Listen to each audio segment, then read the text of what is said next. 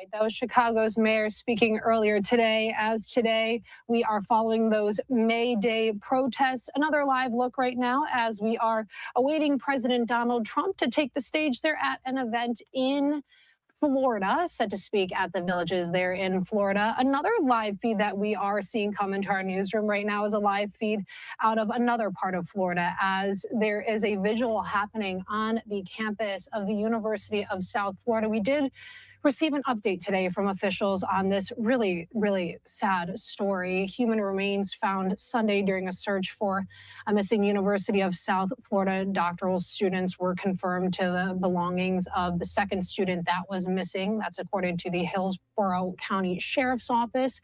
We heard that update coming in earlier today.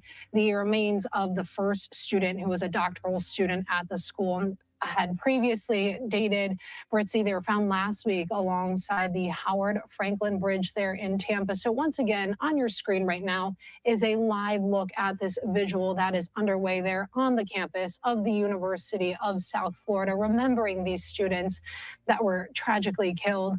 The university is saying the students, the faculty, the staff, and the community are all invited to come together for an on-campus vigil there at Crescent Hill, that's located north of the Marshall Student Center there. So once again, this update coming in from officials earlier today saying the human remains that were found Sunday were confirmed to be that second student who was missing. We don't see anybody taking the podium there at this live event, this vigil there at the University of South Florida. So we'll continue to monitor that, and we'll be sure to bring you that feed as soon as we see that coming through. So once again, we are waiting for this event there with President Donald Trump to get underway out of Florida. Another live look there as we are waiting for the president to take the stage. But ahead of this event, we did hear from Senator Ashley Moody of Florida. So let's go ahead and listen into her remarks here on Live Now from Fox. That came just moments ahead of this event. And then as soon as we see the president taking the stage, we'll cut out of this feed and bring that to you live in full here on Live Now from Fox. I can't wait Here's to hear Senator from Ashley Donnie Moody. live. Brown Eyed Girl! Wow! I'm excited for it. I am a Brown Eyed Girl. Let's give it up for all the Brown Eyed Girls out there. It is so great to be here in the Villages in my home state that I love, the great free state of Florida.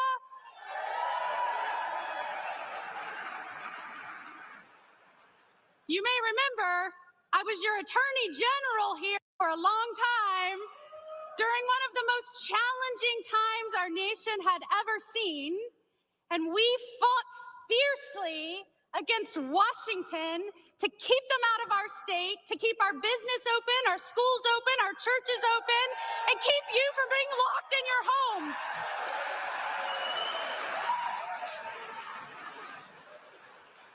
And it is so great now to be your newest United States Senator, taking over for Marco Rubio.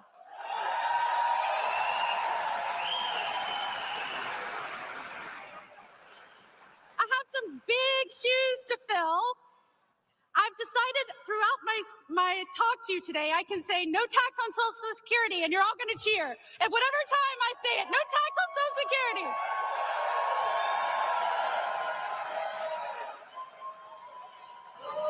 Let me tell you about this amazing president who has kept his eye on the ball and remained true to you and what he promised. This is a proactive president.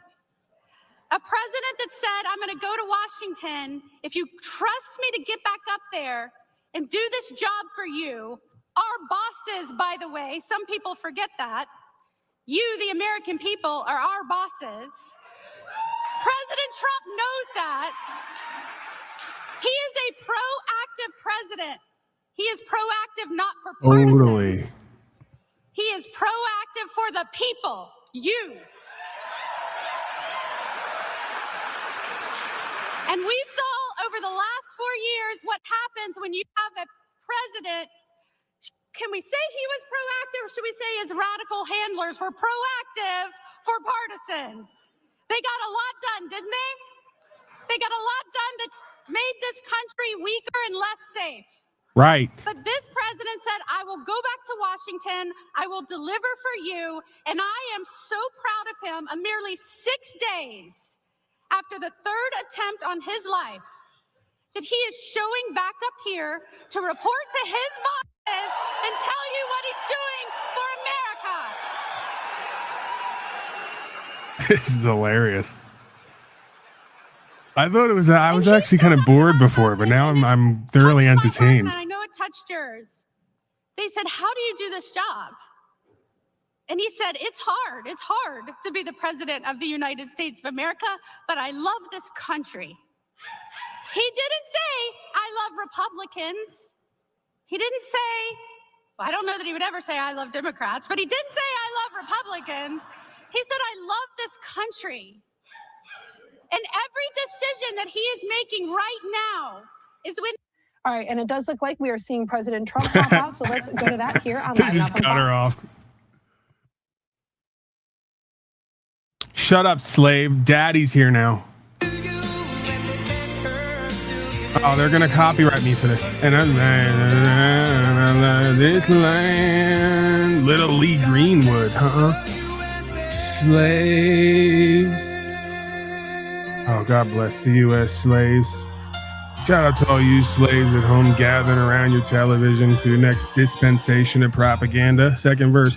From the lakes of Minnesota, from the hills of Tennessee, across the plains of Texas, from vax to another vaccine, voting for some slavery, taxation, slaves, and pride in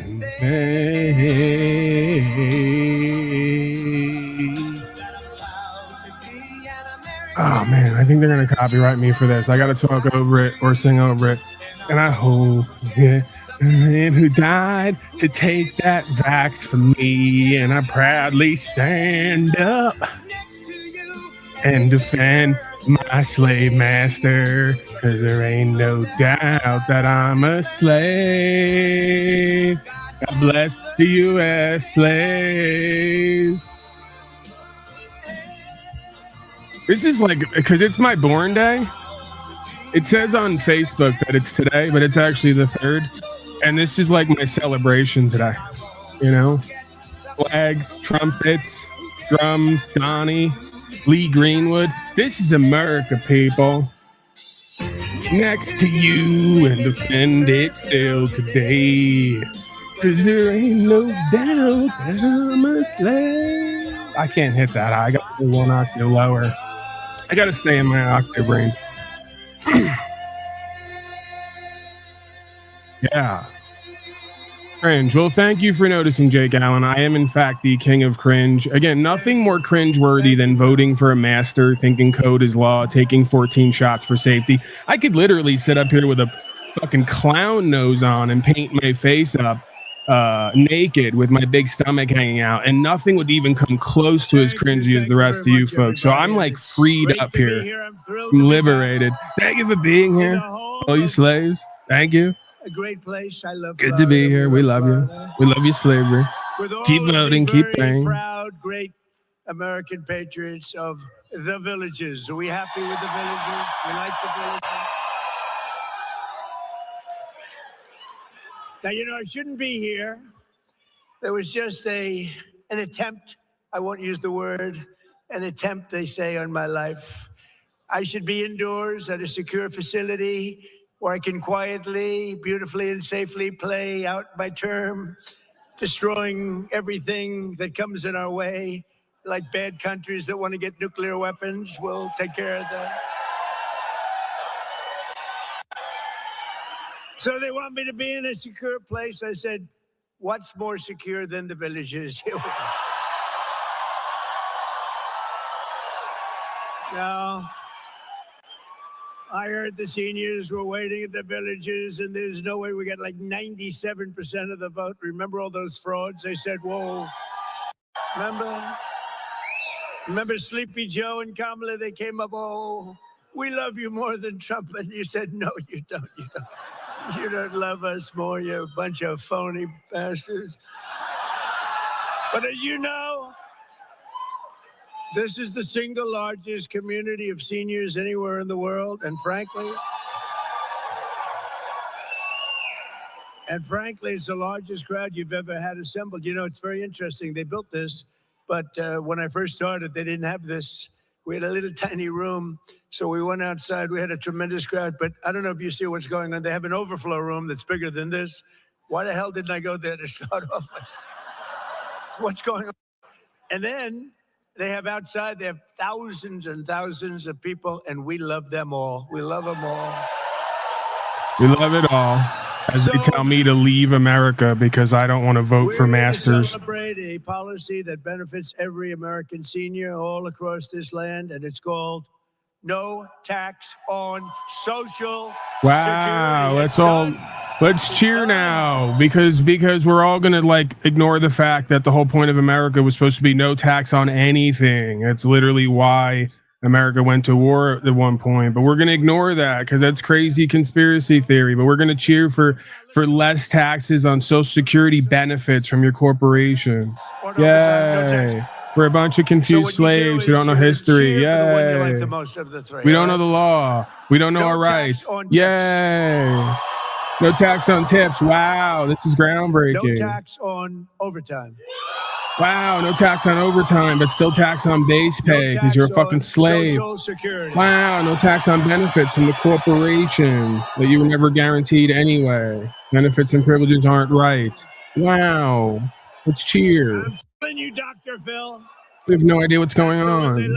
Wow. This Social Security, I thought that was maybe a sleeper. This is more than a sleeper. No tax on Social Security for no, but still tax on the base pay to give to Israel and Ukraine. Great, big, wars around the world. Wow. Tax cut in American history, and as a result, more than 51 million American seniors. Oh, by the way, as of today, I'm going to turn him down because he's just completely full of shit, working for the central bankers and pretty much anybody but America and the American people. So today, as of today, officially, we've now surpassed the amount of debt year over year versus the amount of supposed wealth generation, okay?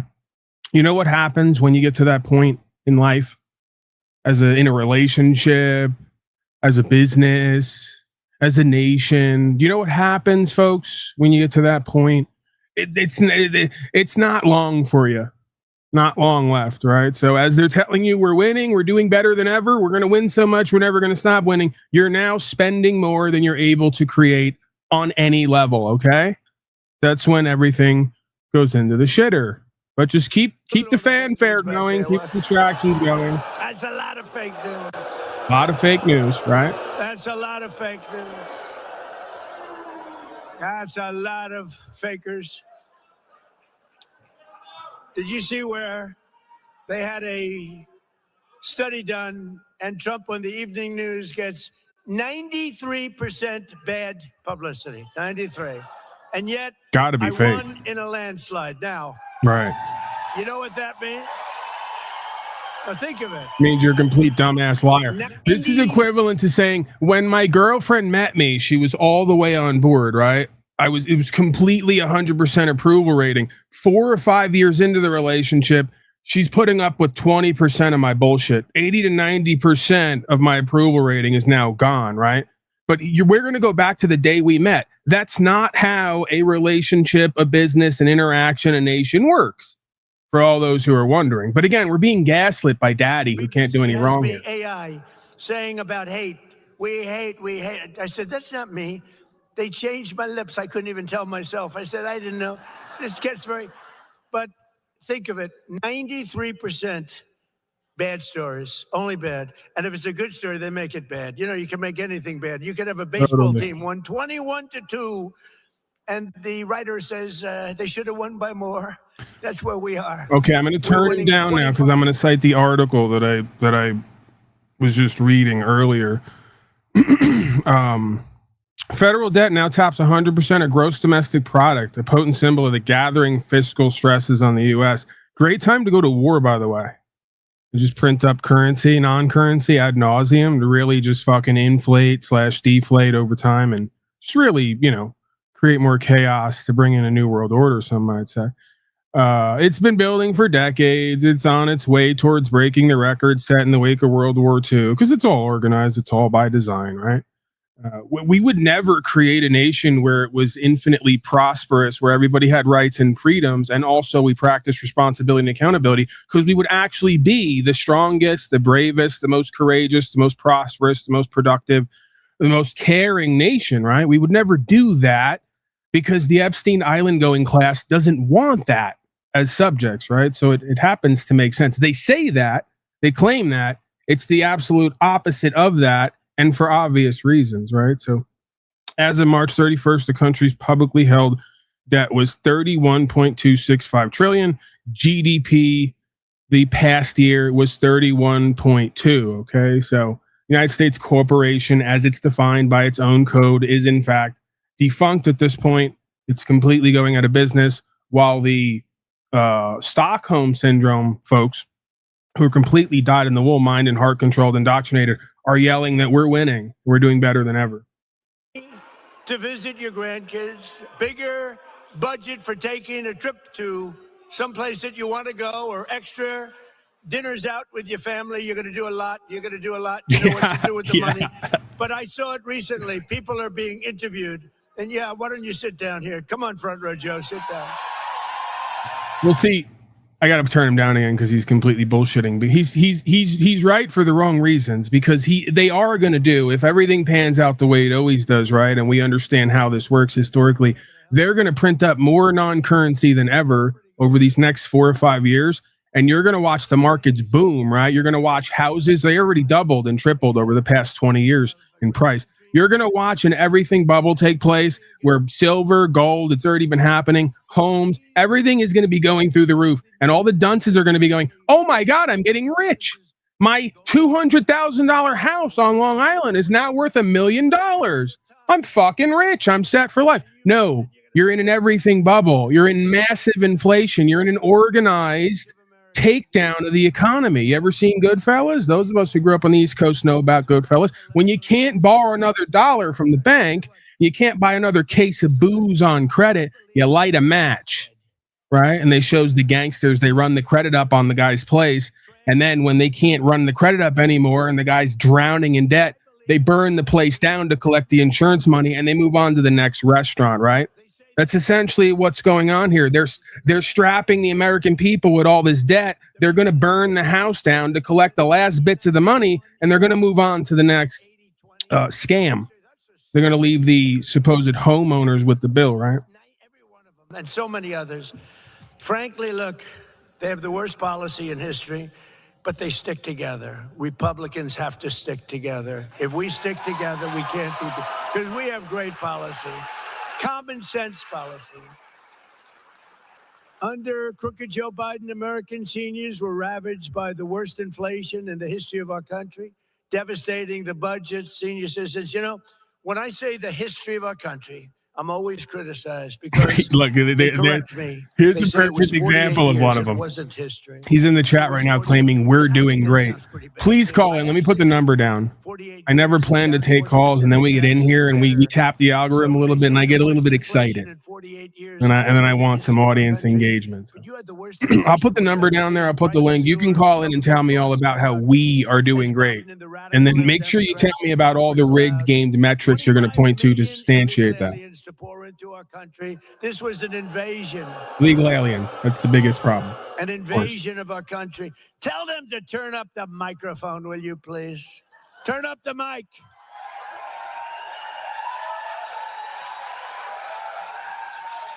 You know, I hate it. You pay these guys a lot of money, and then you get up and the mic isn't on properly. And then they want their money, and I don't believe in paying people to do a bad job. I only like to pay people. I pay early. And I'm screaming my ass off because the mic is no good. Turn the mic up, please. Amazing.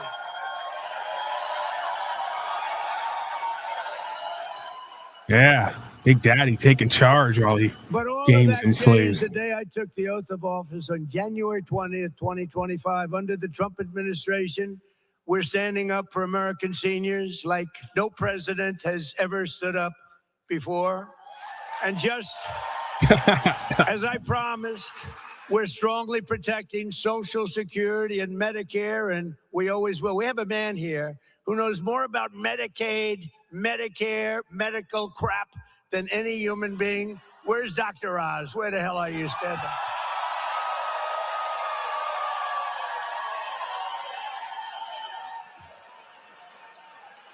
He's great.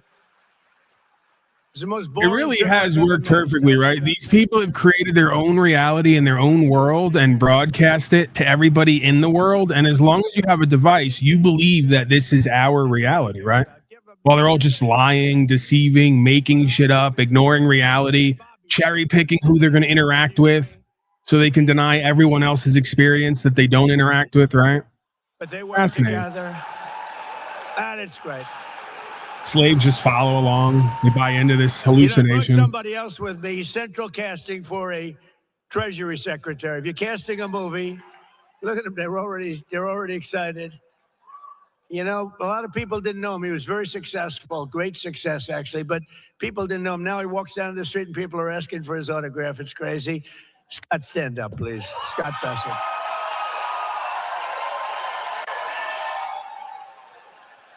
They wanted to be here.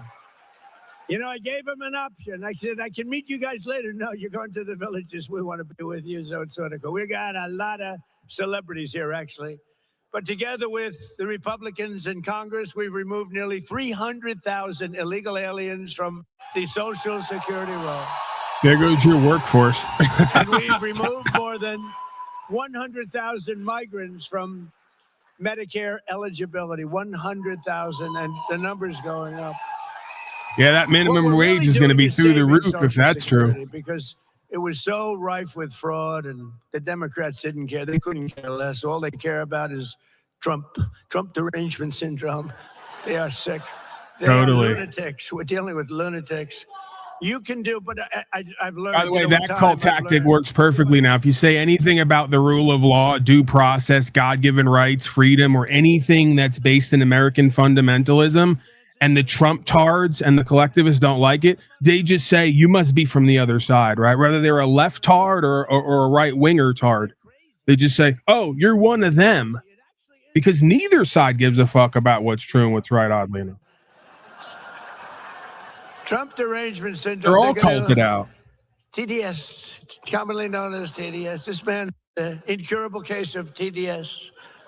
To further stop Medicare and Medicaid from being looted by criminals and thugs, we've launched a war on fraud. You've been watching it in the papers. We're all over Minnesota, California, all over the place. They're taking down hundreds and hundreds and even thousands of people a week and a day. It's led by This is so Vice great. President J.D. That's Vance. why I love when the audience shows up to like align and identify with their cult, because then I get to interact with these retards. Pam, you're kind of confused about how reality works. Pam goes, without boomers, most of you wouldn't even be here. Well, actually, all of us, Pam, because that's how procreation works. It's called generations, right? Like one comes after the one before it, right? So technically, none of us who were born after the boomers would be here. Not just many of us. None of us would be here if we weren't procreated, conceived, right? You know. So thank you, Pam, for pointing that out. They come here, and Ilhan Omar, you ever hear of her? Ilhan Omar, we love her, She heads it, even though we don't. and Lock her up. think of it. Where's They have lock up nothing Hillary, but by the way? crime, poverty, pollution, everything is horrible over there. Nothing good. They say it's the worst country anywhere in the world, that we got some beauties out there, but it's the worst. Pam, right. So And then she why are comes you here making fun of from boomers? Somalia. I'm not, Pam. You're projecting. You're obsessed. You and these other folks sit on the social medias and TV all day, every day, and you get uploaded with these talking points, and then you project them all over everyone else. I'm making fun of all retarded people. I don't do ageism, right? Retarded people come in all shapes, sizes, colors, ages, proclivities.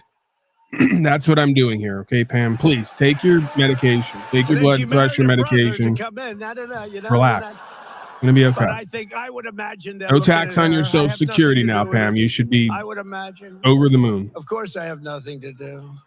I have nothing, but I believe she married her brother, which is totally illegal. Although it's a lovely couple, actually, but it's a little bit on the illegal side. Darling, I love you very much. Good night, brother. Let's go to bed. Good night. Isn't she despicable? I can't stand watching her. Aaron's tired of all the winning. Did you One see in last chat. month, You know, I'll put another poll up, she second poll, accidentally where you checked can the wrong type in box chat and to said she vote. was worth $38 million. And law enforcement came after her for that. And then all of a sudden she was worth less than $80,000. And she said it was accounting. It was an accounting error. That was not a very good accountant, was it, huh? No, their whole life is based on fraud and a scam. The whole thing is a scam, and we ought to get those people the hell out of our country.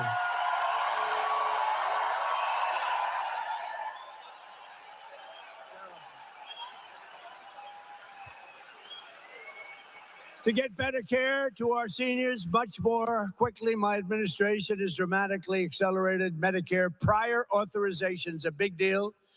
That's what used to take days and weeks and months to get, and now you're getting it done in a matter of minutes. Really, I mean, unbelievable job you've done. Minutes. And we have a big search for fraud. Very little. You know, when people get arrested all over Minnesota, all over California, wait till you see what we're coming up with in California. Gavin Newsom is not good. It's them.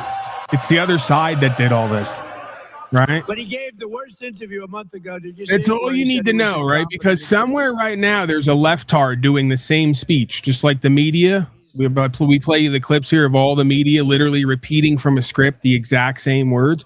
Somewhere right now there's a group of leftards going, if only the Republicans could be defeated and stopped from destroying the nation. It's all of them, folks.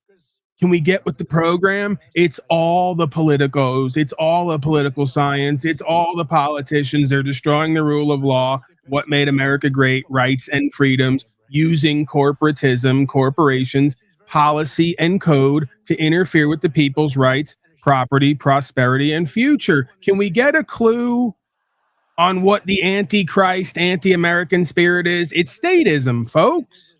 Always has been, always will be. 10 questions, not too many people, even in this very room, unlike Newsom, I'll say, this room of geniuses. He said, I'm in a room of dumb people. That was not good. That was not good. You know what happened to him after that? It wasn't a pretty, but I'm in a room of brilliant people, but a lot of you wouldn't have been able to answer those 10 questions. And when I got the score in the test, the doctor said, wow, I've never seen, you know, you have 5 doctors lined up. They're all over the place. I said, should I take it? You know, I've had different phases. They've said, he's a mad genius. I didn't mind that too much. Then they said, he's a horrible human being. I don't like that much. Then they said, he's really not a smart person at all. I really hated that. So I took a cognitive test, and I said to the doctor, first doctor is Dr. Ronnie. You know Doc Ronnie. We all love Doc Ronnie. Long COVID. But he had a whole team of doctors. What's long COVID, right? Another humiliation mockery ritual, right? Long COVID is the thing they jammed up your ass. Sorry, family broadcast. What was I thinking? Long COVID was that syringe they put in your arm. Is it possible? I'm just asking. That the actual disease, the actual sickness, all the actual epidemics are potentially not even here yet. They're already brewing and in the making for whatever they put in everybody's bloodstream. Just asking. You know, they say take a number, any number. Okay, I'll take 99, multiply times 9. Okay, divide it by 3. Good. Add 4,293. That's good. Divide by 2. Subtract 93. Divide by 9. What is your answer? Yeah, right. All of us who never took any of the shots, who are here now and are thankful and grateful for it, while we know so many others who took shots and are like, you know, either dealing with issues that they themselves claim came from the shots, right? Or are like, you know, doubtful, right? They're regretful for taking it to begin with, right? We're all such dumb losers for not wanting to take what Bill Gates and Fauci and other people who say they want to lower the population told us to take, right? Man, we're so dumb. The Congo, I tell you what, the Congo, They just used to think that we were just an open cesspool. You know, next we're going to get really dumb and crazy and start thinking that maybe the answer to rights and freedoms is to stop complying with politicians and the billionaire class and political science and statism. We're going to get really dumb and crazy soon here. You know? Or vice president should be forced to take a cognitive examination. Right? I mean, you get a guy, he gets in, he's got a good line of crap, he gets in, and all of a sudden you're stuck with a man who's a moron. You know, this is not good. That's you. This is not good. We went through 4 years of it. It's not a good situation. But we also dramatically increased coverage for outpatient clinical care known as site-neutral payments, stopping seniors from being ripped off by billions of dollars of outrageous fees that they charge, billions and billions of dollars, right? And on top of these major Medicare improvements, I'm pleased to report today that we have authorized $210 million in rural health care funding for the great state of Florida. 210.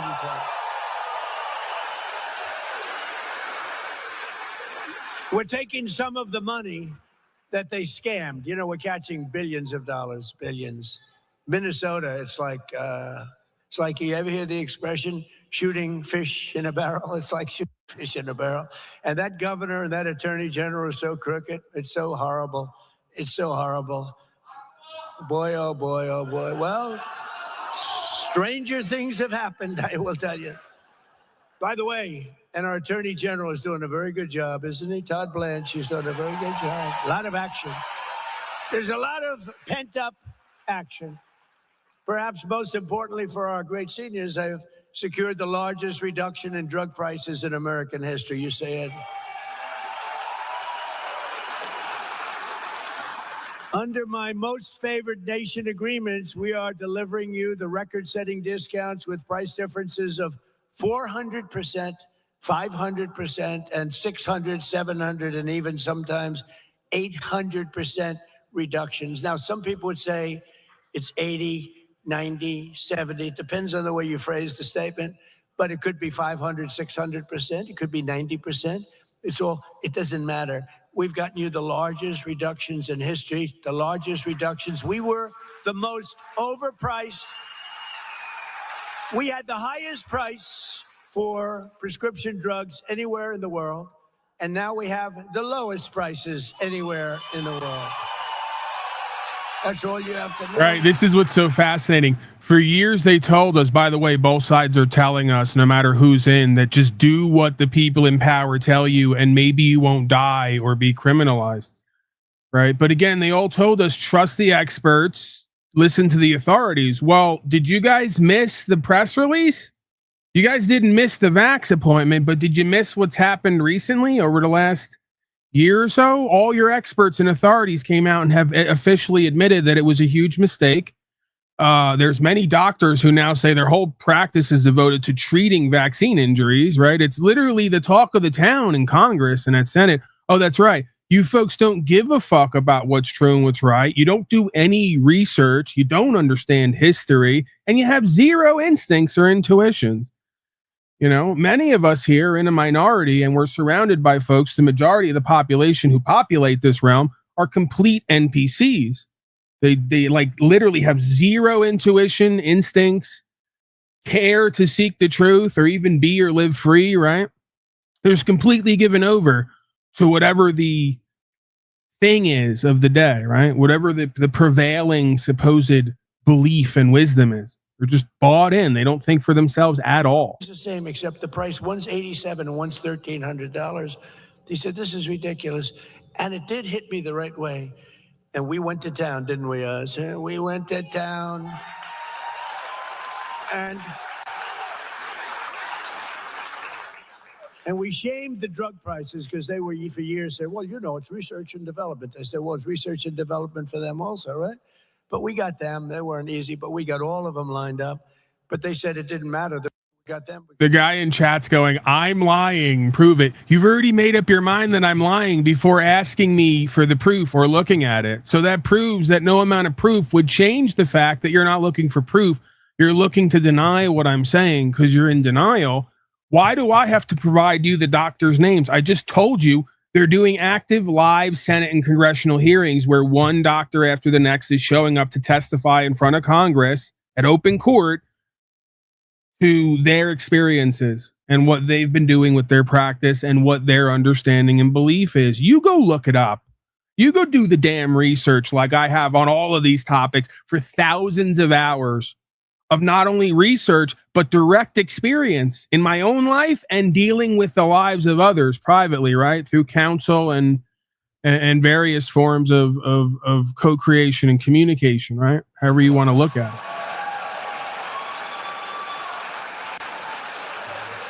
And he said, Donald, how dare you? You should not do that. You cannot do that. And I said, no, I'm going to do it. Okay, you have a deal. That was it. That was it.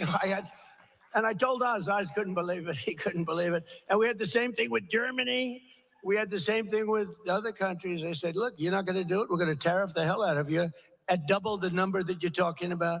And they all agreed. Every one of those countries agreed. And now you have the lowest drug prices anywhere in the world from the highest.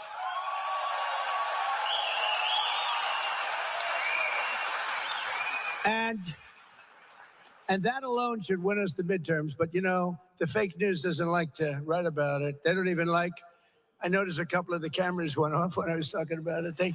When I'm getting to a really juicy subject, to me, that's a juicy, think of it. I mean, you talk about healthcare, it's all around medicines and everything else. And Byron, how big a deal is that, right? By the way, this guy's going to be a great governor. Okay.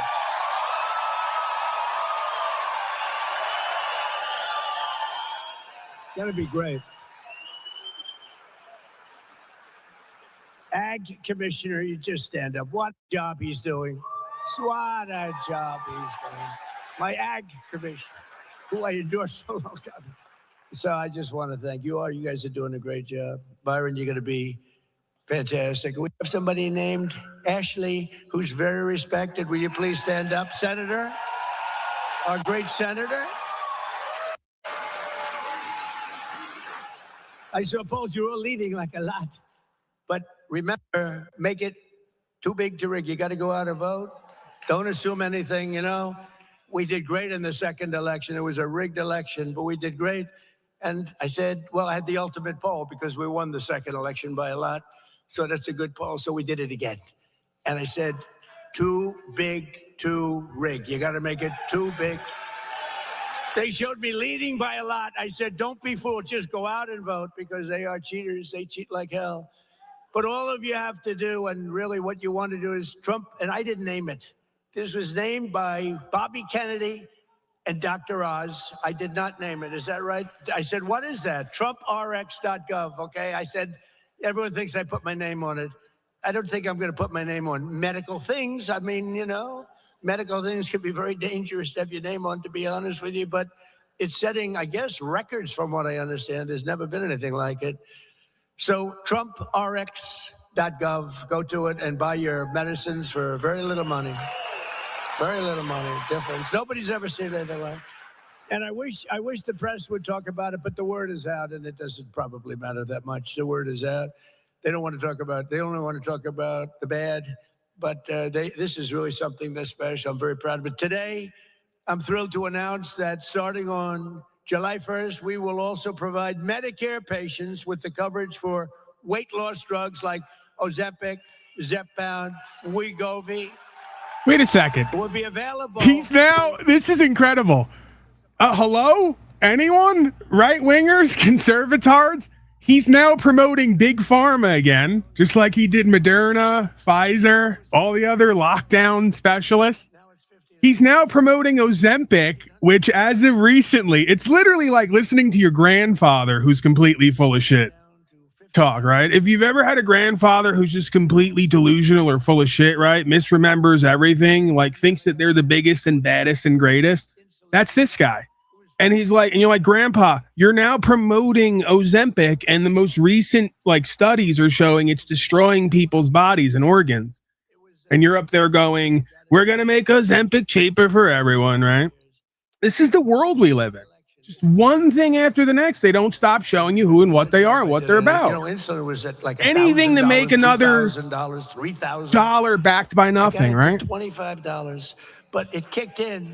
More poison for the slaves who can't eat right and exercise. 2 years later, statutorily, you had to wait. Here's an idea, all you pathetic slaves. See, this is why I would never run for president, because I don't want the job. That's why I'm probably one of the few, if not the only ones fit for it. But how about standing up there as an actual daddy and telling these fat, fucking, lazy, pathetic, embarrassing Americans and folks worldwide to just fucking eat right, grow your own goddamn produce, and get some fucking exercise, you fat fucking slave.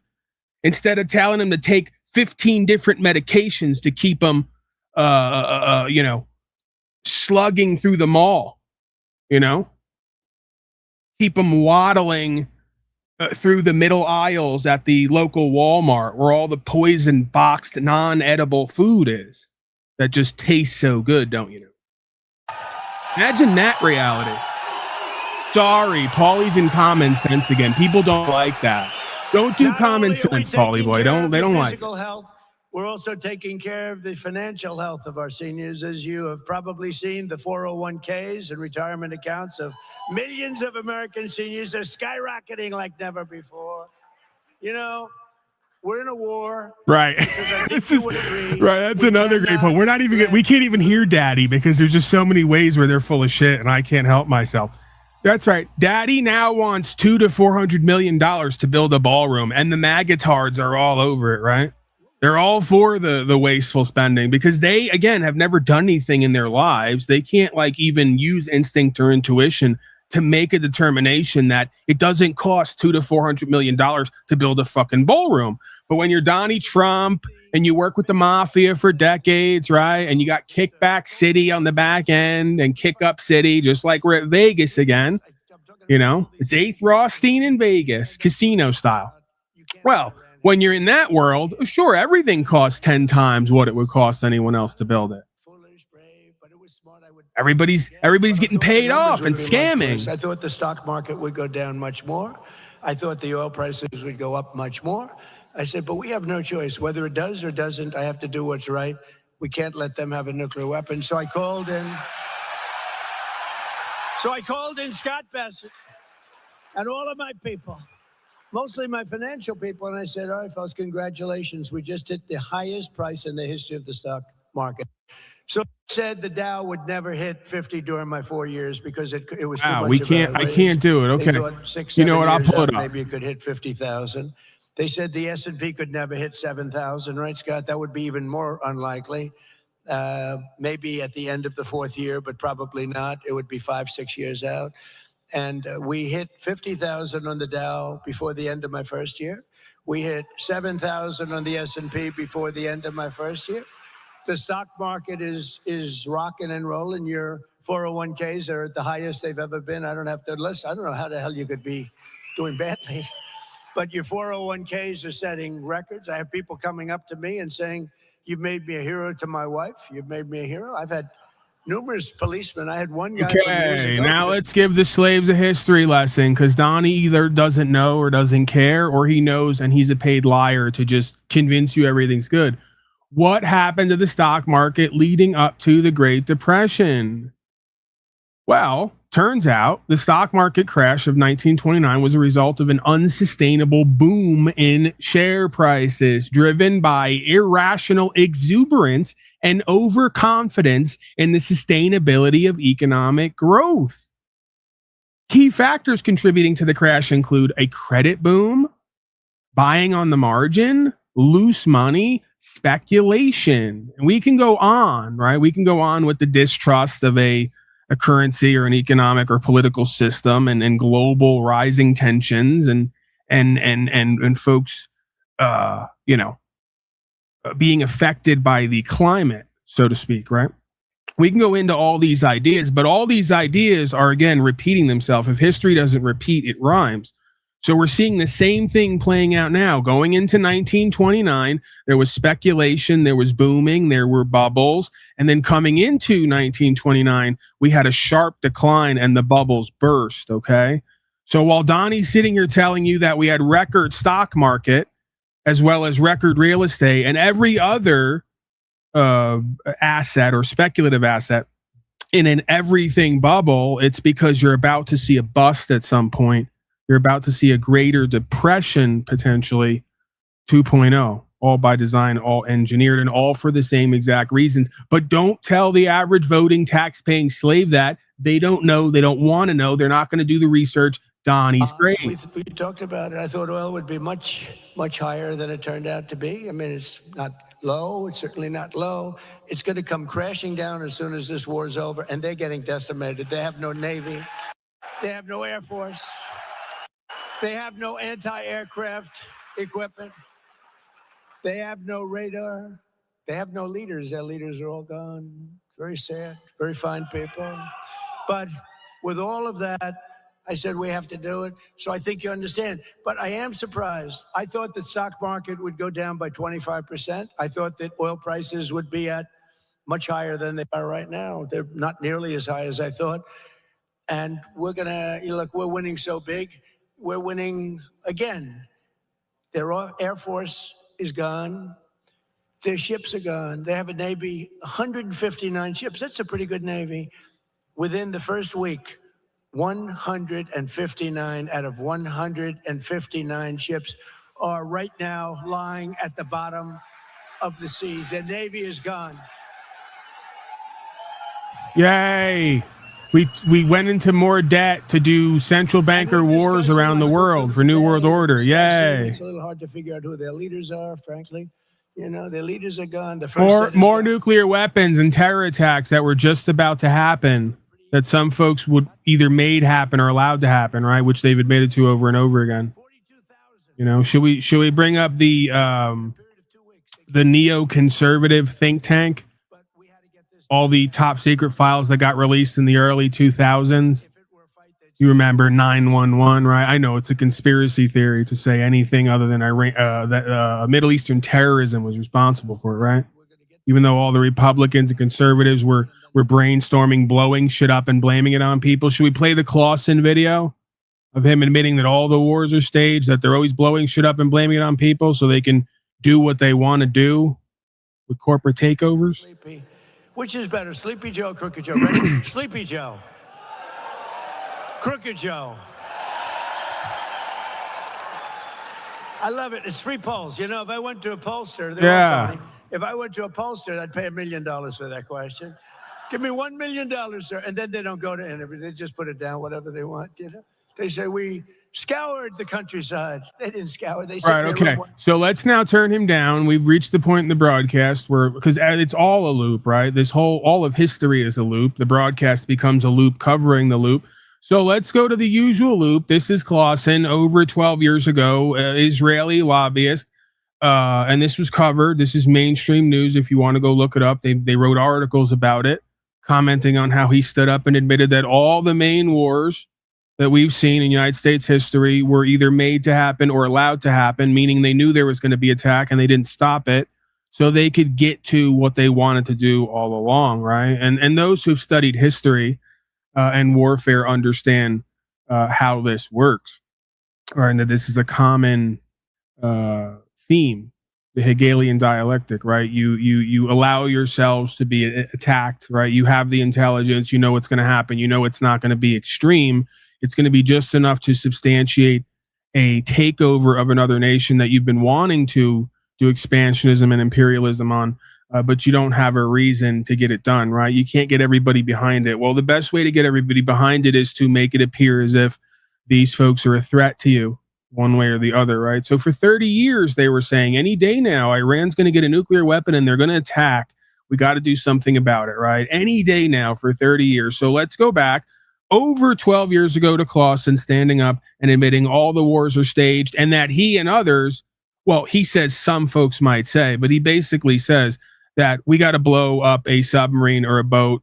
Nobody would know what would happen. And that would give us our pretext to get into a war with Iran, right? This is a now famous clip. I choose to believe that I've made this clip famous. If you listen to this clip closely and you transcribe it and you understand what's being said here, this blows the lid off of everything, right? And there's many of these clips and sort of records that are kept. This is just one of the best ones to me. I frankly think that crisis initiation is really tough. And it's very hard for me to see how the United States president can get us to war with Iran. Which leads me to conclude that if, in fact, compromise is not coming, that the traditional way of America gets to war is what would be best for U.S. interests. Some people might think that Mr. Roosevelt wanted to get us into World War II, as David mentioned. You may recall we had to wait for Pearl Harbor. Some people might think Mr. Wilson wanted to get us into World War I. You may recall he had to wait for the Lusitania episode. Some people might think that Mr. Johnson wanted to send troops to Vietnam. You may recall he had to wait for the Gulf of Tonkin episode. We didn't go to war with Spain until the until the Maine exploded. And may I point out that Mr. Lincoln did not feel he could call out the Federal Army until Fort Sumter was attacked, which is why he ordered the commander at Fort Sumter to do exactly that thing which the South Carolinians had said would cause an attack. So if, in fact, the Iranians aren't going to compromise, it would be best if somebody else started the war. One can combine other means of pressure with sanctions. I mentioned that explosion on August 17th. We could step up the pressure. I mean, look, people, Iranian submarines periodically go down. Someday one of them might not come up. Who would know why? We can do a variety of things if we wish to increase the pressure. I'm not advocating that, but I'm just suggesting that this is not a either-or proposition. Of, it's just sanctions has to succeed or other things. We are in the game of using covert means against the Iranians. We could get nastier at that. We are in the game of using covert means against the Iranians. We could get nastier at that after saying that all of the previous presidents wanted to go to war with these nations but had to wait until they attacked us in order to substantiate their position. By the way, if you remember, for those of you who did the research, specifically, we'll pick one. I'm not going to go through all of them. Gulf of Tonkin is the best example, where Lyndon Baines Johnson admitted later in his book that he never had proof that day that any attacks occurred, right? Yet he came over the airwaves and told everyone our boys are floating in the water. Okay? So he came on, whipped everybody into a frenzy, started another war that never really ended. None of these wars ever really end. No one ever really wins, right?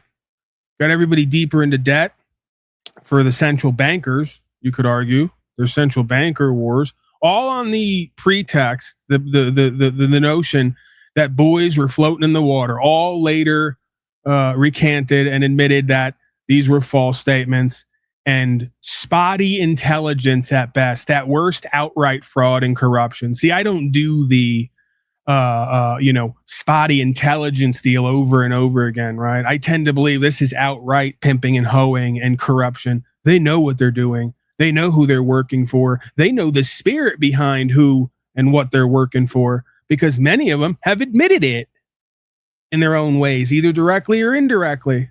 And that's not me saying that. I believe them, but this wasn't my idea. I didn't come up with this, right?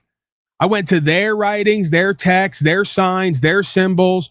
Albert Pike is a perfect example, proclaiming that after we engineer 3 world wars, we're going to bring in New World Order, and the true light of Lucifer, the god of this world, will be known by all.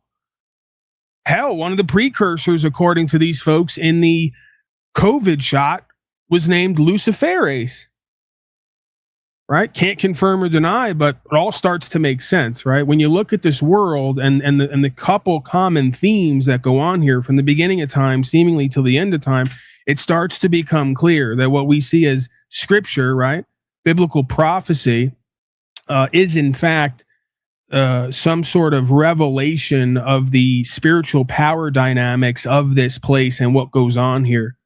Right? And ad infinitum, it seems to be a looping light age, dark age cycle. We go with the truth, life, and way in God. We get prosperity, freedom, rights, a supposed nation state. I don't like the term, but you get what I'm saying. That is, again, courageous, free, brave. Then we lose track of that. We lose sight of that. We get caught up in these deceptions, right? We get greedy. We get selfish. We want more benefits and privileges. We get the spirit of fear on us. We need more safety, right? And we abandon trust, equity, faith, honor, righteousness, true care. It's almost like it's a built-in sort of ego checking function spiritually. You know, we're back to the Hopi prophecy, right? Hard times create strong men create good times create weak men create hard times. We're just on the back end of that cycle, right? We become very weak in our deception, giving over our trust to these folks, and we've created some hard times for ourselves and each other. They're not here yet completely. They've flashed a bit. They've shown themselves in certain ways, right? The markers are here. The harbingers are here. It just hasn't completely shown itself and come out in the open. And when it does, the folks will be almost blindsided by it, it will seem. They have no understanding of themselves, this creation, cause and effect, right from wrong, or how it all fits together, right? But for those of us who can see and feel and hear and understand and know, especially through experience, this isn't a surprise to us, right? This is an almost invariable inevitability, seems to be. Enjoy the looping show, folks. And I guess do your best from now till whenever to be conscious and aware, do the next right thing for yourselves and with others, and overcome these dynamics to some extent, right? If possible. Think of it. It went to the European Union. We went for a period of almost 30 years with barely building a plant. Now we're building more plants for cars and trucks than we've ever built in the history of our country, including prime time from many years ago. They're all coming back because they don't want to pay tariffs. Very simple. Very simple. They don't want to pay tariffs. If you don't want to pay tariffs, that's fine. Build your plant here. Build it in Florida. I don't think of you too much as, you don't need the cars, but build it in Florida. I'll be, any place in the United States is okay with me, but they're building them all over our country. We added 186,000 private sector jobs in March. Jobless claims just hit the lowest level since 1969. Think of it, jobless claims. So since 1969, the lowest level since 1969. And more Americans are working today, as I said, than at any time in the history of our country by far. It's not even close. And with our no tax on tips, no tax on overtime, no tax on Social Security, we're doing something that has never been done. And the consumer, which is you have more money to spend than you have in many, many decades. Very importantly, for our great seniors, we are, I hate to mention this, it's so negative. It's called the estate tax, because nobody in this room will ever die. But just in case you should, if you have children that you love, it's very important. If you don't love your children, then it doesn't matter too much. Who cares? Oh, I know some that won't leave their kids. They hate their kids, but you know, these are bad people. They're usually very wealthy too. I don't know what that's all about. But we have no inheritance tax. We have Donnie doesn't know what it's about when supposedly worldly, wealthy, powerful, shallow, selfish, greedy, if I didn't say power hungry people have children, and their children wind up not being able to love them, connect with them, respect them, or trust them. So they disrespect them. And then the desperate childlike parent doesn't know any other way to gain any kind of control or power back over that dynamic. So in a last desperate move, they remove their child from the only form of worldly power they have, which is the symbols of power we call money, right? That's their last and final act showing who and what they are and what they've always been about, right? So again, that's another example of what this whole system is about. You don't have to actually connect with me or respect me or trust me or be in alignment with honor and good faith with me. As long as there's money on the table, you are loyal to me. Okay, that is the backbone of fascism / corporatism. That is the downfall of everything that made America great. Donnie doesn't understand that. He doesn't know about that, right? Even though he is that. How ironic. How fascinating. So that you go out and you borrow money to buy a car, And you paid interest, you didn't get, now you get a deduction. That's like 40, 50%. It's like a phenomenal thing. You get 100% deduction on interest. So the interest payments that you make to the bank for the car loan, you're able to deduct that from income tax. Now, it has to be made in America. So go buy American cars or cars that are made in America. And we also created the brand new Trump accounts along with a really fantastic family, the Trump Zelle family. accounts. Have you used their computers recently? Cheer for corporatism and fascism, folks. Just imagine they set he's reading off a teleprompter screen and they're setting the applause lights off behind the camera, right? Cheer for the new Trump accounts where we get you deeper into the corporatism and fascism and overwrite the rule of law. These accounts for children all Oh, you're going to get so many benefits and privileges. Oh my God, you have no idea. And it was just announced this morning that it's setting records so that, when your beautiful baby, we have an automatic $1,000 contribution for every newborn child. And it allows everyone. Oh yeah, for every product that you register, just like you do your house and your car with the state, a corporation, for every being that you place into the jurisdiction of the corporation for them to generate more credit and debit for the baseless non-currency system, we're going to reward you with 1,000 buckaroos. Yay! Cheer for fascism, corporatism, statism, fraud, contract fraud, overthrowing the rule of law. Yay! Overthrowing rights and freedoms for benefits and privileges through the corporations and the accounts. Yay! We love it. We wonder why we're going into judgment. Mammon and Molech again. Bail. Vote for bail. Vote for Mammon. Vote for Molech. Big beautiful bill.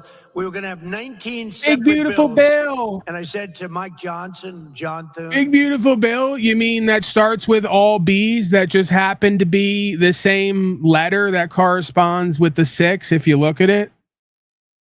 Symbolically, this is another coincidence, right? Just like Build Back Better on the leftist side, we have Build Back Better on the leftist side.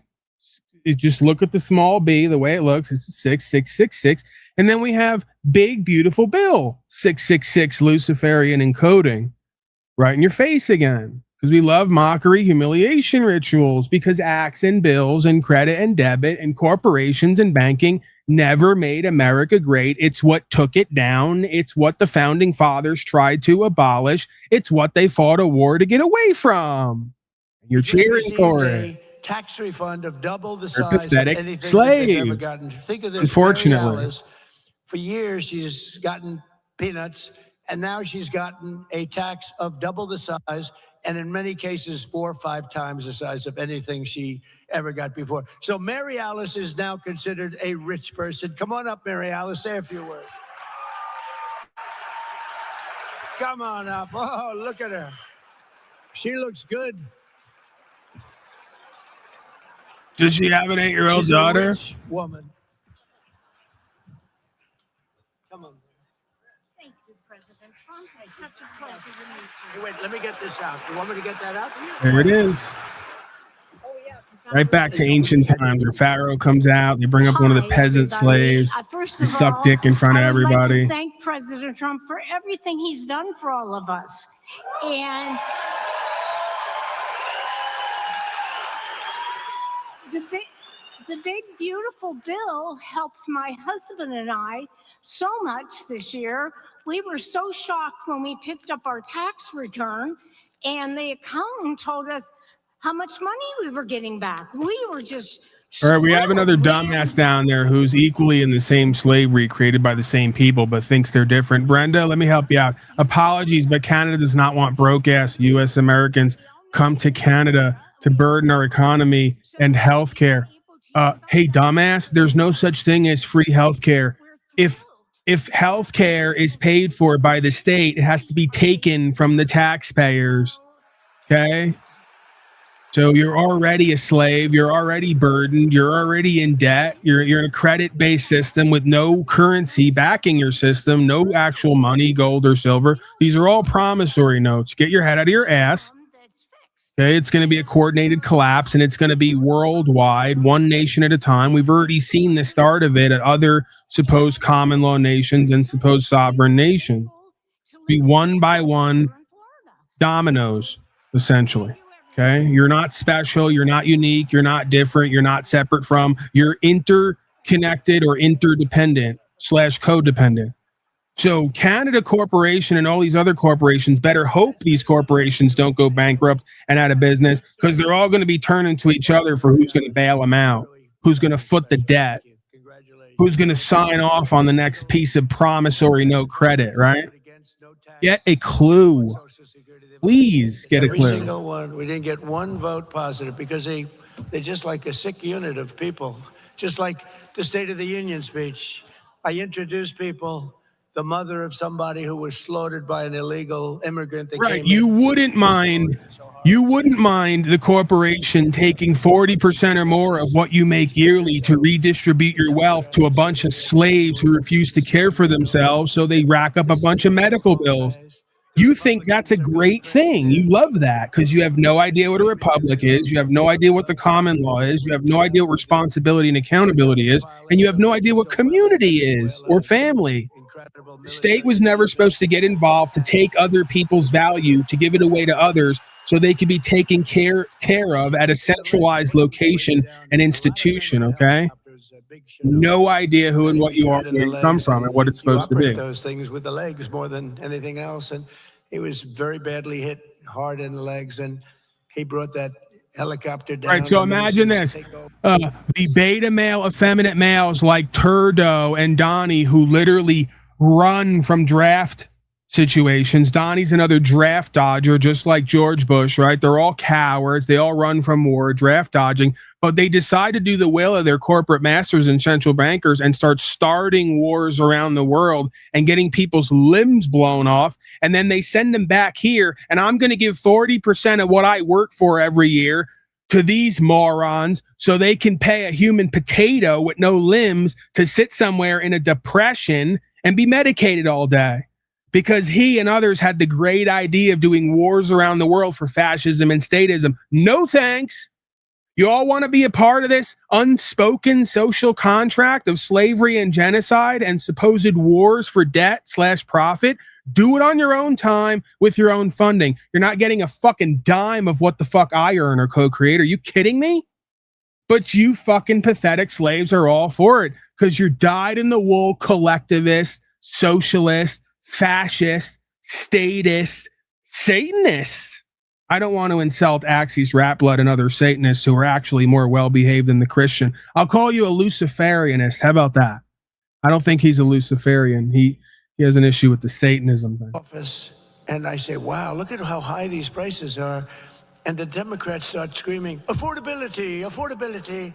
They're the ones that caused the problem. I'll tell you one thing. They got one good line of bullshit. That's one thing I'll say about it. They are so bad. They are so bad. It's true. Affordability. It's the first time I heard the word. I'm 2 days in, and I watch this sleazebag, one of these crazy congressmen, get up, and he's being interviewed. He said, affordability, prices are too high. I've just got there. But we brought prices way down. They gave us tremendously high prices, and they'll give them to you again. They take over. You have to get out and vote in the midterms because they'll give them to you again. And we're pleased to be joined today by some of those great warriors from the House and Senate, including someone who is representing your great state really well. And I introduced her just briefly before, but she's fantastic. She's a great person, a great senator, Ashley Moody. Thank you. This is incredible, too. Thank you, Ashley. This is why I do this broadcast, to just show everyone else who might be able to awaken if they're not already, what we're actually dealing with here, what it looks and feels like. Brenda now claiming in chat, Canada strong and free, F the USA. Brenda, you're completely delusional. Canada's one of the most collectivist, statist, socialist, fascist nations you could have. The people don't even have rights to own guns at this point. They're clamping down on that more and more, and that's going on nationwide, right? So we're not going to compete on the fact that corporatism, statism, collectivism, right, is overtaking sovereignty worldwide. See, you're the dunce who's like identified with corporations you think are nations, right? I'm not. I'm not so easily suggestible and manipulatable that I could be given an identity that I would carry out and play out and speak from for the rest of my life, right? You know, again, the rights, freedom, principle, spiritual faith thing emanates from my core. It's a core spiritual aspect of who or what I am, right? I couldn't override it or change it if I tried. I could only not roll with it, right? It'll always be there, it seems, and it's always informing me, so to speak. Okay, you don't have that. That's not who and what you are. The core of who and what you are comes from outside of who and what you are. Or it comes from your feelings of who and what you are rather than the facts of who and what you are and what you're involved in, okay? So, again, this is nonsense. Canada's not known for being free or brave. America was known for that like a couple hundred years ago till they gave their whole nation over to the corporatists and the redcoats and the central bankers because they wanted more safety, benefits, and privileges because they got vaccinated, autistic, fat, and duped out. Is really the bottom line. Over the course of a long enough period of time, the domestication program is almost complete. The only thing standing in the way of that domestication program is this unknown sort of spiritual variable, right? That kind of exposes and experiences and expresses itself in and with folks like myself and others, right? That one last piece of the spirit that can't be quite overwritten or extinguished still burns. May not burn as brightly as it once did, but it still smolders. It continues to burn that eternal flame in the corners of these nations. Not with folks like you, right? There's nothing at the core of your beingness. There's no spirit. There's no passion. There's no principle. There's no nothing. The president, when I told my wife I was coming to the villages, she said, "Oh no, no, not without me. You're not. Those people are crazy partiers." Oh yeah, Dr. Phil, another credible guy. Her love. She really wanted to be here, but we have grandchildren, so I'm now fifth in line. By the way, Mr. President, I've given that cognitive test that he took.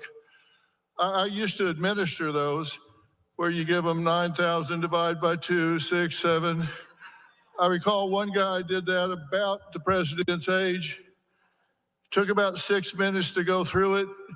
Said, "So what's your answer?" And he said, "A small wire-haired terrier." So great that he got that done. No kidding. Listen, I really do want to take a chance to talk about this a little bit, because what the president is doing here is really something you got to think about differently. He's restoring trust between Americans and the government, because you understand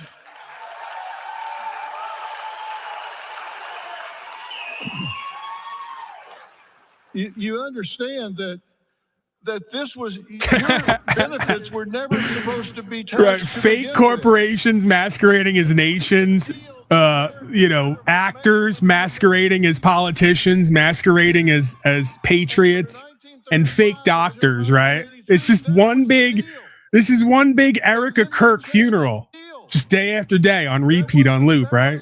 One big WWE wrestling production. It's fascinating. Trump is trying to bring the deal back and say you can trust your government to do what they tell you they will do. The government's going to keep you safe one of these days. We're going to make it happen, okay?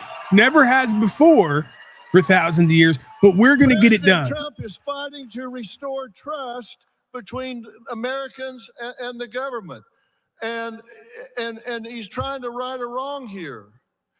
One of the things that President Trump does is he tries to solve problems that nobody else is even working on. They're not even working on this stuff, and he's solving those problems. One of the things we do is we create a whole bunch of problems and then solve them. Problems nobody else would have created. Okay, it's one of the things we do best. Okay, what happened to Dr. Phil's accent, by the way? What is that? Did that retire with his contract? Was he always that deep of an actor, where even the accent wasn't a thing? Taxes twice. I'm not really hearing it anymore. And he's not willing to say that. And seniors are vulnerable because you have fixed incomes and no ability to earn your way out of a broken tax promise for a tax burden. And he's fighting for that so you don't have to do that.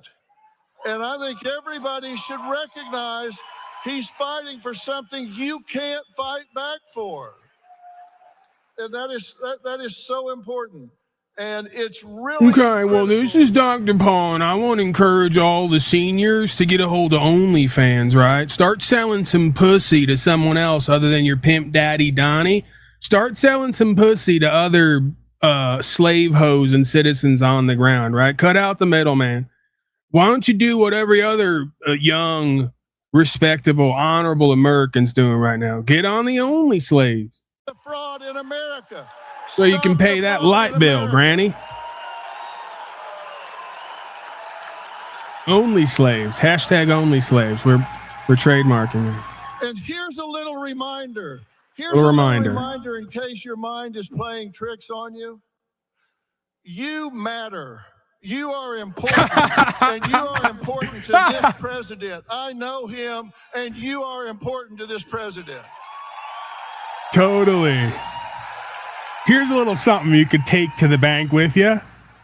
And I will tell you a quick story. You matter. We win. Right. And Hold on. Let me try this out now, because I could use some contributions. It's my birthday in the next couple days. I want to thank Jimmy Shively and others for their contribution and support. Okay, but let's just be clear. It's not about me. Yes, we appreciate contributions and support here, but I'm going to give you a little something you can take to bed with you tonight, okay? You matter, people, okay? And here's another thing, by the way. The more you contribute and support and be a part of what I'm doing, the more we win. Yeah. All right, let's get back to it. That went well. Understand why they feel so strongly about what they do. They tell themselves the truth. They deal with the truth when it comes up. And I didn't come down here just to stand up and say a few things and get a little golf clap from everybody and say nice speech. I wanted to come down here because I want you to remember what I'm saying about President Trump and not getting taxed on your Social Security benefits and about his leadership. I want you to remember that on May 1st, the bald guy came up and told you that this is important and we've got midterms coming up and you need to make sure that not only you vote, but find 10 people and make sure that they vote.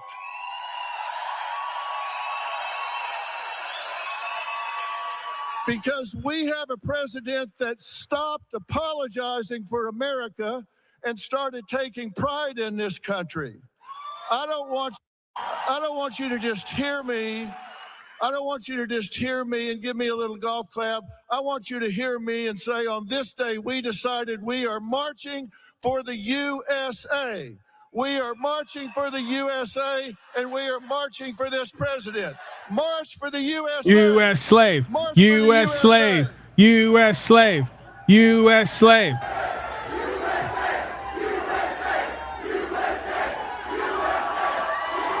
This fucking audience is pretty weak, man.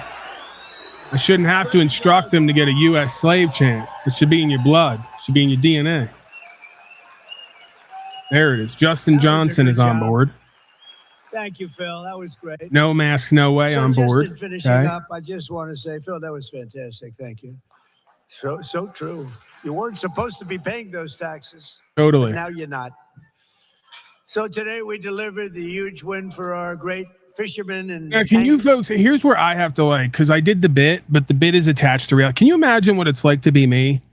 To go to court 6 times in 5 years, upholding the rule of law, exercising rights and freedoms, even getting results, giving that away to others. We just had another guy come here yesterday, said he got a dismissal at court, no attorney, didn't sign anything, didn't pay anything. Regularly that happens here. I'm actually doing the work on the ground, right? Like making changes one at a time, right? Getting results, giving that away to other people, potentially taking back control over our lives and our future, one little piece at a time. But that's not what the majority wants, right? They don't want to contribute to that. They don't want to support that. They don't want to be a part of it, right? Because Forget about even contributing and supporting. What we do here, you have to do if it's going to be effective, if it's going to make a change. People don't want that. They'd rather send in a check to Charlie Kirk, to Candace Owens, to Donnie Trump, and all the rest of these fake, phony frauds. As Rick points out, that was from the old Bob Grant days, for those of you who can remember, right? This is what the pimping and hoeing is about, right? They will always contribute and support to what they want to be true that will allow them to do the least amount of introspection and work possible, right? They will never contribute or support to, on the whole, the majority, right? Where the actual power and change is, unfortunately, right? But that is the way of this world. To me, that's one of the reasons for the story of Jesus, right? For all these people who talk about Jesus and the idea of a Christed walk, one of the themes there is to remind yourself, you have to regularly remind yourself that, hey, listen, don't let your ego or your flesh get away from you. Just do what you're formed to do. Surrender the rest, because in this world, it's give us Barabbas, right? They don't want the truth, life, and way. They don't want to be with it. They don't want to be a part of it. They're not going to contribute and support to it. What they will contribute and support to and align with is this: the bread and circus, the fanfare, the inmates running the asylum, right? So again, I don't know, I guess I'm somewhat venting and also reminding myself and others of what it takes to do this walk and why it is the way that it is, right? It almost needs to be that way, like to keep me and others in check, right? Because we may get ahead of ourselves and away with ourselves, right? And start getting caught up in the acting and the LARPing and the deceptions. So we got to do what's true and what's right because it's true and it's right, and because our heart's in the right place. We can't do it because we're guaranteed something in and of the world, you know? A lot of it now. Those ships are coming up instead of the Hormuz Strait. They're coming up. Those ships are coming up by the hundreds. They're loading up in Texas, Louisiana, Alaska. But we had those beautiful words. We have plenty of oil. We have more oil. We have double the oil.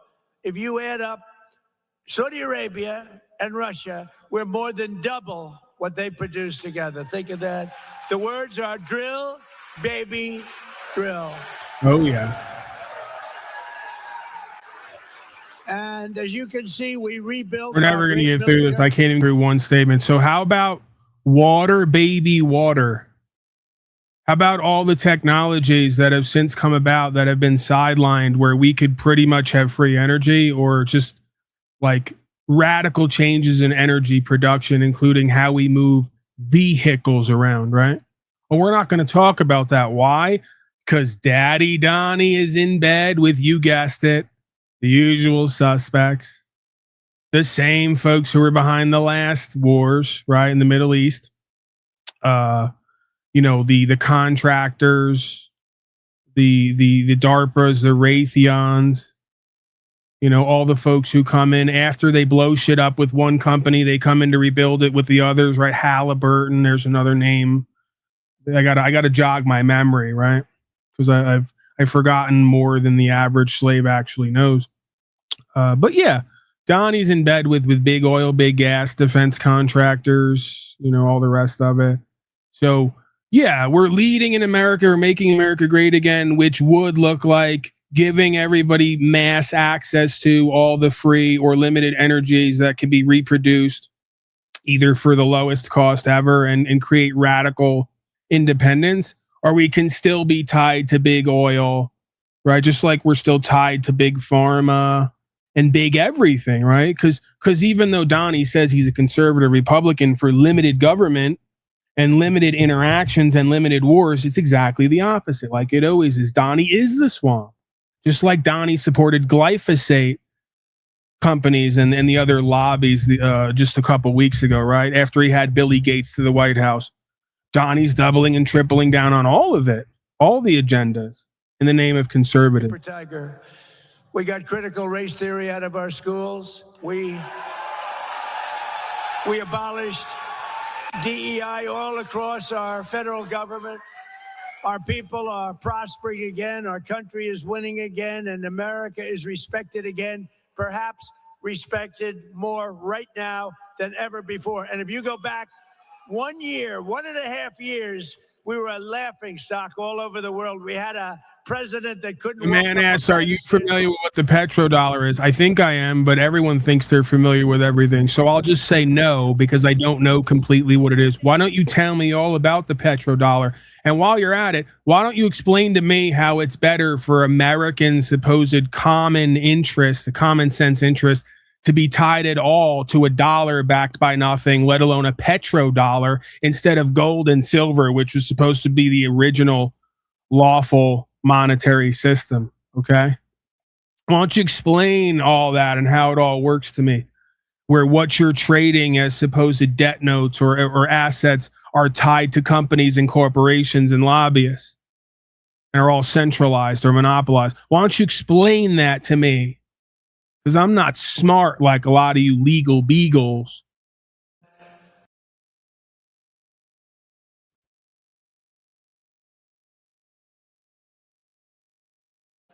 Thank Border Patrol, and I want to thank ICE for the abuse that they have to take from the Democrats. Right. ICE is taking abuse as they're shooting citizens, going into homes without warrants, violating the rule of law and due process without congressional approval. Right. They're the ones being abused now. They're the victims. The Gestapo are the victims now, as gaslighting like never before seen. New levels of gaslighting. I mean, ICE, the job they have, Border Patrol, the job they have. Think of it, the border, 11 months, 0 people came through our border, 0. And those charts are made up by Democrats. They don't even try. The answer is, that used to be thousands, hundreds of thousands of people lined up trying to break into our country. Now there's nobody. You have these plazas. There's nobody in them. They don't, because they know they're not coming in. Because they know it's on its way out. And then they get ridiculed and defunded. They will defund your police. If they had free reign, the Democrats will defund your police. We cannot. This is what they're doing with ICE. This is what they're doing with Border Patrol. With the help of our Republican majorities in Congress, we will pass the great health care plan. Stop all payments to big insurance companies and give the money directly to the people to buy their own health care, which will be a much better health care at a much lower so let me price. get this straight now. Government is going to tax everybody to take their money and turn around and give it back over here. And there's going to be no waste in the middle, right? There's going to be no fraud, misappropriation, no waste, right? This is how laughable and ridiculous this whole human race is. We're gonna keep voting from a pool of con men to take 50% of everything we create to give it back to us in the name of something else, right? And then suppose that they're not going to rob the majority of it along the way because they just love and care about us so much, and they're dying to do voluntary service all day, every day. Don't you know? Impose harsh new penalties for repeat offenders, crack fucking down on Marxist embarrassing prosecutors, rogue judges, and end deadly sanctuary cities, which is basically only to protect criminals. It's a sanctuary for criminals, and we will end one of the worst things that's happened in our country. It's just absolutely hurt our country so badly. He's projecting again. All corporations that you call governance are literally safe havens for con men and criminals. The Epstein files proved it. So he's talking about himself and everyone else again while blaming the illegals and the brown people. What else is new? More gaslighting and projection. Because all voters must show voter ID, all voters must have proof of citizenship. Hold on, we have a call here. See who's calling into the phone line here. 585, can you hear me? 585? Hello?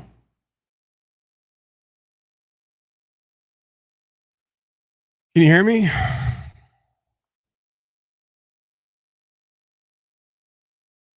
I don't know if that issue's on my end or on their end. Looking like it might be on my end. Connecting. Google might not be liking me right now. with all this ranting and raving I'm doing. Google may not appreciate it. All right, I'm going to reset the phone line. Yeah, I don't know what's going on here. I think it is on my end. We got it. We can't take too much time. I got to get back to Donnie. Very important. He's revealing a lot to us. He's stroking our head, letting us know it's all going to be okay. Okay, now we're back. The only broadcast that calls you back. Why not? Let's see what we got here. Please leave your message for All right, well, I don't think we could understand the voicemail there, but 585, if you're listening, whoever just called in, call back. I had to reset my phone line. Because just like our politicians, our phone lines don't work either, right? This is a common theme now on America. Nothing's working anymore. Now she's done a great job, but she hates it when I do the thing on weightlifting. She says it's so unpresidential. And she hates when I dance too at the end too.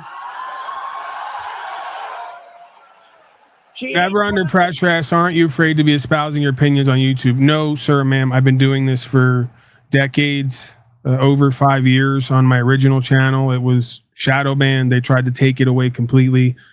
I've battled with them privately, the legal team.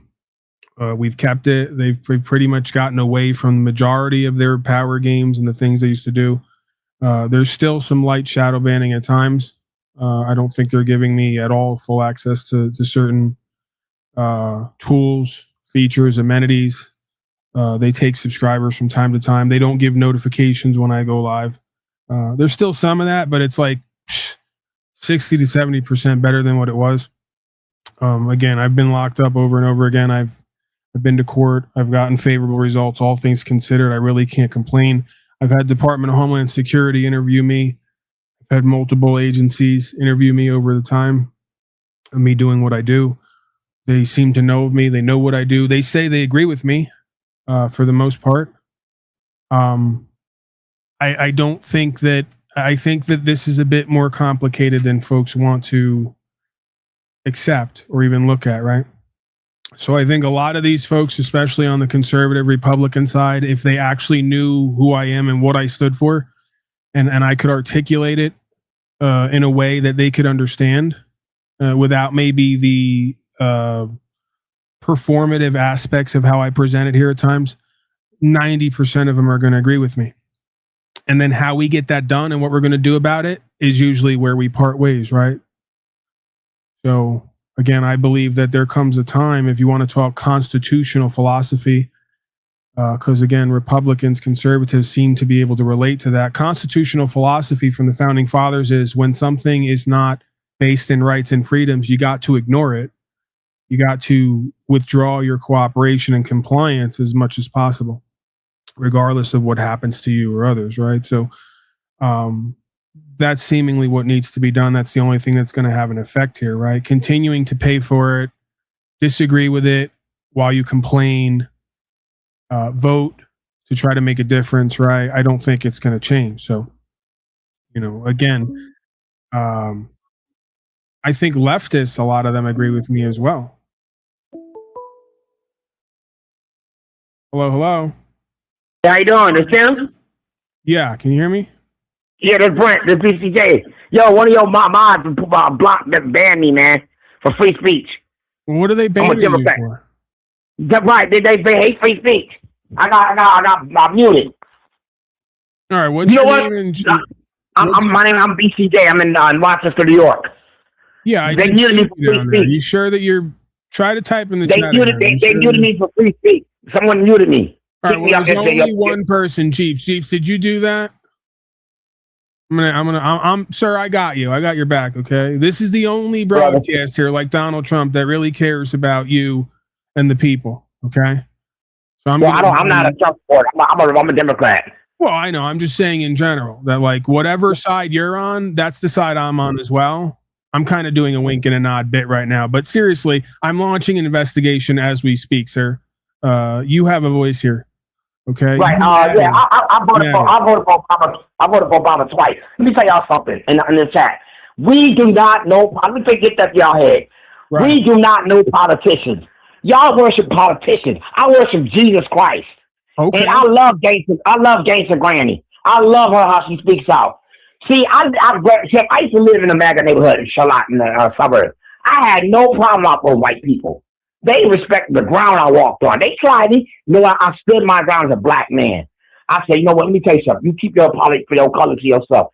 God moved me out of that neighborhood March 3rd. Wait a second. Is this Crip Mac? I think we have the famous Crip Mac who's gone viral here right now. Is that you, cuz? Nifty and Snifty and all that? Is that you? No, that's not me. I'm BCJ.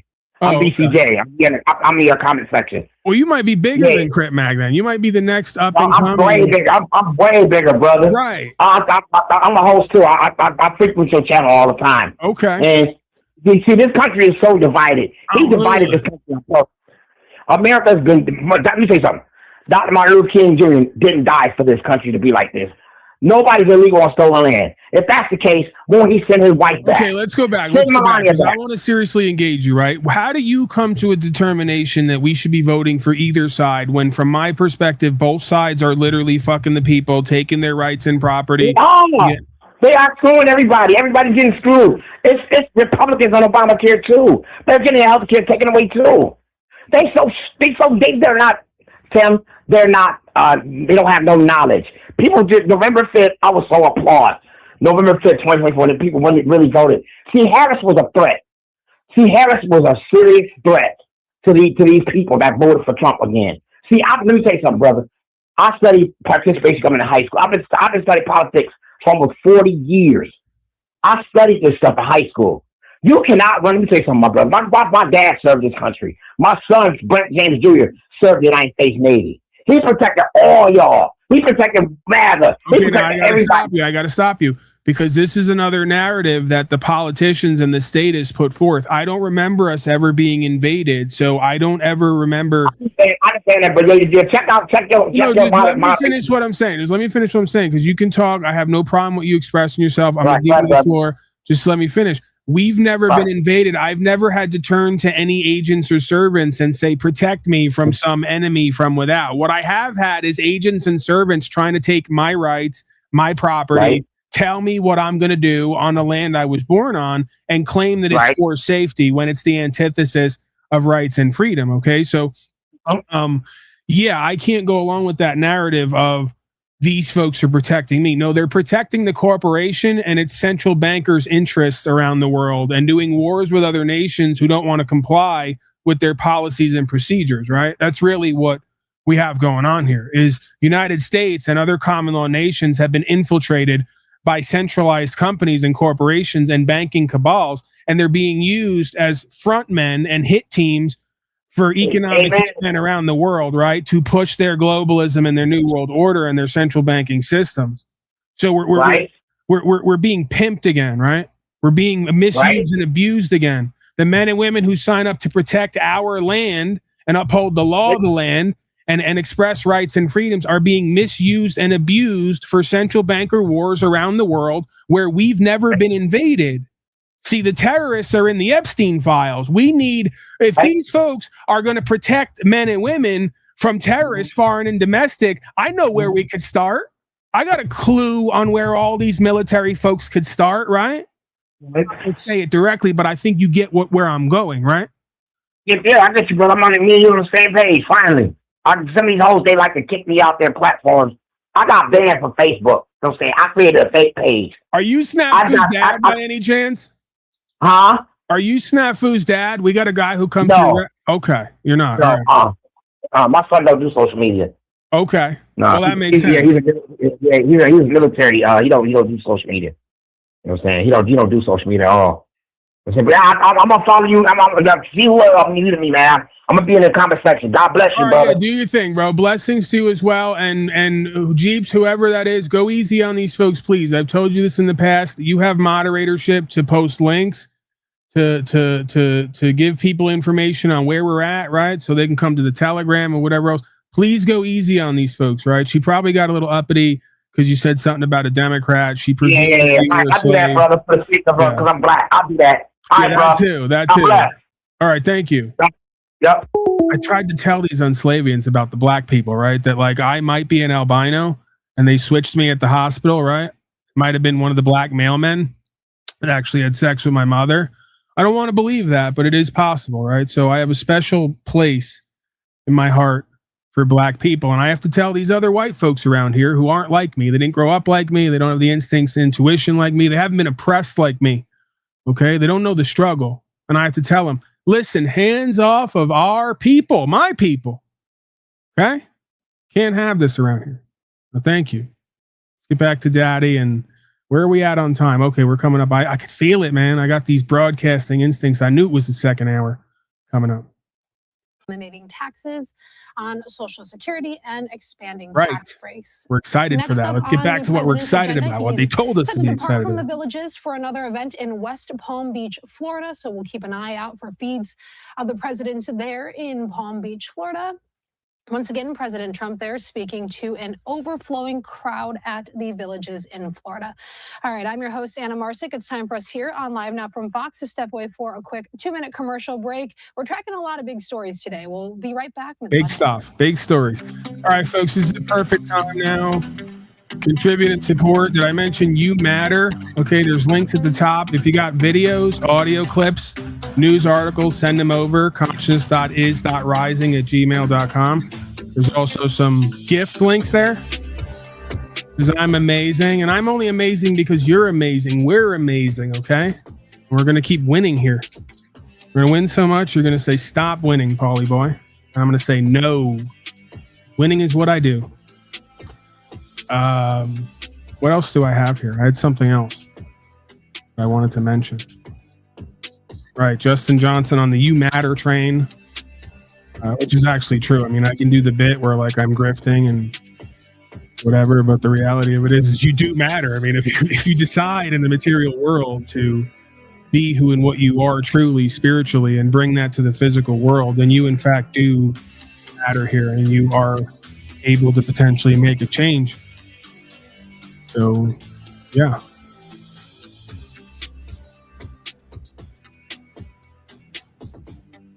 All right, well, I'm going to consider what it was. Wait, today is your B-Day, Paul. Well, it is on Slave Book. It's May 1st, May Day, but it's actually the 3rd. Don't tell anyone. I have some weird thing that I do where on all my social medias, I don't put actual dates and records. I'm a weird theorist. I don't want any connections to me and who I actually am. None of this is even real. Yeah, so it's the 3rd. Yeah, it's not coming to me what I had. I had another article or something. I had something I wanted to present.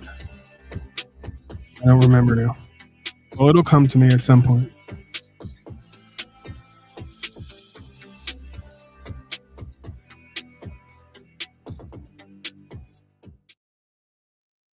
Back to the live action. Live now from Fox. I'm your host, Anna Marsick. Today is May 1st. Let's take a live look right now over New York City. May 1st is also known as May Day, also known as International Workers' Day. The day has two very different identities. It's a celebration of spring arrival, but a global day of advocacy for workers' rights. So on your screen right now is a live look over New York City. These protesters have been walking the streets there of New York City. We've seen them for about maybe over an hour or so now at this point. This protest is from Washington Square Park to Folly Square. This is organized by labor unions, community groups, and allies. The protests focus on worker rights, safety, and solidarity. So you can see this live vantage point there over the streets of New York. A decent amount of people out there, and we've been getting feeds from all across the country today. We've seen feeds coming in from Chicago, oh, right. San Francisco. I have my sheet picture that I made with the help of AI slavery. This is a nationwide thing as protesters are taking on the streets for International Workers' Day. If you're wondering, yeah, whatever. No one cares. Let me show you something that's amazing. I've now teamed up with the AI and Elon Musk. I don't know if you folks can even see that, but this is great imagery. I'm taking all the credit for it. All AI did was put it together. This is all my vision. Okay. I'm obviously a genius. Now, this picture, if you want to use it, is available on my slave book. So it's Paul Unslaved at Facebook. By the way, Facebook like outed themselves again. For 2 years, I didn't get any new friends requests. 2 years. Nobody followed me, no friends requests. All of a sudden, out of nowhere, for 2 months straight, 5, 10, 15, 20 people a day adding me, following me, adding me, following me every single day. Then all of a sudden, it stopped again recently. So you guys like told on yourselves again and got caught completely keeping me out of the algorithm and not letting people add me or follow me. So I don't know where we stand on that. I think it was there, they took it away, and now it's back on. But this is on my slave book if you want to get it. It says you get to choose your own master. And of course, it's all the sheep in a stable. The dog is peering over the stable saying, don't you think you should just stop complying or leave? And one of the sheep says, don't trust that dog. He's related to wolves. Another sheep says, I bet that dog just wants to hurt or control us. Another sheep says, that dog has pointy teeth. He seems kind of unsafe. And then another sheep turns to another sheep and says, we have to keep voting. It's the only way we can make a change. And of course, off in the distance down the road is a slaughterhouse. You can see on the side of the building there, slaughterhouse. And then in the corner are the rules for the stable.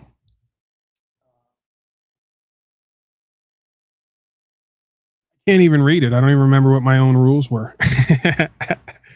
Okay, I think it was we own you, we live off of you. Hold on. Right, we shear you, we own you, we live off of you for your safety. That's the rules of the sheep pen. So if you like that imagery, and I'll be creating more because, again, I've teamed up with Elon Musk indirectly and AI to make these statist, corporatist, fascist, slavery, genocide related meme pictures for our new normal reality. I think they'll be quite entertaining, maybe even effective, right? Safe. This meme has been deemed safe and effective for you folks' consumption. Honor that August 2025 deal. He cited non-compliance. Has the EU actually drifted from the 2025 framework? So this is in the eye of the beholder. So from the EU perspective, they essentially are following all the processes that they promised to follow. It just so happens that the EU processes are quite slow. So the EU is in fact legislating for its side of the deal to, cut tariffs here and there. And, it's been approved with some amendments, but it hasn't quite been enacted yet. And so, it's not entirely clear what was the precise trigger for the president to say that the deal wasn't being honored. But my suspicion is that someone essentially told him, you know what, the Europeans are kind of foot dragging on this one. What does this mean for people in the United States who might want to buy a European car? Well, it's not great. If you, ordered one or are hoping for one to arrive at some point soon, then, import tariffs are a tax on the importer. It's possible that, the companies will eat some of that extra cost, but I'm not sure they're going to eat all of it. Now, there is a really key thing to note, though, about this announcement, because, and President Trump does this a fair bit, right? He didn't announce that those tariffs were going on immediately, right? And so it's very possible that he's just we have some policy tariffs coming in.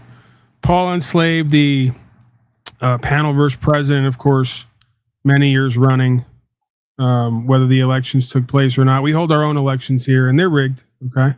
We count them.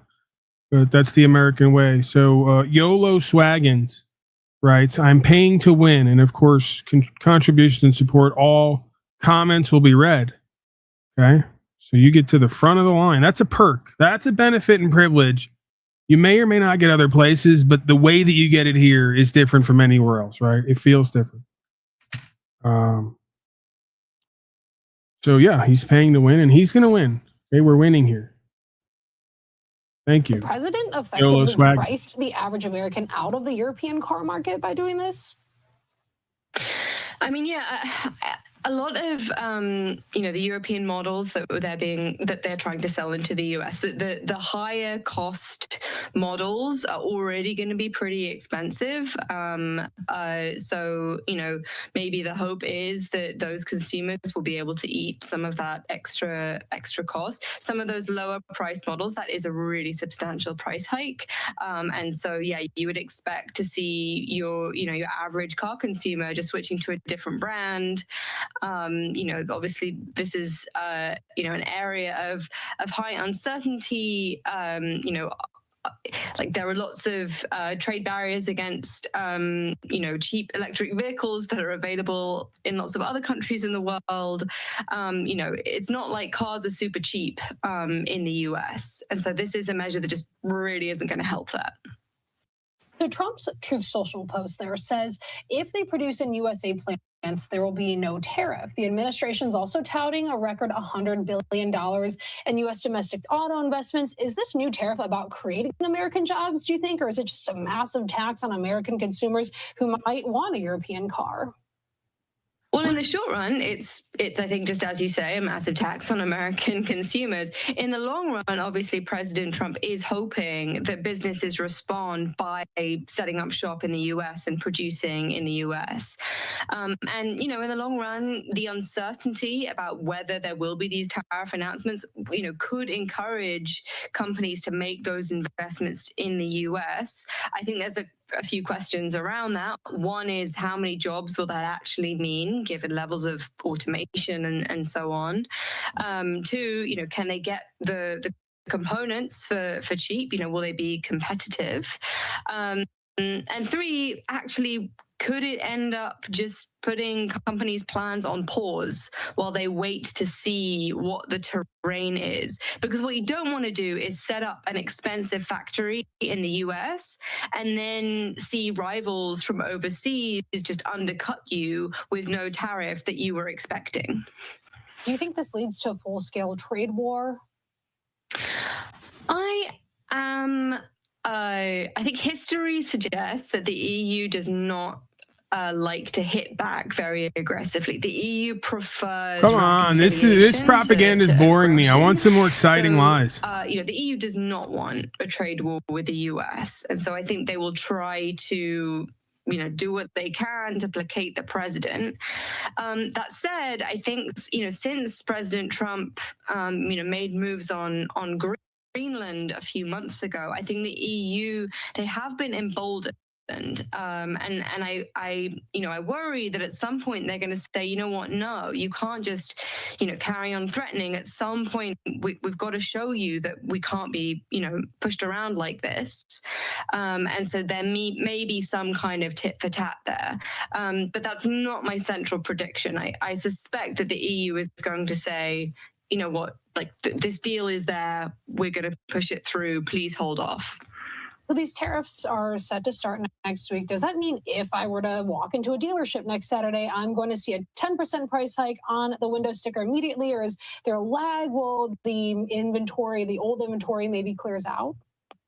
Yeah, I think you're exactly right. I think there would be a lag. And one thing that would happen is that, importers would essentially try to, keep the cars not from officially entering the country, right? So as far as they can, they might try and hold it in case the tariffs go down again, and then they can bring them into the country without paying the tariffs. Obviously, there are limits to how much stock you can hold before you run out of space. So there is just a constraint on how long you can do that. But you're right. I think if these tariffs go into effect, and that is still a big if, then it won't be an overnight price increase. So if new European imports suddenly become $6,000 more expensive, do you think that just might drive everybody into the used car market again? Oh, totally. Yeah, these markets are super integrated, and you see So we must have not been here for my loop. Should I loop again for this guy? He seems confused. Trump is awesome. Demon crabs hate America. Capitalism. America was never supposed to be a capitalist country. You don't even know what these words mean. It's supposed to be a nation of free trade. They're not the same. Christianity, it was never supposed to be a Christian nation either. There was a Christian ethos or mythos that was somewhat tied in because the spirit of the law universally remains the same no matter what cultural paradigm you view it through or with, right? So, and the Constitution. Both sides are shredding the supposed Constitution. Both sides have allowed legislatures and others to amend the Constitution and to create various capacities and jurisdictions where they could regulate man and woman's day-to-day affairs under the guise of safety. That was never supposed to be what self-governance, freedom, and rights was supposed to be about, okay? So you guys need to, again, pull your head out of your ass. Both sides are legalists, corporatists, using legislature / corporation / policy, statute, and code to interfere with God-given rights and the property of the people. And they're all doing it in the name of prosperity and or safety. And it never goes that way, because when you give control of your nation over to the island-going child trafficking class, things don't get safer. And ironically, interestingly, fascinatingly enough, when you give the fiscal responsibilities, the financial purse strings over to the Epstein Island going class of con men and human traffickers, we don't suddenly become more prosperous and rich. You become more duped out, deceived, disempowered, in denial, degraded, dehumanized. I could go on with the alliteration, right? I think you get the point. So time to wake up, folks. We're only a few thousand years into this, arguably. Give us the truth, life, and way versus give us the state and its con men, right? Remember that story in the scriptures? Tariff did, I think, contribute to the 15% fall in volume, in export volumes to the US after the tariffs went into effect last year. So, you know, these tariffs were really not fun for those producers, and removing the tariffs really should help relieve some of that pain. The other thing I would say, they're doing it again. They're going to keep making me turn this down to correct them because they want to act like children. While that's true, one side is far worse. Worse means a greater degree of the same thing. You're arguing for the same thing to a lesser degree. It's still the same thing. A lesser of evil is still evil. Why are you supporting and apologizing for and encouraging others to support evil just because the others are more evil? That is not logical. That is not honorable. That is not good faith. There's nothing Christian well, there is something capitalist about that, so that makes sense. There is nothing Christian and constitutional about what you just put forth. See how I just dismantle your whole belief system and the foundation for what you think you are and what's happening and what's going on around you? It was just that simple and that easy. Why are you not able to do that? Why are you and others not able or willing to ask the right questions to get the right answers, to determine the proper course of action based on the state of affairs? Westfall, I'll be up here with you for the next couple hours. One of the key things I'm going to be tracking this afternoon, 6 p.m., by the way, on the East Coast, 3 p.m. on the West Coast. We're tracking protests across the country on this May Day.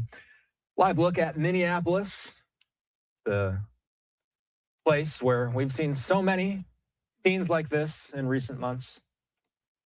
Got a few different cities that we're tracking, including Philadelphia. So you were just looking at Minneapolis. Now you're looking at a massive demonstration in Philly. You see this march currently at a standstill, it looks like. Imagine this logic. This is more great logic. So do you want to support the side of more evil or the side of lesser evil? Because not supporting either goes against God's plan. Whose God is this? What God is this, sir? There you go again. Presuming and projecting that I have to be in alignment with or part of or serve, according to you, some God that says we all have to be on record supporting more evil or still evil, just a little bit less? Because if not, what happens again? Please explain it to me. What happens if I don't identify with two sides of the same coin of evil and support it and pay for it and vote for it and give myself over to it? What do I not get again, or what happens to me again? Right.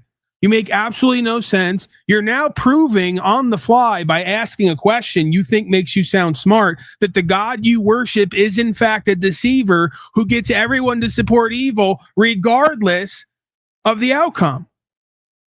Sounds to me like you're already there. Sounds to me like you're already in bed with the lucha fede that Albert Pike talked about. Sounds to me you've already proclaimed the light of Lucifer to be the only true God here, because you say to not go with more or less evil, that's still evil either way, is against God's will and wishes.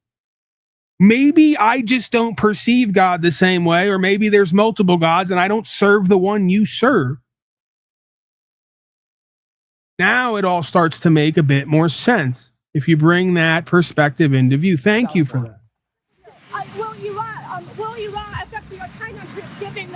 Maybe that's why Donnie Trump, when he was asked a couple weeks or months ago, Donnie, how's it going to be in heaven? And he said, I don't think I'm going to be getting into heaven. Maybe it starts to make more sense that they're all serving the God in and of this world who wants everyone on record supporting and paying for and aligned with evil. Yeah. Mr. President, if you can't get a deal on Iran, what next? What will you do? Well, right now we have negotiations going on. They're not getting there. They are very disjointed. They're extremely disjointed. They're not able to get along with each other as leaders. They don't know who the leader is. Their military has been defeated. If we left right now, it would take them 20 years to build back that country. But we're not satisfied at this moment.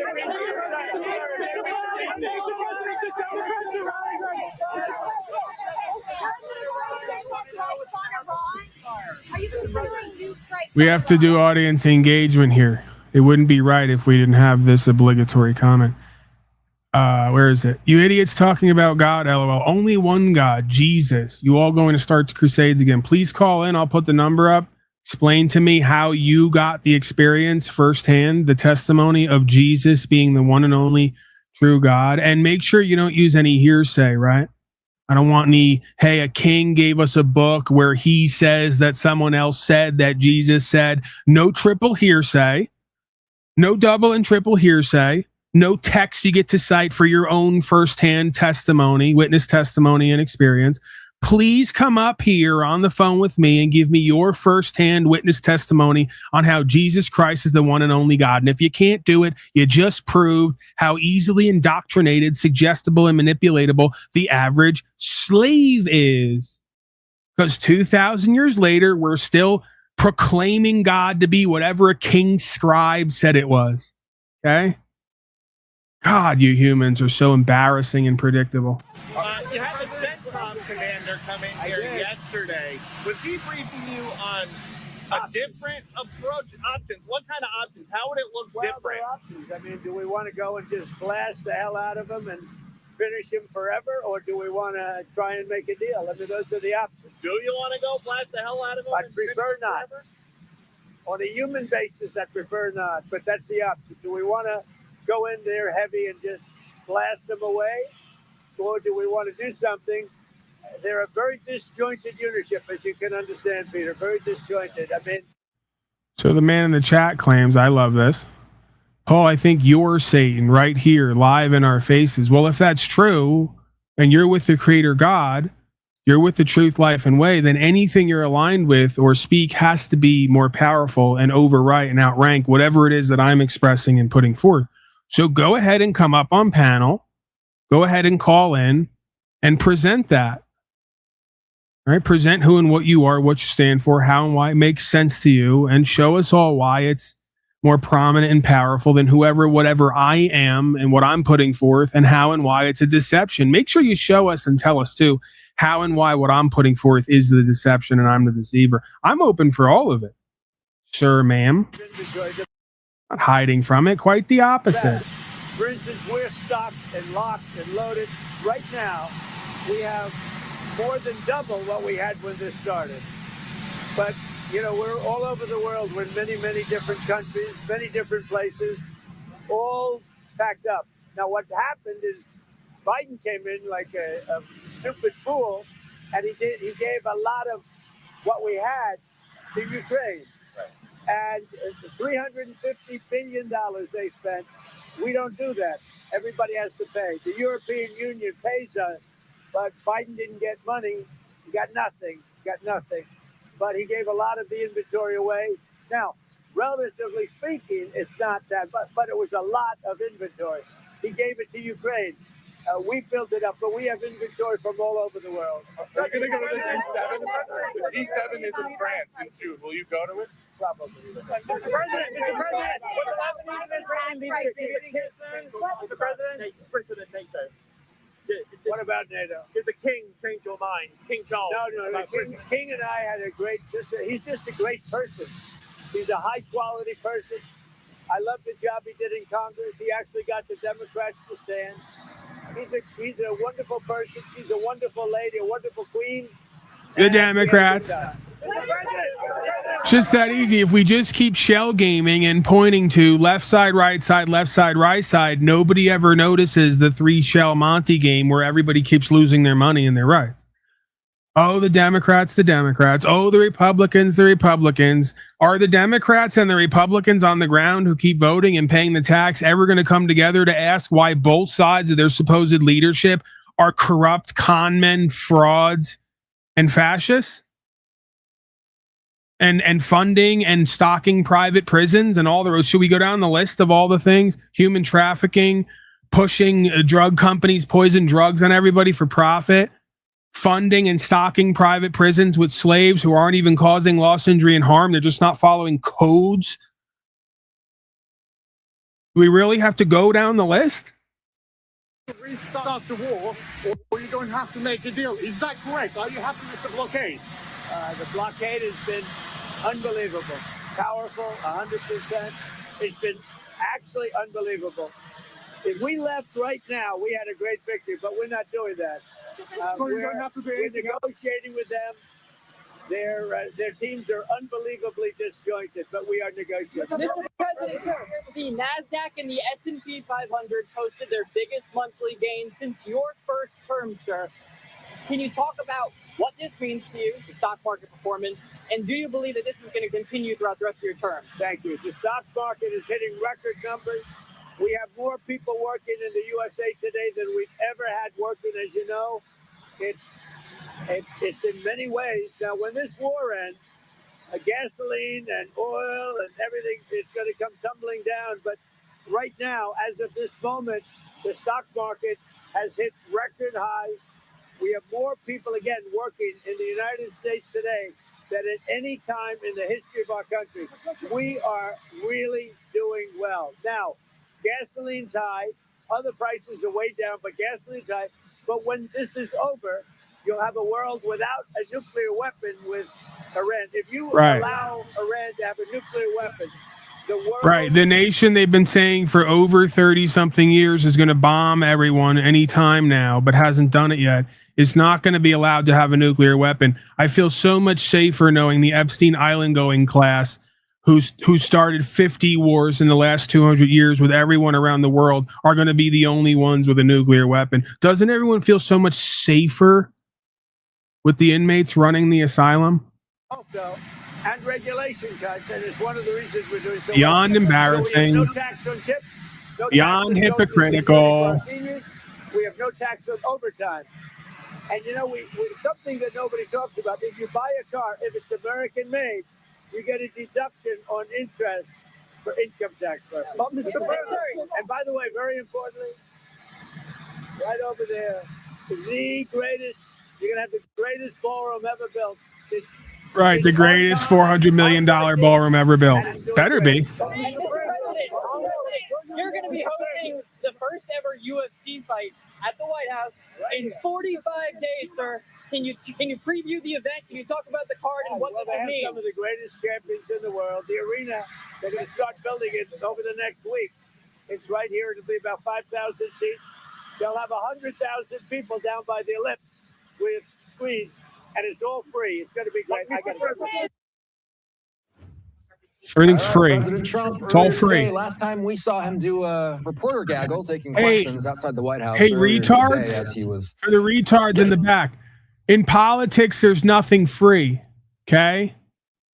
So for all of you folks who run around and say, Donnie's got private donors, in politics, there's nothing free. The private donors give him the 200 to 400 million to supposedly build a ballroom. He's gonna build a ballroom and put 3/4 of that in his pocket or in someone else's pocket, right? That's the reality of it.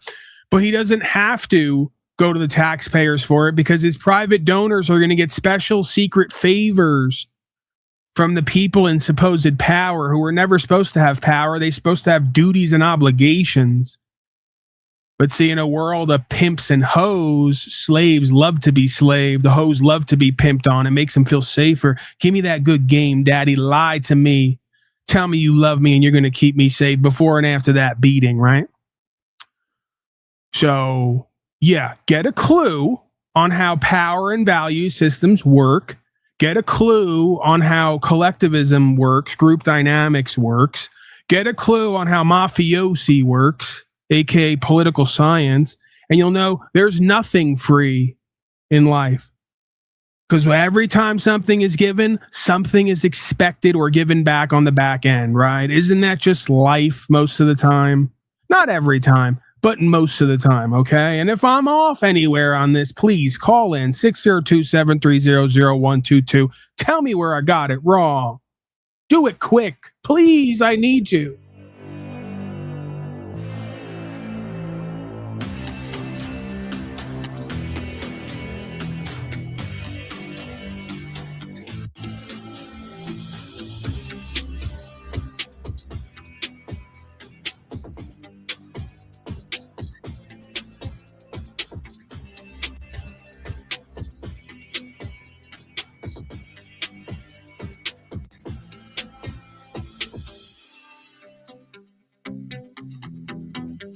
Hold on, this is a great one. Thank you for your response.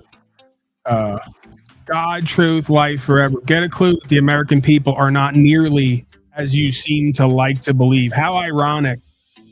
How entertainingly, comedically ironic that as you were trying to say the American people aren't as stupid as I'd like to believe, you showed how stupid you were because you didn't even put the adjective in the sentence to make yourself clear and known and understood, okay?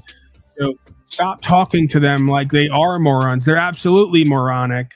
They vote for con men and pedophiles to run their lives. They think codes and policies are laws. They think the way to be healthy is to take toxic pharmaceuticals from doctors who look completely out of their minds and brain dead. They think a right to bear arms means you got to ask for permission and do everything the state tells you. They think private property means you have to pay tax to use your own property, or if not, the state comes and takes it and redistributes it. I can go on and on and on and on about how the American people on the whole are not only cowardly slaves, but they're almost inextricably stupid. I can't extricate them from their state of stupidity. I've tried, believe it or not, for decades. So you're absolutely wrong on that, right? You see, again, you want to be lied to and pimped and hoed on. You want a Donnie to come up there and tell you how you matter. You're so bright. Look at you go, Junior. You're so intelligent. Can't you tell? But the facts don't show that. History doesn't show that.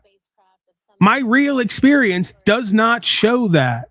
See, you're a perfect example of what I just talked about and what I'm laying out. You don't want the truth and the reality. If I go to the statistics of the schooling and the tests and all the rest of it, they're not intelligent. They're not bright. Far from it. I can go to the actual literacy standards. I can go to the actual standardized tests from the state, which are laughable when it comes to determining intelligence. It's such a low bar for completion, right?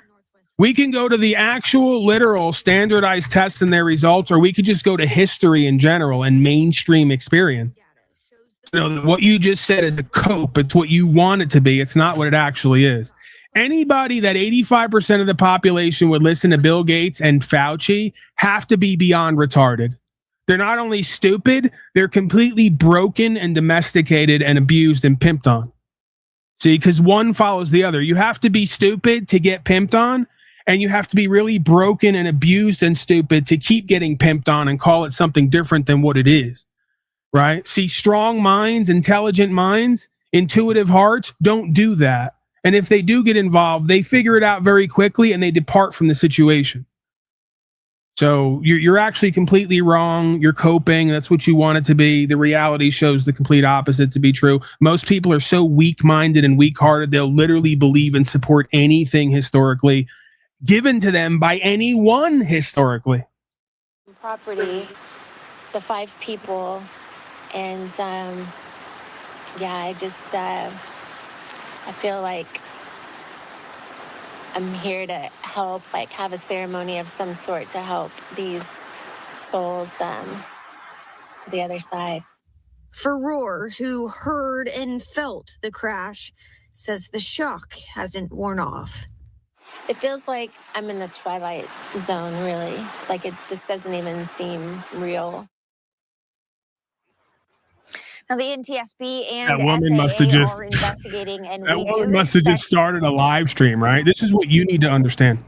For those of us who are on record as like 3 to 5 percentile intelligence, that means above 125 IQ points. It's pretty much like that woman just described, living in this reality. You feel like every day you woke up in a twilight zone with completely spiritually broken and blind people who just keep repeating obvious lies from known liars, right? So that's how I know that the majority is not intelligent and is also cowardly, because those of us who have a modicum of courage and intelligence are literally shocked by what we experience here on a day-to-day basis. Spirit Airlines. The president just got off of Marine One, and he's heading to Palm Beach. This is him getting off of the chopper just moments ago, getting aboard Air Force One. The president now en route, presumably, to Mar-a-Lago. All of this, as I said, coming as the White House is weighing whether or not to do a takeover of Spirit. This week, the White House was mulling a roughly $500 million package that would keep the airline in business. The government doesn't step Okay, in. so as they're now telling me you got to vote for Donnie and the Republitards because we don't want communism and collectivism, the state is now absorbing corporations while making policy and code, right? You can't make this shit up. I got to thank Scott B. He's a winner. How do I know he's winning? Because he contributed and supported to me, and we're winning here. We're going to win so much here. You're going to ask me, Paulie boy, please stop covering all the fucking winning. When does it end? Okay, so Scott B, a very generous man. There are a few folks in life, right? These things all tend to correlate, I find. The really intelligent folks who have the awareness also have the empathy and the care, and also tend to do what's right without being forced or having to be asked to do it, right? See, these things all correlate. So it tends to make sense, right? There's a few folks who come here generally, like out of the few thousand, there's maybe a handful who regularly are conscious, aware, empathetic, they care, they do what's right without having to be forced or without having to be asked to do it, okay? And that should be concerning to everyone. That pretty much out of 100 people, you're lucky if you get like 5 to 10, maybe 15 folks. Maybe 20 on a good day, who just in all ways contribute to the situation, support, do what's right, and again, don't have to be forced and don't have to be asked. They're the reason why any community or society becomes successful. The fact that more people are not like that are the reasons why any community or society becomes a failure and an abomination. Okay? In case we're keeping score. Go of it. So thank you. That is my overwhelming appreciation and gratitude and thanks and recognition for the folks who are not like the majority in many ways, including how they give. some of it not being their own fault, of course, of like airlines rebounded, but Spirit didn't in the same way. So there were faults. There were other ways that they could have managed their way out of this. But ultimately, if they're going to get any money, it's going to be from the government at this point, because it's not a business model that even critics today say, including Republicans, it's not worth saving in this way. Unions, they're backing a bailout, Oriana, and they're saying consumers could pay the price if Spirit disappears. Let's say it does shut down. What kind of hole does that leave in the aviation industry? Well, ultimately, it's going to propel all of its passengers to other markets, to other airlines. I mean, they're going to have to. The irony of it is there was the argument from the Biden administration that they would consolidate too quickly by merging JetBlue and Spirit, and there would be less competition. But nonetheless, we're watching an ultra low-cost carrier come out of the market anyway because of their own business model that did not work out. So that competition, that squeezed competition, is again going to put passengers at the mercy of other airlines. But to say we got some phone line activity here. 720. Can you hear me? What's up? Yep. Hey, can I get a name? Brian. Hi, Brian. Questions, comments, concerns. What do you got for me? Well, I think you're being hard on Trump, obviously. And I think he's done a good job. I know you hate him as a president, but he's only got a short amount of time left, and we'll see what happens. So just to be clear on that, I don't hate anyone because hate would indirectly harm me. Excuse me. And again, maybe you haven't heard it, so I just want to be clear with you on where I stand. I'm one of the ones who, if we went back to the days of the founders, I would have got up and walked away when half the other side agreed that we were going to create this corporation or this idea of United States of America, and that everybody would have to be under that, right? And the only way that I could even support that is based on what it eventually became, which was this idea of checks and balances, right? So like, I really don't want to be part of the social contract. I don't want to be like advised by a corporation.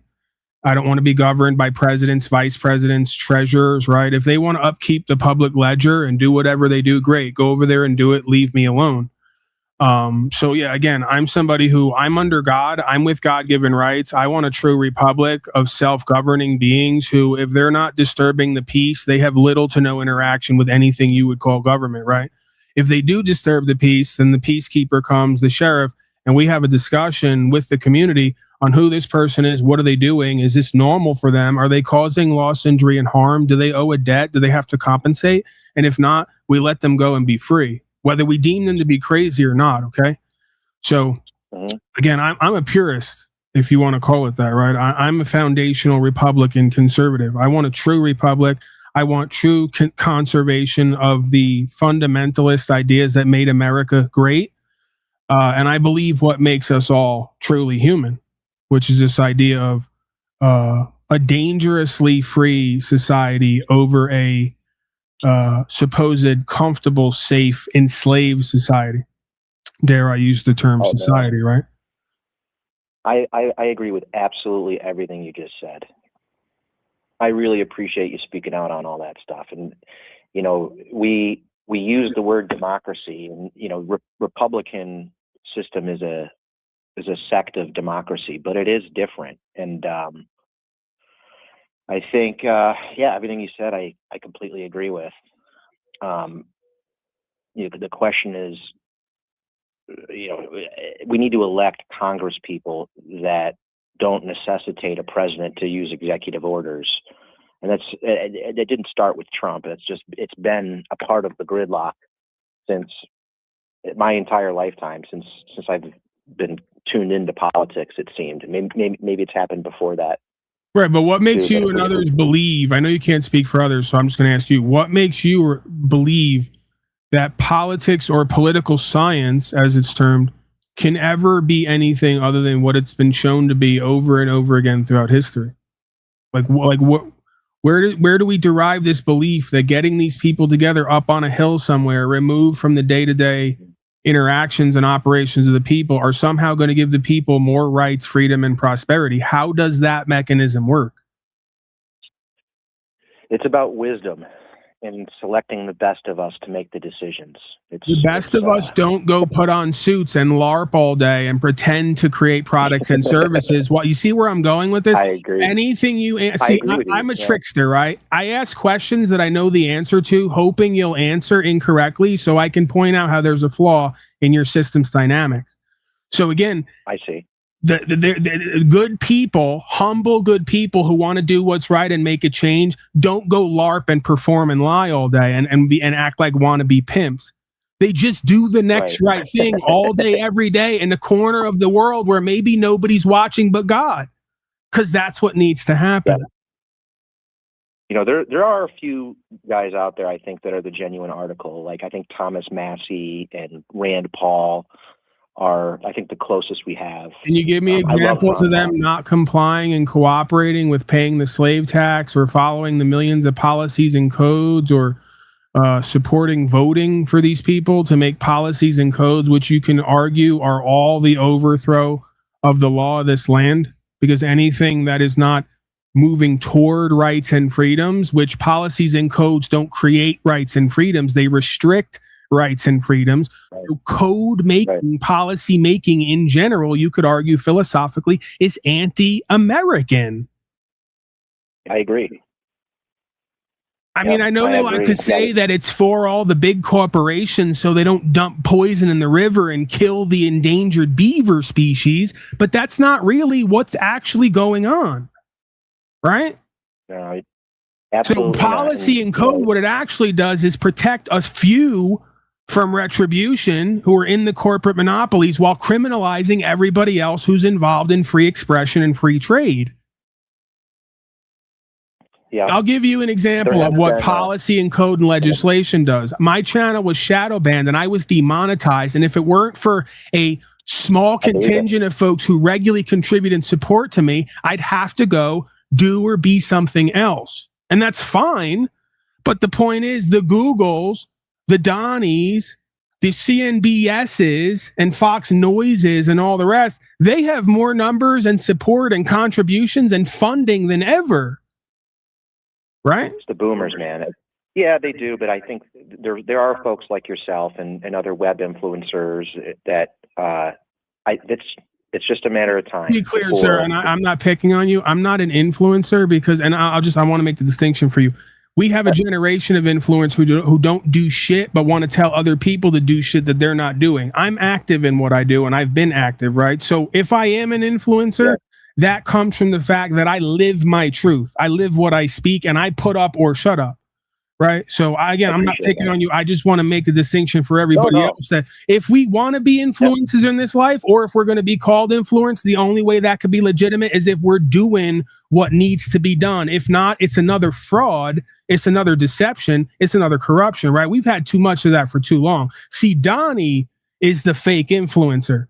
The guy who won't go fight a war because he's a punk coward who couldn't even fight one if he wanted to because he eats McDonald's all day, every day and slugs down Coca-Cola, right?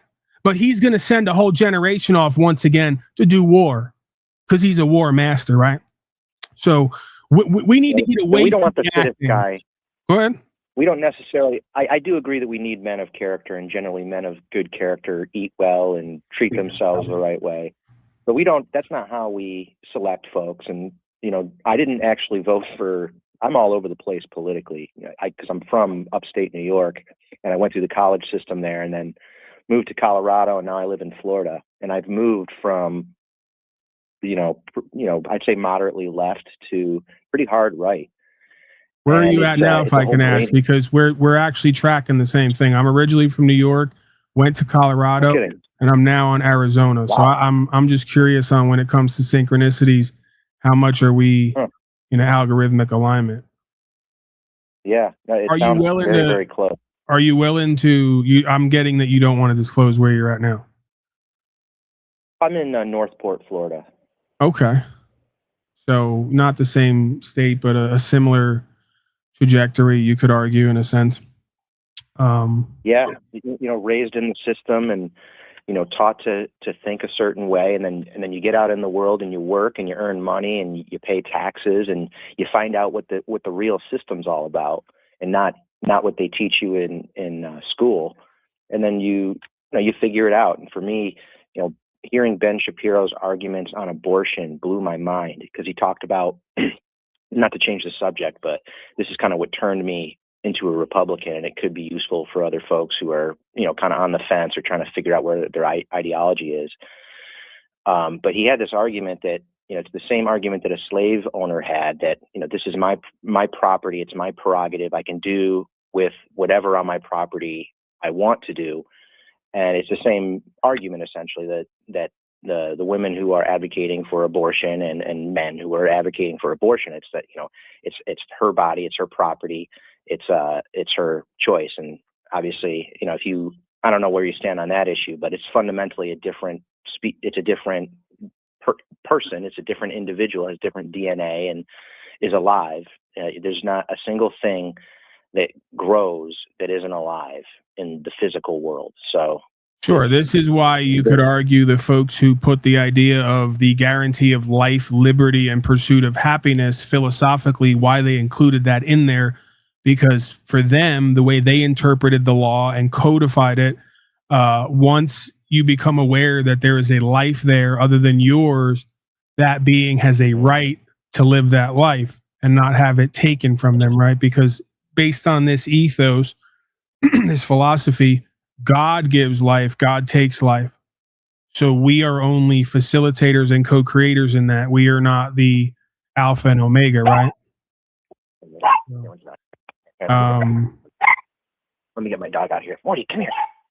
Yeah, and again, this is all back to what law or legalism essentially is. It's just a bunch of men and women interpreting what could be experienced or perceived as some level of objective law or experience is morality, right? Because it could be argued that any being of conscience is going to, at some point on their journey through life and experience, come to a position where they empathize with others through self-knowledge, right? Self-reflection. And they're going to say, well, I don't want to do or be a part of doing to others what I wouldn't want done to me, right? This goes back to this idea of the golden rule. There's, many different ways of putting it forth, but it's all rooted in conscience, a conscience which, again, we didn't create, nor can we destroy. You could argue it was put there by someone or something else, right? What we would call God. So we either use it or we don't, right? And if we fail to use it, it comes back to bite us in the end in what we could term, I guess, karma. And all that karma, you could argue, really is holding a belief in the subconscious mind that eventually manifests in the reality we experience externally, because you knew you were guilty and convicted in and of yourself before anyone else knew that outside or was able to experience that, right? And that again goes back to this idea of us being a co-creator with God, right? Or inextricably linked and connected with God, because we are manifesting reality on some level, right? And again, I'm not saying that completely, like we can create our own world, our own universe, our own laws, our own this.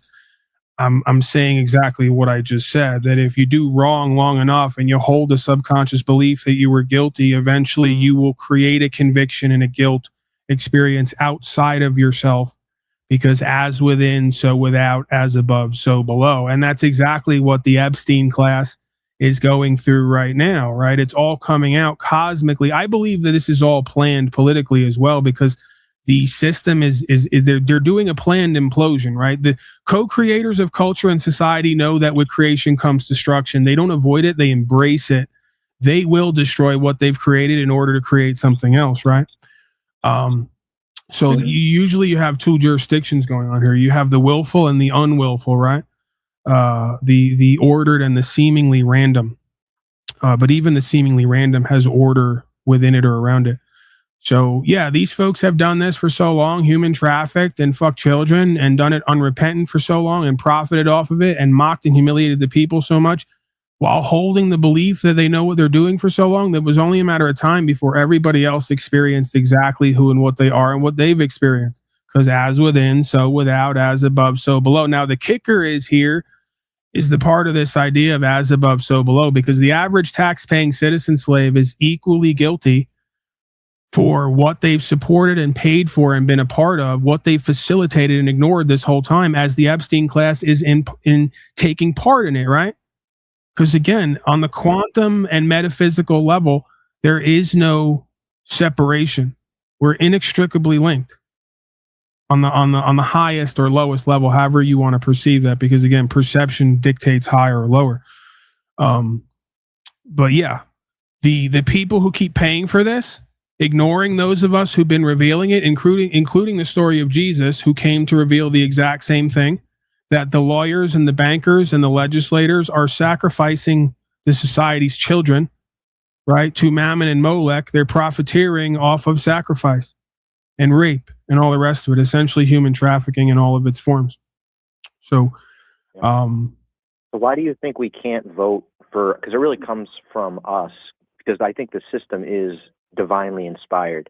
And if we elect these Congress people, and I think this recent, I'm curious what your thoughts are on the recent SCOTUS decision, how monumental that decision is, and what that's why do you believe? I don't want to try to write this down if you have to, or I should be writing it down. And really going forward, I should restructure how I'm doing things. But I just want to take it one at a time, right? Because I'm really interested in what you're laying out here.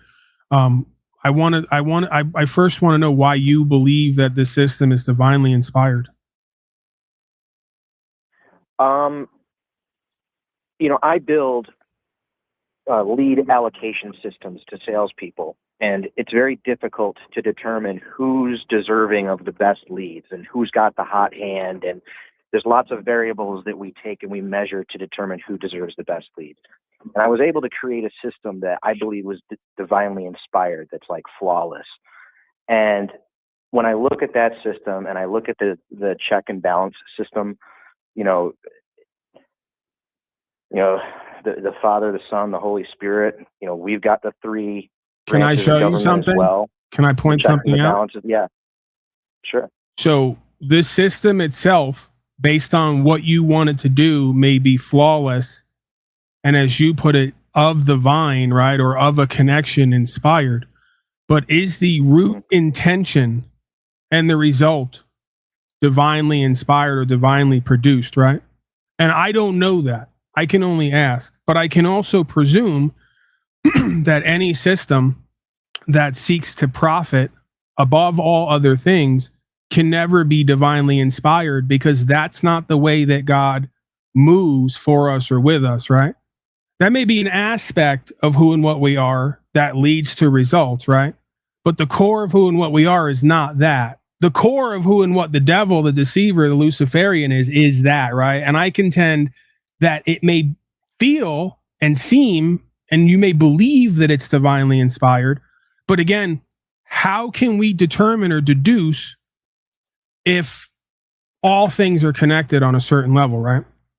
If we all have the deception, the devil, the darker aspect of self within us and around us, right? Just as we have God within us and around us. They're essentially two sides of the same coin, right? An aspect of who and what we are, an aspect of creation. How do we determine that? And again, the way I determine it is by the intention. What is the being going in with as an intention to produce as a result? And what is the result produced, right? And then what is sacrificed? That's a good way to put it. What is sacrificed in order for that to be the main modality, right? So like, I'll give you an example. In every company or business transaction, there comes a point in the interaction where you're going to have to make a decision between doing what's true and what's right that's going to cost you more money, or doing what you can get away with that's going to make you more money that isn't going to be true and right. See? So yeah, even if that system is flawless, based on the intention and the results, and more importantly, what you had to give up / sacrifice in order to get there, to me determines who or what is inspiring it, right? So when what's true and what's right and what should be cared for is given up for a flawless system to supposedly produce more profit, I have to conclude that it's most likely divinely inspired by the deceiver, right? Who wishes to do what God does, but do it better, right? Make it more palatable and appealing. a bit more productive, a bit more sexy, a bit more worldly, a bit more convenient, right? And again, then you have to look at who and what you become and what society and culture becomes around you and what you had to give up in order to get there and get that, right? And I would say if you were to look around at all these people, what they do, what their endeavors are, what intention they go in with, and what the results are that's produced, you're going to find that same state of beingness there, where they gave up the law, they gave up what was true and what's right, they gave up their true care in order to produce more wealth for themselves and others, right? Yeah. So there's the sacrifice, there's the Christed sacrifice. Go ahead. The people that are willing to die to live righteously, and the people who want to serve our country in a way that is righteous and aligned with God, but are willing to die for it, because that's, I think that's what it's going to take, is to have Congress people across the United States that are willing to, first off, know the difference between right and wrong, have a relationship with God, understand that they are not God. And I think as long as we have the system to vote, I think elections are fantastic. I think, a nation built on ideas, we're uniquely positioned. I think we're just blessed with so many gifts. And I've just got a lot to be thankful for as an American. And that's I think another reason to look at being a Republican, because the Democrats, they see the American flag as a Trump symbol, and they've just completely gone off the deep end. So I'm really happy about the Supreme Court decision to take race out of the district drawing. So the being down there writes, this is a common thing. They want to bring me into their world instead of bring themselves and each other into my world, in quotes, or the world, right?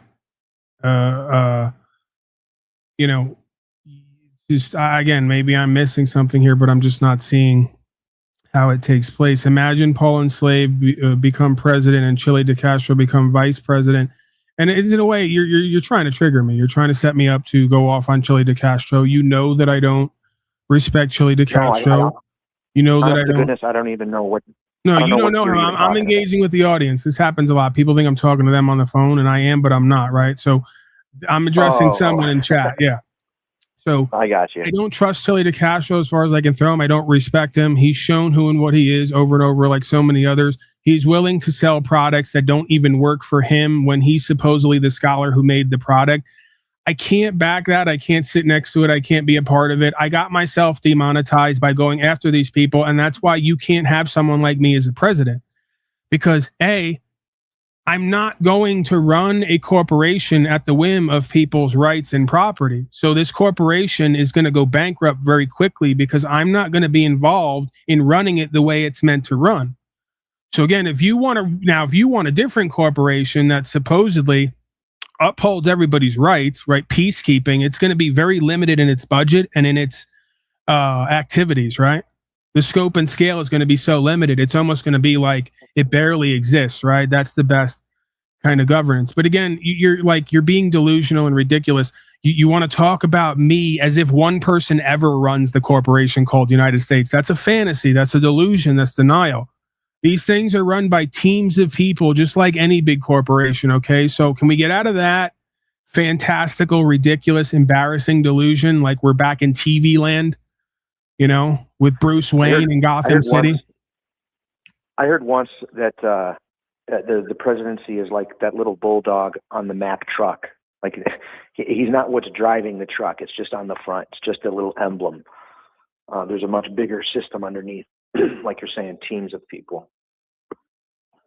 I have to go off on this person because they keep doing this, right? And it's embarrassing. It's embarrassing to everyone involved. And the fact that it's not embarrassing to you is always entertaining and shocking to me, right?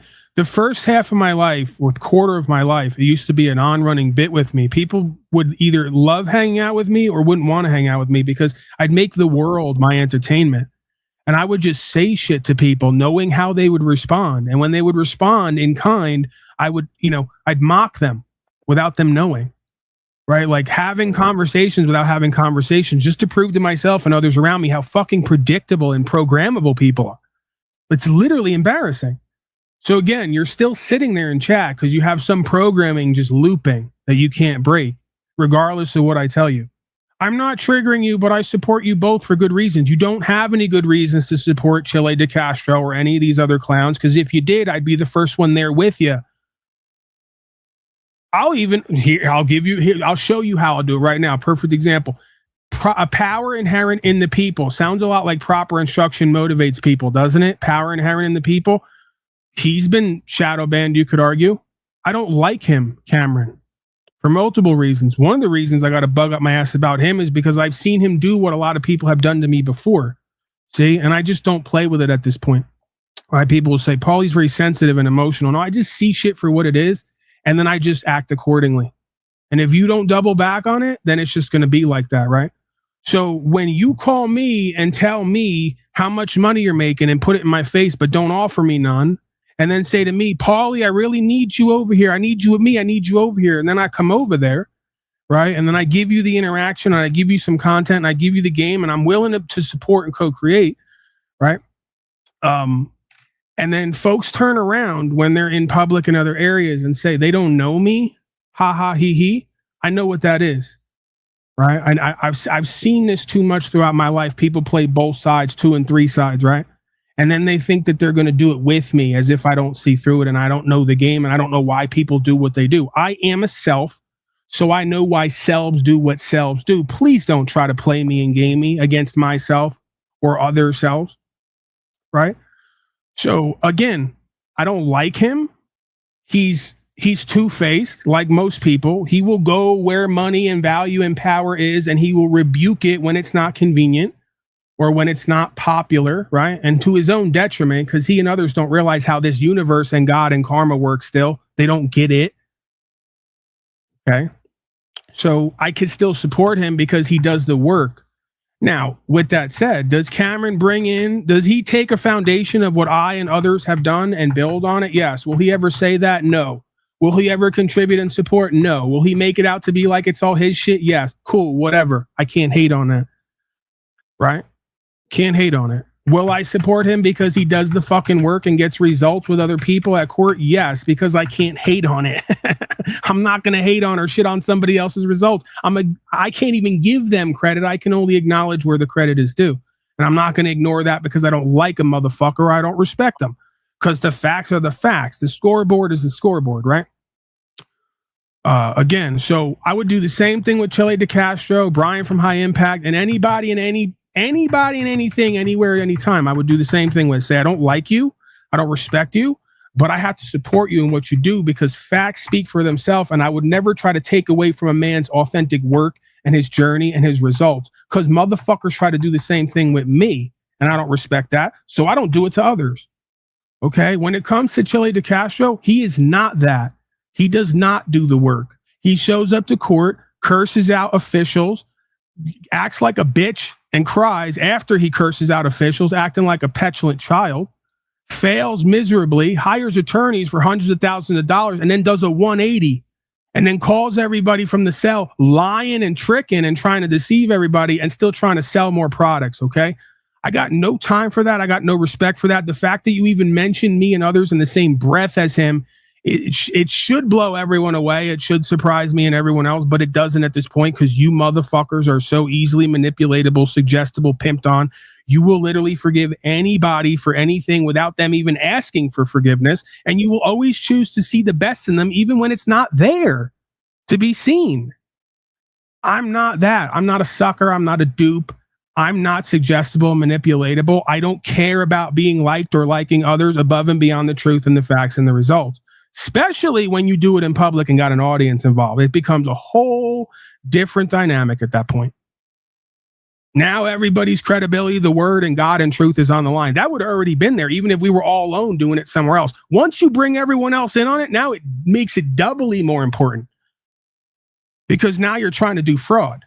Now you're involved in a deception and a corruption, right? Now you're playing with the future of our country and the people and the land.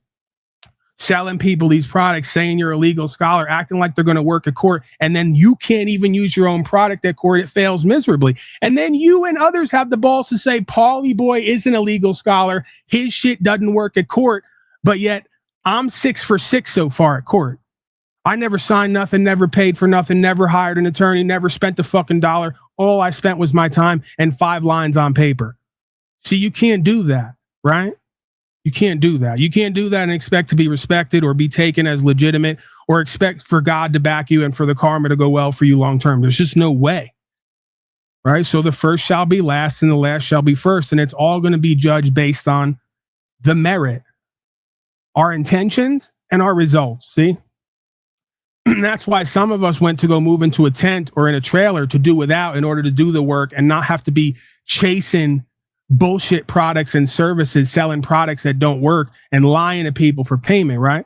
I would rather do without physical things in this world to get it the long way and the right way than to get more upfront off of shit that ain't real and ain't true and ain't credible. See, and that's the difference between me and the majority of other folks who live in and of this world and who do content creation, right? They're not in it to develop themselves and do and be and have better and make a change in there. They're in for it to better their own selves and their lives at the risk and the whim of everything else. See, this is why what you said is true for Chile de Castro and the majority in here. They should go become politicians because they live just like them out here while pretending to be about rights and freedoms and being a Republican and conservative and all the rest of it, right? They should go pimp on the people and lie to them and deceive for a paycheck. I would never make it there. It wouldn't work for me. Because if I went there tomorrow, they'd all be out of a job. What do you produce? What are you creating? Where's your service? By the way, this is voluntary service. You ain't guaranteed a paycheck. Governance was supposed to be, according to the founding fathers, based on voluntary care and service. In between you working and farming hard for a living and going to war for your own damn country and your rights and your property, you show up part-time and we do some paperwork and some governance. So you and Chile and all the other folks don't want me in governance because if I'm there tomorrow, everybody's out of a job overnight. The only people who are going to be left to do the job are going to be peacekeepers to uphold the law. And what is the law? Rights and freedoms for everybody, absent a direct threat, loss, injury, or harm, or a debt owed. If you don't fit that criteria, you do whatever the fuck you want, whenever you want, with whoever you want, consensually. Right? So this is part of the problem. You got a whole bunch of inauthentic corporate males who never produced a motherfucking thing, never stood on a motherfucking thing, who convinced a whole generation not only do they need them and what they have to offer that doesn't work, but we're going to pay them to lie to us as well, right? You got to get out of that shit. See? That's true leadership. You want leadership from me? I'm going to give it to you. True leadership is when you lead yourself and govern yourself, and you no longer need other people to do it for you for payment. See? The best pimp is no pimp at all. He's going to tell a hoe, go get an OnlyFans, go get that money. If you're going to hoe, go cut the middleman out, right? Pimp ain't going to beat you and chase you all day. You get to do whatever you want, be free, make all the money, keep all of it, and do it in a classier way, right? See, the real pimp is no pimp at all. He's going to convince you to go off and do your own shit and get your own money and not be beholden to anybody. See, the fake ass pimp is going to tell you, baby, you need me. You need this protection. You need this good game. I'm going to lie to you all day, every day, and make you feel good about it while you give me the majority of what you make for the privilege. See? So they're the pimps. They're the wannabe pimps. I'm the real pimp, and I'm no pimp at all. I'm the pimp telling the hoe, stop getting pimped. I don't have a product or a service to offer you. I only have firsthand experience. And what's my firsthand experience? Governing myself and not cooperating and complying and going to court and standing on something and making these motherfuckers respect me and what's true and what's right. Same thing I would tell you in any situation. You want to establish yourself in any venue? How are you going to do it? We're going to get this guy to talk for us. That's not how it works. I don't care if it's going to prison and getting respect. I don't care if it's building a business. I don't care if it's getting a woman to respect you. You have to establish yourself by who and what you are, what you talk, and how you stand on what you speak. And if you don't do that, well, then there's no point in having the conversation, right? You're just going to be somebody else's pawn. Sir, are you still there? I went on a whole rant and ramble and whatever you want to call it. Cool, man. I'm just listening. Let's circle back around. Oh, that's debatable. If I was so intelligent, I wouldn't have almost died of obesity a year and a half ago. Could be argued. I completely just measure of intelligence, man.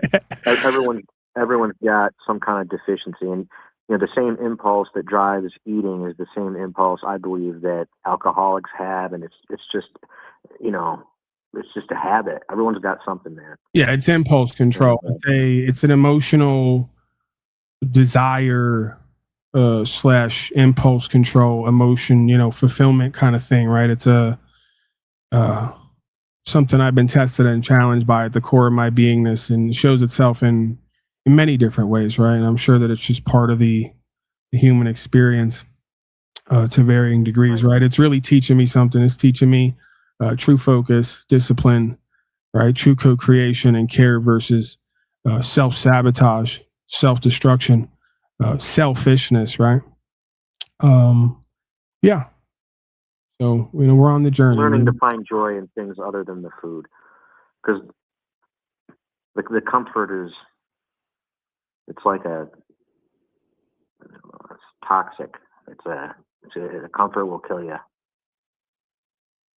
All right, let's refocus. Let's recenter. We're coming up on the third hour. Do you have anything else? Questions, comments, concerns, ideas? Because we got way away from but that's okay, right? Because that's why I do this. We start off one place and we end up over here, and then we circle back because that's the journey. I'm a tour guide where I do the same track every day with a new group of people, and I go, hey, look out to your left, look out to your right. There's some slavery, there's some genocide.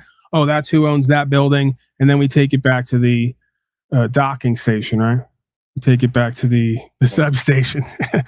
But yeah, I want to let you kind of touch on, because I was liking.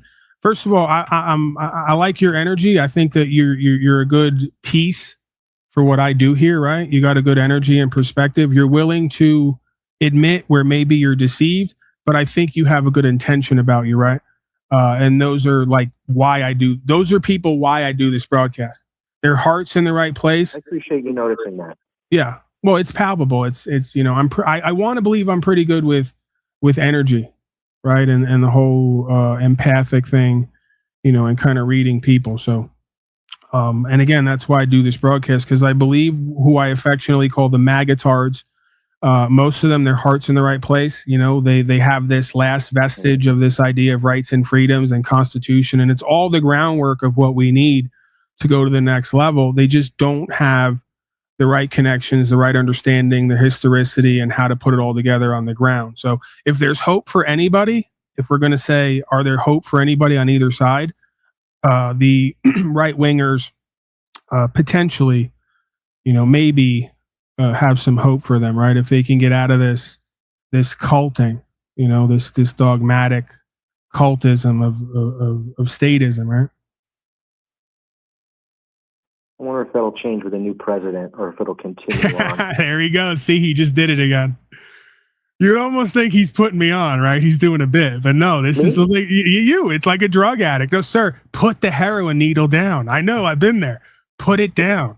See, I took the heroin needle from him, and I said, no, this is bad. If you keep taking this, it's going to make you sicker. And as soon as I turned my back, he goes, I wonder if I just shoot up like a quarter of it, if it'll take the pain away, but I won't get the addiction. No, sir, you got to get away from the needle altogether, right? It's just not what it seems to be. Again, okay, I'll level with you. If you could give me one time in history where you believe voting for someone to put on a costume and pretend to be the nation's daddy while getting with a bunch of groups of lobbyists and bankers to write up codes to restrict our rights and freedoms, or like regulate our property, if you could explain to me how that ever has gone well, I'm open to it. I just don't think it could be done, right?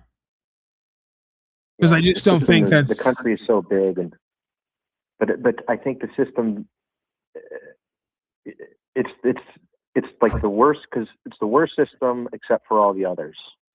Right? Like there's lots of ways of running the government, and we're such a big multicultural country, and to have evenly spaced cities across our continent, and we really are truly blessed. And I believe that China and Russia and other adversaries of the United States, Iran, North Korea, are, especially now with the scalability of bots and trolls, and I'm sure the people that are in that chat right there, 1/3 of them are maybe a Russian bot trying to screw with people and create strife in our society.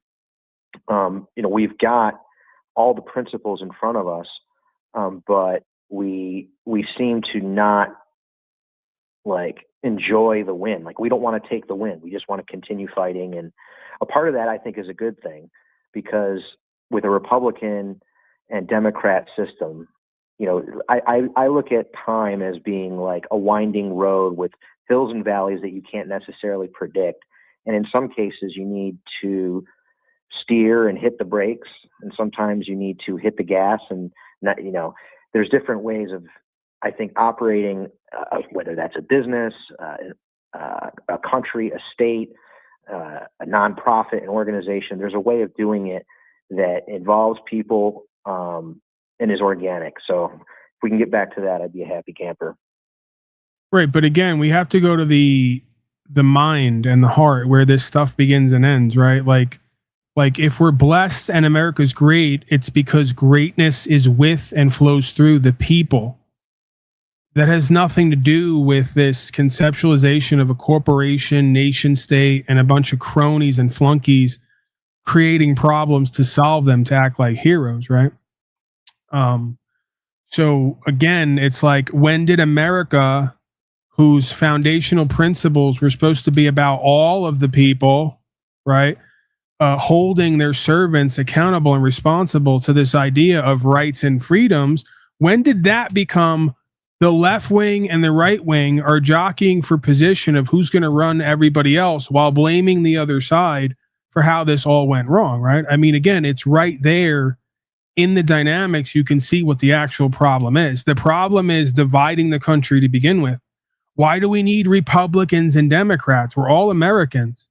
America's only as good as its Americans. Americans are only as good as their understanding of what makes them great Americans. And the understanding is rights, freedom, principles, spiritual faith, not collectivism and statism.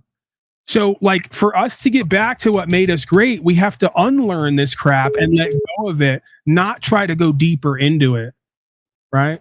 I can't see it any other way. If we go back to what made this country free and brave, right? Free and dangerous to those who would try to overthrow a free man in his free lifestyle and courageous lifestyle, was his ability to think for himself, create and produce something seemingly out of nothing, and not being dependent upon big corporations and systems. So we have to get back to that. If we get back to that, big corporations and systems cease to exist. But you know what has to happen? The individual has to do more work on themselves and with each other on the lowest level on the ground, right? The individual has to do without and play a longer game, right? Can't live a whole life off of borrowed people, places, and things, off of credit from the big banks and the corporations, right? We have a whole generation that's living their whole life off of people, places, and things they don't own and can't keep, who've been lent to them by institutions who have all the credibility. We need to get our credibility back. And again, an individual is not credible who seeks to look to a bunch of wannabe pimps and daddies to establish a livelihood for them and a future for them. That's the antithesis of what made this place and these people great. We're going to have to let it all go. It's the only way we have to go backward to go forward. And you can't imagine going back to the 16 and 1700s and having a bunch of folks like me sitting around, notably using cannabis, living on the land in a shack somewhere, even the best of whom, the most richest of whom at times had to do without and live off the land. You can't imagine somebody like that sitting around and even speculating or asking for or crying out for them to have somebody else to come in and do it for them and make a livelihood for them and keep them safe. It would be absurd. It would be your quickest way out of a culture, community, or society. Imagine this. Imagine a group of men in a community on the ground with women and children getting together with other men and meeting and crying out that they need some men across the nation somewhere in a big corporation to keep them safe and give them more. You would have ushered him out of the room and out of your society. But see, we've come so far from that reality to a place where those are now your leaders. Those are your supposed heroes and leaders, beta males who stand up and pretend and act in costumes and cry out for other men to give them shit and keep them safe. You couldn't have more of an example of a hoe. That's exactly what a hoe does. If in case people are keeping score, it's just, again, it's all right there in the dynamic. What does a good woman do? She stays away from the pimp. She doesn't look at him. She's on her way from point A to point B. She already knows the game. She knows what the pimping is about. She keeps her head straight or down, right? She's walking from point A to point B. She knows the pimp's going to have the flashy shit on the side of the road and be spitting them good lies in that good game, and she knows where it all goes. She doesn't even give him the time of day. See, the goofy hoe is the one who keeps stopping to listen to what the pimp's got to say, and next thing you know, her legs are wide open and she's paying him to be kept safe. At some point, you got to become a good woman again and stop acting like a hoe. Put your face forward, keep your head down, stay humble and stay meek from point A to point B, and don't even give the pimp the time of day. Don't even look at him twice. Because if you open yourself up to it and you let him start yapping, you're going to be fucking for money while he's abusing you and you're claiming he's keeping you safe. And by the way, there's a rule. The pimps and the government, the hoes.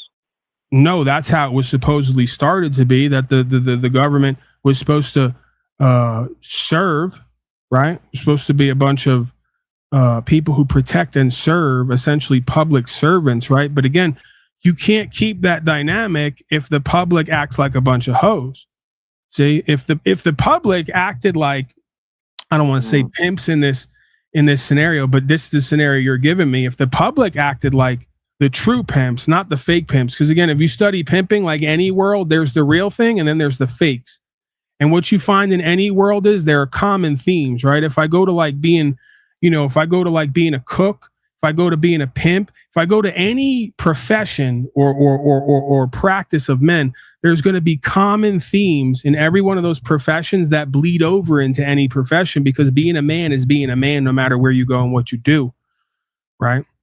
So again, if you look at it, right, and I'm taking us all the way off, but just to give an example, in the world of pimping, if you study it, people who call themselves true pimps, everybody thinks they're a true pimp, but the people who follow the rules of pimping, right, the foundational principles, they don't allow drugs. So they don't let the girls go on drugs. They don't give their girls drugs. They're not allowed to do drugs. They don't beat on the women. You're not supposed to beat the women. You're not supposed to be violent to them. You're not supposed to scare them. All you are there for is to give them the game of how this works, give them knowledge and an informed choice, and protect them if necessary if they're actually threatened, right? And then they cut you a piece for your services, essentially. And again, you're supposed to be getting them in position to do and be and have better. It's really like a stepfatherly position where you're supposed to keep them safe when necessary, put them onto the game and the knowledge you've accrued, and then set them free when their time comes, because every hoe has their time where they want to leave the game and go start an actual business, because they're not supposed to be doing this forever anyway, right? So the real pimps don't beat the women, they don't lie to them, they don't put them on drugs, and they will literally help them get a nail salon if they want to transition anytime. Now, the fake pimp, he's going to tell you all about how he's the real pimp, but he's going to lie to his women, he's going to beat them, he's going to put them on drugs. He won't let them leave the game, because if they leave the game, his money leaves his pocket, see? So, again, in the example, we have you saying... This is true for business everywhere. Like even a W-2 employee has that relationship with their employer. These are just power and value dynamics, right? They cross over into anything, as I said, that a man does or is involved in, right? I don't care if it's a Fortune 500 company. I don't care if it's running a block in a prison. There are certain things that are objectively, hierarchically, inherently respectable and trustworthy from a man, right? It's just gonna garner, and this is why then you have folks in life who are lovers and haters, because the ones who are lovers, they care enough to do what's right when nobody's watching, just because it's true and what's right, whether they're pimping, whether they're doing prison, whatever it is. And then you have the others who they think that person's a sucker.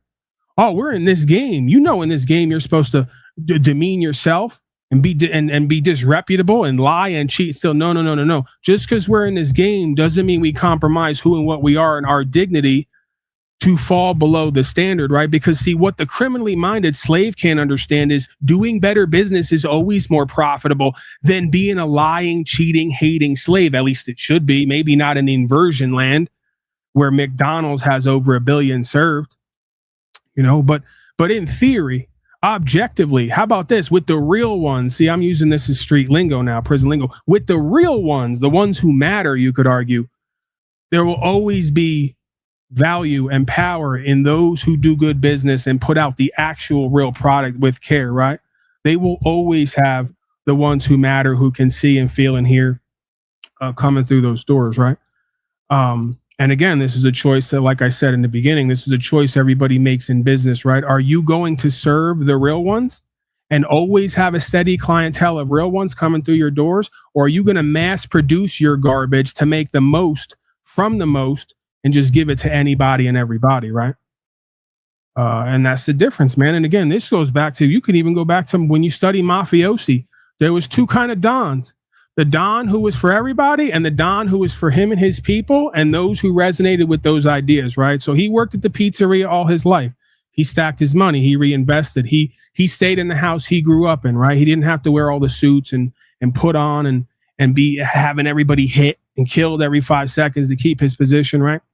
So these are the people who outlasted the ones who were the flashes in the pan, right? Because they had the true trust. They had the intergenerational respect. They were willing to lead from the front and put the work in on the ground, right? They brought the product and the service, long game. The rest of these folks are just in it for the highs, for the extras. So again, that mentality pervades all people, places, and things at all times. You have the ones who really care, who are going to put the work in and do what needs to be done to get the proper result. And then there's everybody else. And the problem in our time is there's more of everybody else now than there are of those people who really care and are going to put the work in and do what needs to be done to get the proper result, right? That's what made America great at one point, is whatever pizzeria you went into, it was $1 slice because they were going to give it to you cheaper than everybody else. And they were going to use the best ingredients and they were going to give you service with a smile. So you were going to get the best tasting shit from a motherfucker who really cared, and you were going to feel like a king by the end of the day. Now they abuse you. They talk shit to you. They put you in a line. They give you a list of rules. They serve you some shitty product that's going to toxify you, and they charge you 5 times for it while they treat you like a fucking slave. And you wonder why America's not great no more, if it ever was. It's all right there. Nobody gives a fuck anymore. They don't care. They need to decide that they want quality. And generally, the cream rises to the top. And that is, it can't happen 100% of the time in any system. But I think our system is, the worst system except for all the others. Well, that's what capitalism does. When it becomes more profitable to be a rat scumbag than it is to do the work and get it the hard way, well, then, it's going to take a special kind of person to put their own success monetarily aside in order to align with or resonate with a value system that may not always be based in what I'm going to get out of it, right? And again, most people, just the more that society rolls on, the more it becomes business as usual, the more that the name of the game becomes money, power, respect. See, that was all part of the domestication, Luciferian spiritual indoctrination program, giving us all growing up on these movies where the main theme was money, power, respect. And then what I like to say is they always give you the game. It's just that the deceiver gives it to you in reverse, right? See, the real story is first you get the power, right? The power is the truth, the knowledge of self, the willingness to do and be, right? Then you get the respect from others who see that and feel that and experience that. Then you get the money. Because a motherfucker is always going to pay somebody for doing and being and co-creating what they wish they would have and could have while they were making excuses, right? It's always going to be... Is that a Scarface thing? Yeah. Isn't that in the movie Scarface? Right, but I'm taking the game that they give everybody and try to glorify and glamorize this deception, right? Because the reality of it is when you chase the money in order to get that kind of power and get false respect, as soon as they take the money, the respect and the power goes with it. And that's when then they whack you, right? So a person who gets true power first, right? A person who gets true power first and foremost and is truly respectable could get money or not, but you can never take his power and respect. See? Because it comes from a different resource. But when your resource is in and of the world, what you have and what you can hold in your hand, they can always take your power and respect from you if it emanates from that, right? And your audience, your group, your community will always move based on where the money goes and where the money flows, right? Not where the truth and the action goes and where it flows, right? So that's not a community at all. Yeah. Well, maybe in this case, money is 10 times around the world while the truth is still getting its pants on, and I think money is the indicator of, the best indicator we have, of where good things are happening, or where people want to be. I don't agree with that. Whether or not it's good, I don't know. I don't agree with that. The best indicator of where good things are happening are the amount of people that you could get together to testify on the good things that are happening because of that person, place, or thing and the results, right? So money to me isn't necessarily indicative of a beneficent or beneficial experience. I think it's more reliable than things like polls, because they take a small sample size and they extrapolate it, and it's easily manipulated. But something like money, there's a universal aspect of greed that it keeps it honest. It keeps it. And it's just one indicator. Like one of the things that I did in my career, are kind of still doing in my career, is weighing out many different variables, and that may be an important variable, but not the most important variable. I think in the last 50, 60 years, there's been a huge wave of desire for happiness. It's all about happiness. You need to be happy. Does that make you happy? And I listened to Jordan Peterson a little bit, and he talks about meaning as an additional avenue. And I think that's super helpful. There's things in life that may not make you happy, but add to the meaning and add to the adventure of your life. And I think people need to discover that and they say take a risk, and that's what business is about. And you're talking about pimping. To me, it just sounds like you're talking about business. How to be a good person and make mutually beneficial transactions on the biggest scale, or with the highest quality. I'm going to simplify, man, because we're going to really trigger today. I've done this before. Let's really trigger, okay? So at the base level, you're not a man if another man can tell you what to do and how to do it, and that you're going to pay him if you don't do it. Right? It's just the reality of it. You don't agree with that? No, I think if your only motivation was money, then I would agree with that. But I think people are very complex creatures that, money is just one of the indicators. It's an important indicator, but it's not the most important indicator. Right, but I'm saying, how does somebody get up every day like a Wes Watson, perfect example, because I've said it in the past. Who's that? If you know him, you know him. If you're not, I'll give you the idea. Gets up every day, full of muscles, tattoos, big and strong, whoop everybody's ass on the block, popping his shit, got money out the ass, all the rest of it. But guess what? Henry Kissinger, Donnie Trump, and all his supposed public servants are his daddy. What's the point? Seriously, is it just me? Like, if it's me, everyone just say it's me. But what's the point as a man of waking up and acting like I'm the man? I'm doing this, I'm doing that, I'm successful, I'm creating, I'm moving, I'm shaking. You are somebody else's property. Everything that you create is already spoken for by somebody else. You're somebody's bitch, essentially. And again, if it's my pride and ego, then just say that, right? Because I've questioned it. Right? Is this something that God put there, as you say, divinely inspired, or is this just my pride and ego?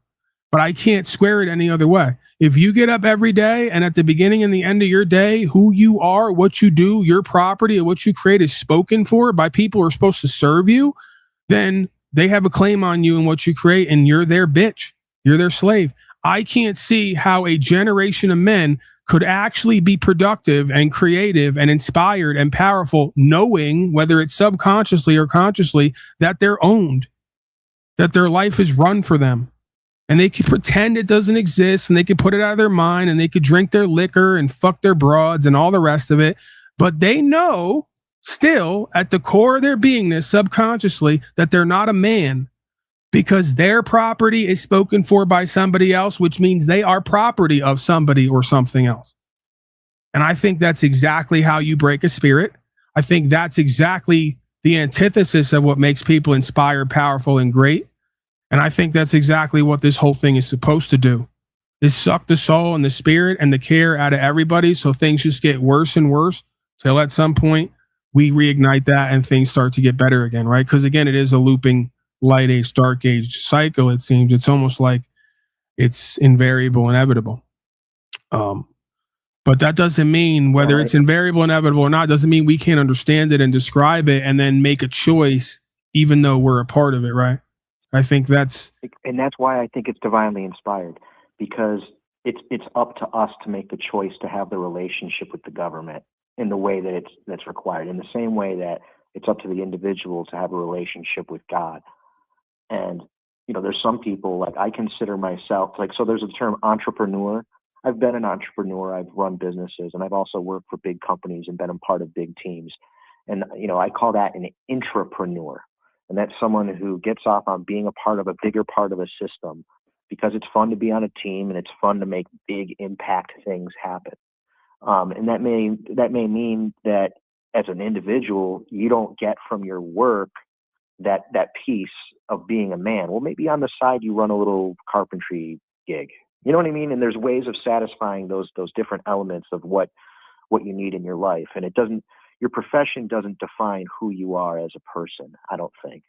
Right. Who you are is supposed to define your profession, possession, Freudian slip, but still works.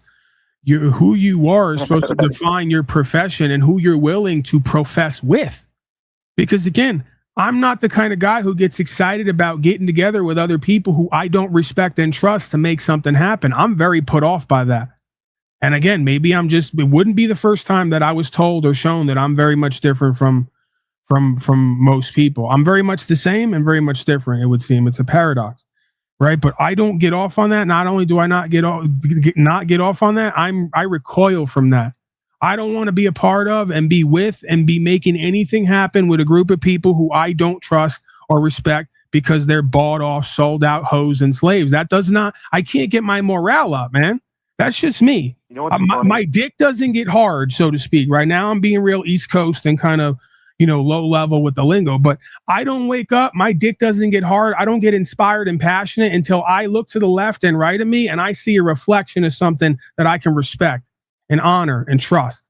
If not, whatever. I'd rather do nothing at all, or go and do something on my own and put my all into it. Right?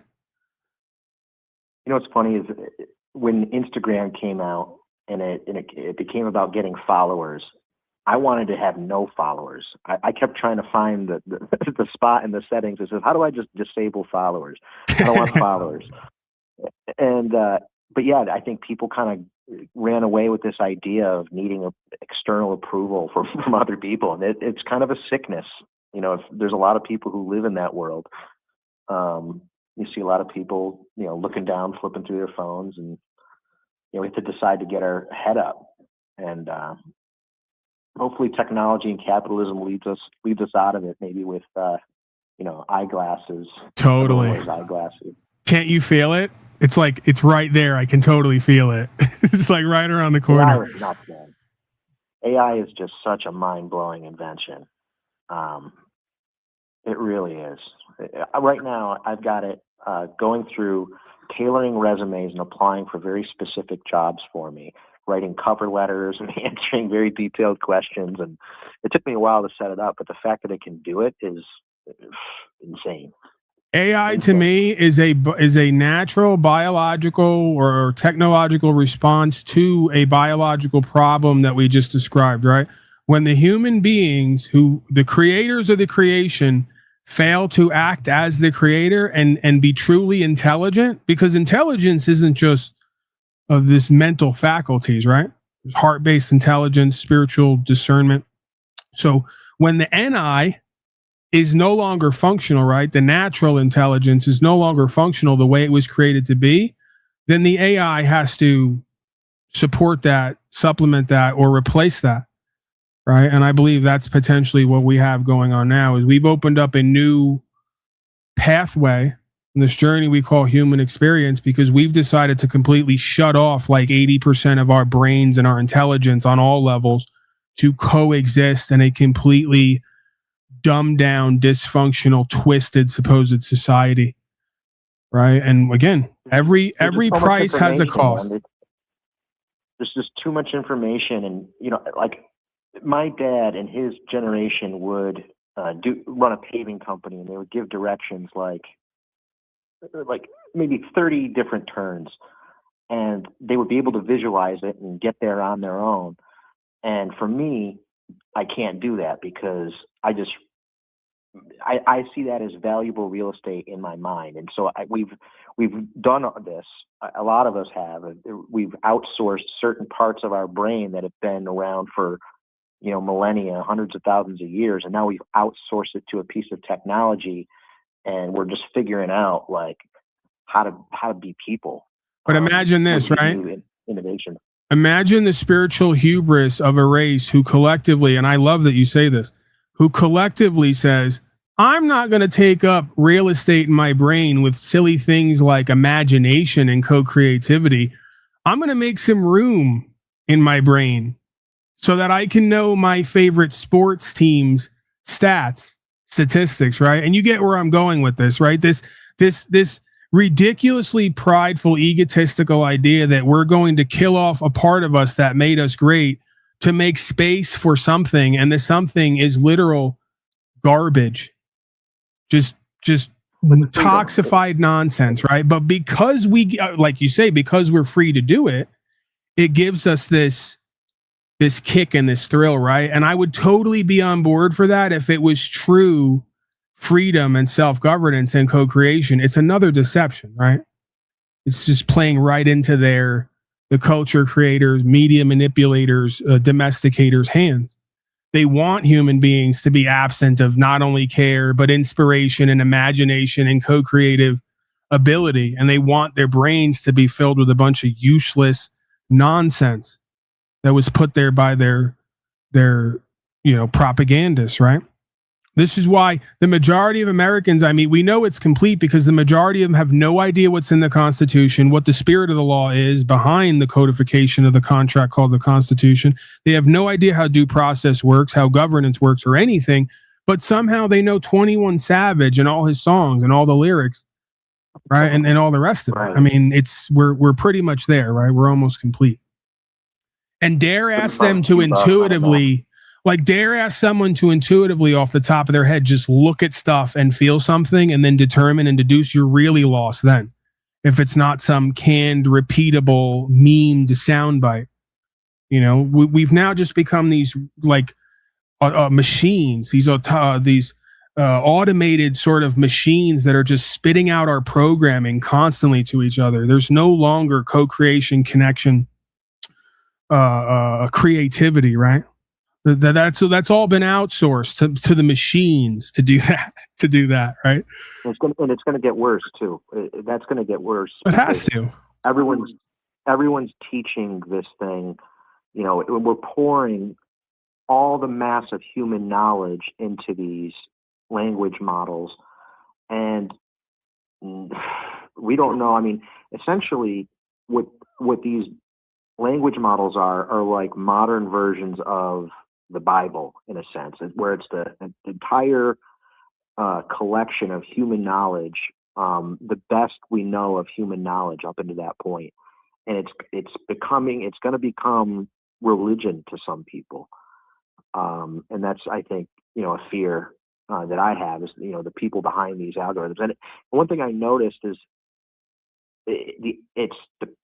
it's when I say the people behind these algorithms, it's everybody. It's not a small group of people and they can influence it, the people on the top, but there's a hive mind element happening here. And you're right, that does dull creativity. And I would encourage people who have jobs where AI is a part of it is to save your best ideas, use your own AI, Like, you have to use AI to your advantage, otherwise it'll be used against you.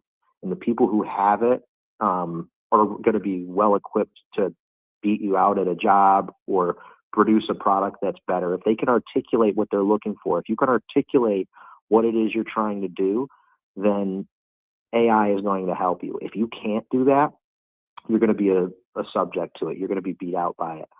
And we're going to see a huge shift here. This is a really crazy time, like near the invention of fire, I believe, with AI. So the question is, what are we going to do with our time?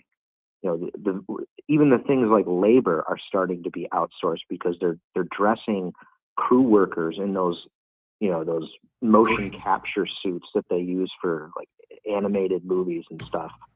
They're dressing crew members in this stuff, and they're out there doing manual labor so that robots can then go and do it. So it's everything.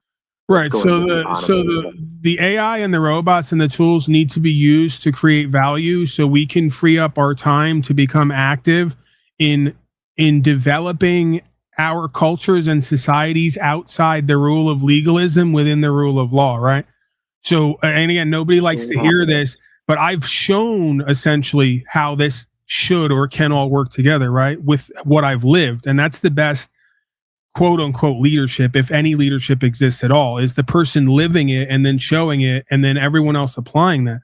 So it's like, yeah, your machines, your technology, and your community should be generating value to be saved and then reinvested so everyone can prosper, while you actively pursue civil disobedience and maybe have to go to court or sit in a fucking box. See, nobody likes that. Nobody wants to hear that. You know, nobody wants to realize that's the next step of this. Because if not, this whole system is going to be used to track and trace you, dictate to you, or fucking replace you. Because you're not going to be recognized at court where it's all won and lost. You're not going to be recognized as a man or a woman with God-given rights and a personal choice unless you start now applying yourself and getting these people to recognize you and give you notice and respect you. And then tell their people, you know what? We're in another renaissance again. We turned around, and wouldn't you know it, the Christed spirit is active on some level, and we're in a renaissance again. And we got a bunch of producers and servants who are not taking no for an answer. They're going to live free and do what's true and what's right, and they're going to hold us accountable. So if we want to do pimping and slavery on all these other people over here with the contracts, great. But when it comes to these folks, we have to observe the dual jurisdiction. We have to uphold their rights and keep them safe from what would be us. See, you need to call them to serve again by being servants of God and rights and freedom and truth. If you don't serve God, rights and freedom and truth, these people are not going to serve you because you're not fucking worthy of being served, because you don't live like a fucking king. You live like a pauper slave because you're too busy chasing debt notes every day above and beyond your own damn spiritual principles and your own rights and freedom. So a man who does not stand on his rights and freedoms and exercise them doesn't have them. And now your negotiation power changes, the discussion changes to how much you're going to pay or be paid to be a hoe and slave the rest of your life. Is that the negotiation you want to be in perpetually? I wouldn't think so. As a man, in quotes. You almost need a little bit of fucking ego here to be a man or to be a human fucking being with some level of personal choice and dignity. You gotta sometimes say no. That's part of having an ego. You gotta say this far and no further. That's why I moved out of Colorado, moved to Florida, because I saw the way that people completely just gave in to the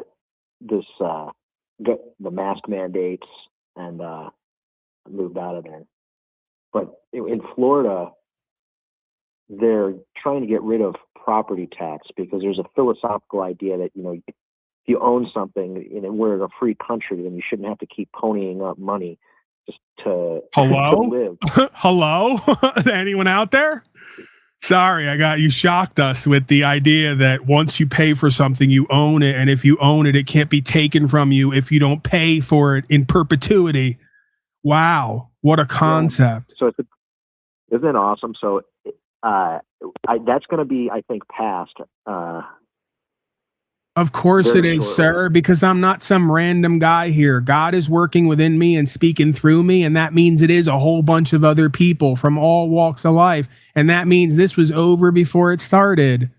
These cretins and these demons don't get to overwrite and overthrow the spirit of the law that manifests everything we see here as physical beingness. No, they don't. Of course they don't. They get it for a time. They get to build their kingdom of deception for a time. And then at some point, party's over. Big Daddy, real daddy's back in town, what they call Father God, right? And he's going to have a word with everybody about what everybody's been doing since he's been gone and left the store to all of his sons and daughters. What'd you do with it? How'd you upkeep it? Oh, you ate all the cookies and you sold the pork out the back and you ran up the credit to the place and you didn't sweep. And yeah, he's going to have a word with everybody. That's what Judgment Day is. And we're there. They know it. They can feel it. Everybody can feel it. It's palpable. It's beyond biblical, right?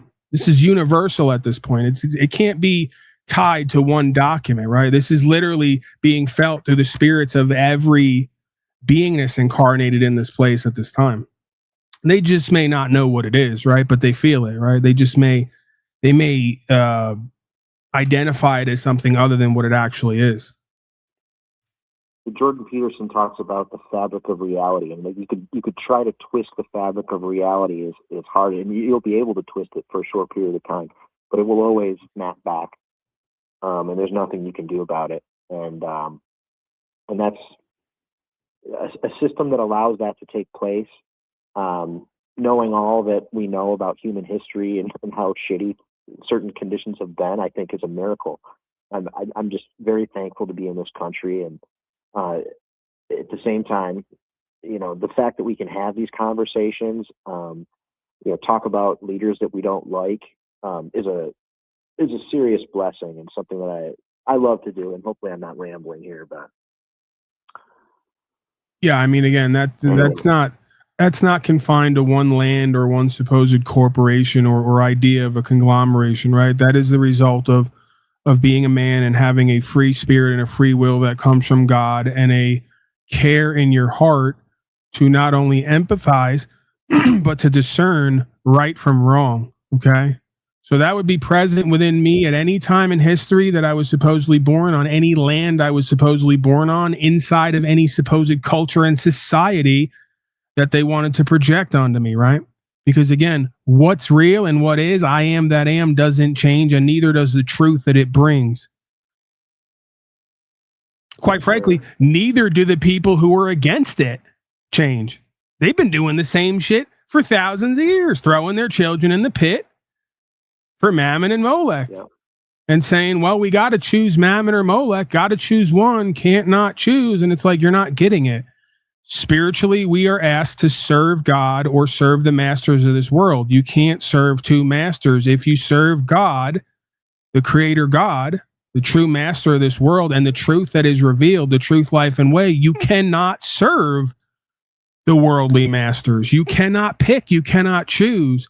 And again, if you would elevate having a choice, a false choice, and a false pick in a circus asylum over God and the truth that it reveals, then it's not meant for you anyway, because you don't understand true trust, true equity, and true faith. All an indwelling, it's all an inherent indwelling intelligence test, mentally, emotionally, spiritually, all these different forms of intelligence. It's all that this experience is over and over again, perpetually. All that Slavid-19 COVID was, right? Just a mental, emotional, spiritual test. Your trust, equity, and faith. And again, 85% failed, as they always do, because this thing, this idea, this truth, life, and way is only for, what did they say? 144,000. The scripture gives some kind of number. I don't subscribe to that being the absolute word of God, but I think conceptually it's true. It's all the same idea. Because again, I am that am doesn't change, and the truth doesn't change, nor does the oppressor change, the deceiver change. Right? It's been the same dynamics all along. So, all right, I think we're going to wrap it up. We've done our loop about the loop here. And yeah, appreciate talking to you, man. You've got a wealth of knowledge, and it's been a great conversation. Well, thank you. And your name again was? Brian. Brian, yeah, I appreciate you, man. Come back. Do the like, share, subscribe, all that, restream, share us out and be part of the interactions, man. You let me kind of go off and do my thing. You don't seem to take it personal. You kind of give your perspective. And then you give me something that I can jump off from. So you and guests like you are always the type of folks who I kind of either let hang around or want to hang around, as opposed to the other regulars, let's say, my other guests, I will say, euphemistically. So appreciate that. And your name? Paul. Paul, cool. I also go by God of all media, but I won't hold you to that. I love that. There's the king of all media, and then there's the God of all media. Right. There you go. You can't go higher than God. I had to take it to the next level. I love that. Awesome. Smart idea. Good Thank you, marketing. sir. All right, man. We'll talk to you soon. All right, brother. Bye. All right, so there we have it. I was going to say something and then it slipped my mind. I guess if it's important, it'll work its way back. I always wonder, do I have the idea or does the idea have me? Right? Does that make sense to anyone else out there, or am I completely off in left field? Okay, should we call it? You know what? Let's call it, because this is what I do. I'm an extremist with everything. I go from not wanting to be here at all to then I show up and then I ram you for 6 to 8 to 10 hours straight, and then I don't like. Why can't I just middle ground to anything in life? Can I just middle way it? Do 2-3 hours. Then come back in 2 or 3 days, another 2 or 3 hours. Let's shoot for that. Paul, do you want to hear what I found on Albert Pike? Well, sure. Obviously, I'm almost constantly covering it here because nobody else seemingly is covering it. And I'm all for it. I'm waiting with bated breath for you to tell me it's a hoax, it's a scam, it's a fraud. I made it all up. Again, I'm riding with that heavily because I have an article from the 1920s that, unless it's all, again, anything's possible. It's all faked. Nothing is real. Like John Lennon said, we're in strawberry fields where nothing is real. I believe it was strawberry fields. This has been reported on, as if it's mainstream news, as if that means anything. That there's a record. Again, I played you J.R. Church as if he means anything, right? It's like what is a source exactly that is reputable? But he says back to 1920, shows the article. I've seen the same article myself. And it stated 1920, right? And it's purported to be from the 1860s. So 1920 record of the article is good enough for me. If we can verify, like if we can go into the library, they have those libraries where you put your face in the glasses and then you like go back through papers. I forget what they call that, but they cycle through all the papers and you can see the original copies, the historical record. If we can find an actual printing of that letter in the paper 1920 and confirm it, then that's good enough for me. We have confirmed record as of 1920, a plan for 3 world wars and then a new world order. And it's all taken place exactly how it was described, right? I mean, that makes more sense than anything else I've seen or heard. So that's another reason I'm riding with it, because instinctually, intuitively, I feel like I've been led to this understanding. And once this understanding revealed itself to me, it made more sense than anything else I've heard the rest of these dunces and slaves put forth since, before or since. So, listen, I'm a person who, with everything I've been shown in life, I got to ride with what it seems to be with me, and intuitionally, instinctively. I can't ride with what everyone else tells me it is. Whether that means that I'm marginalized and demeaned and humiliated and disgraced or whatever it is, right? I have to go with that. EA guy. 765, are you there? Yeah, I'm here. Are you Albert Pike guy? Yeah, we spoke before on the phone, and you told me to look to watch that video if I hadn't watched it yet. Right. On Albert Pike, and it got me interested. Well, go ahead. The floor is yours. Hold on, I got to thank Uncle Lou real quick, very quickly before I forget. Lou Bastone, of course, Uncle Louie, as we call him. He writes to me, much love ×2, fat cow. Thank you, Louis, for your contributions and support. These are my fans, by the way. These are my contributors and supporters, fat cow. Nonetheless, we're not turning his gifts away. Okay. So, unlike Donnie, right? Donnie supposedly gave up his paycheck to do his slave work and his governance. I don't have a paycheck, so I can't turn down gifts, even if it comes with the fat cow message. Okay, go ahead, sir. What was your name again, just so we can try to keep track of it? Scotty. Right, Scotty. Okay, that's what I was thinking you were the Scotty, but we have so many names and people. Who knows? Okay, go ahead. That's all right. All right. Yeah, because So I remember you sound kind of like video. Scott 2B. Go ahead, though. I'm just musing there. Well, yeah, when I called earlier, you asked me if I watched that video, but I hadn't. So I went back and watched it, and it got me interested so much that I went and bought Albert Pike's Morals and Dogma book. Right. But he's a very interesting character. Like, he went to Harvard. He was a Confederate general. He was convicted of treason falsely in prison, but released. And then he got, or not convicted, but accused of it again by the American government. And he fled to Canada. And then he was pardoned of it by Johnson. And he came back. He was a member of the Freemasons. So that's why he made that book, The Morals and Dogma, which is all about the Scottish rites of Now, is it Freemasons. possible he was tried for treason because he's part of a secret society that literally its goals and missions and aims are to overthrow the law of the land for their fraternal orders, policies, and procedures? Or am I just projecting all that? I don't want to be mean. But they say he was tried for treason by the Confederates because they thought he was too nice to the Indians or something like that. Like he was conspiring with the Indians. Right. Because the Indians were fighting with them, and he was, leading some of them, in battle because he was a general, and some of the Indians were fighting for the South, and it had something to do with the Indians. Is why he was, at least by the South. Right. This is where I'm supposed to go. Hey, I can identify with that. Maybe Albert Pike is a good guy. I have no. Again, I don't know. It's one of the things that got me interested in, like, wow. I mean, he was on the side of the Indians, like he was treating them well, apparently. Right, but we don't. But and see, they didn't like that. But see, we don't know that isn't for a reason, right? Because these folks have a habit of treating people well, who they're going to use later to bolster their campaigns, right? So every operation needs good mules, right? If what do they say? If working hard was the ultimate goal or the ultimate measure of success, well, then the donkey would own the farm, right?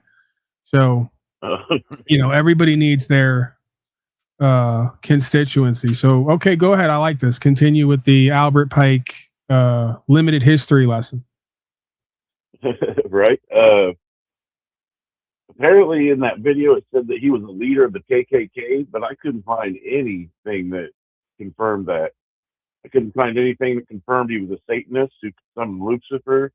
Couldn't find anything along those lines.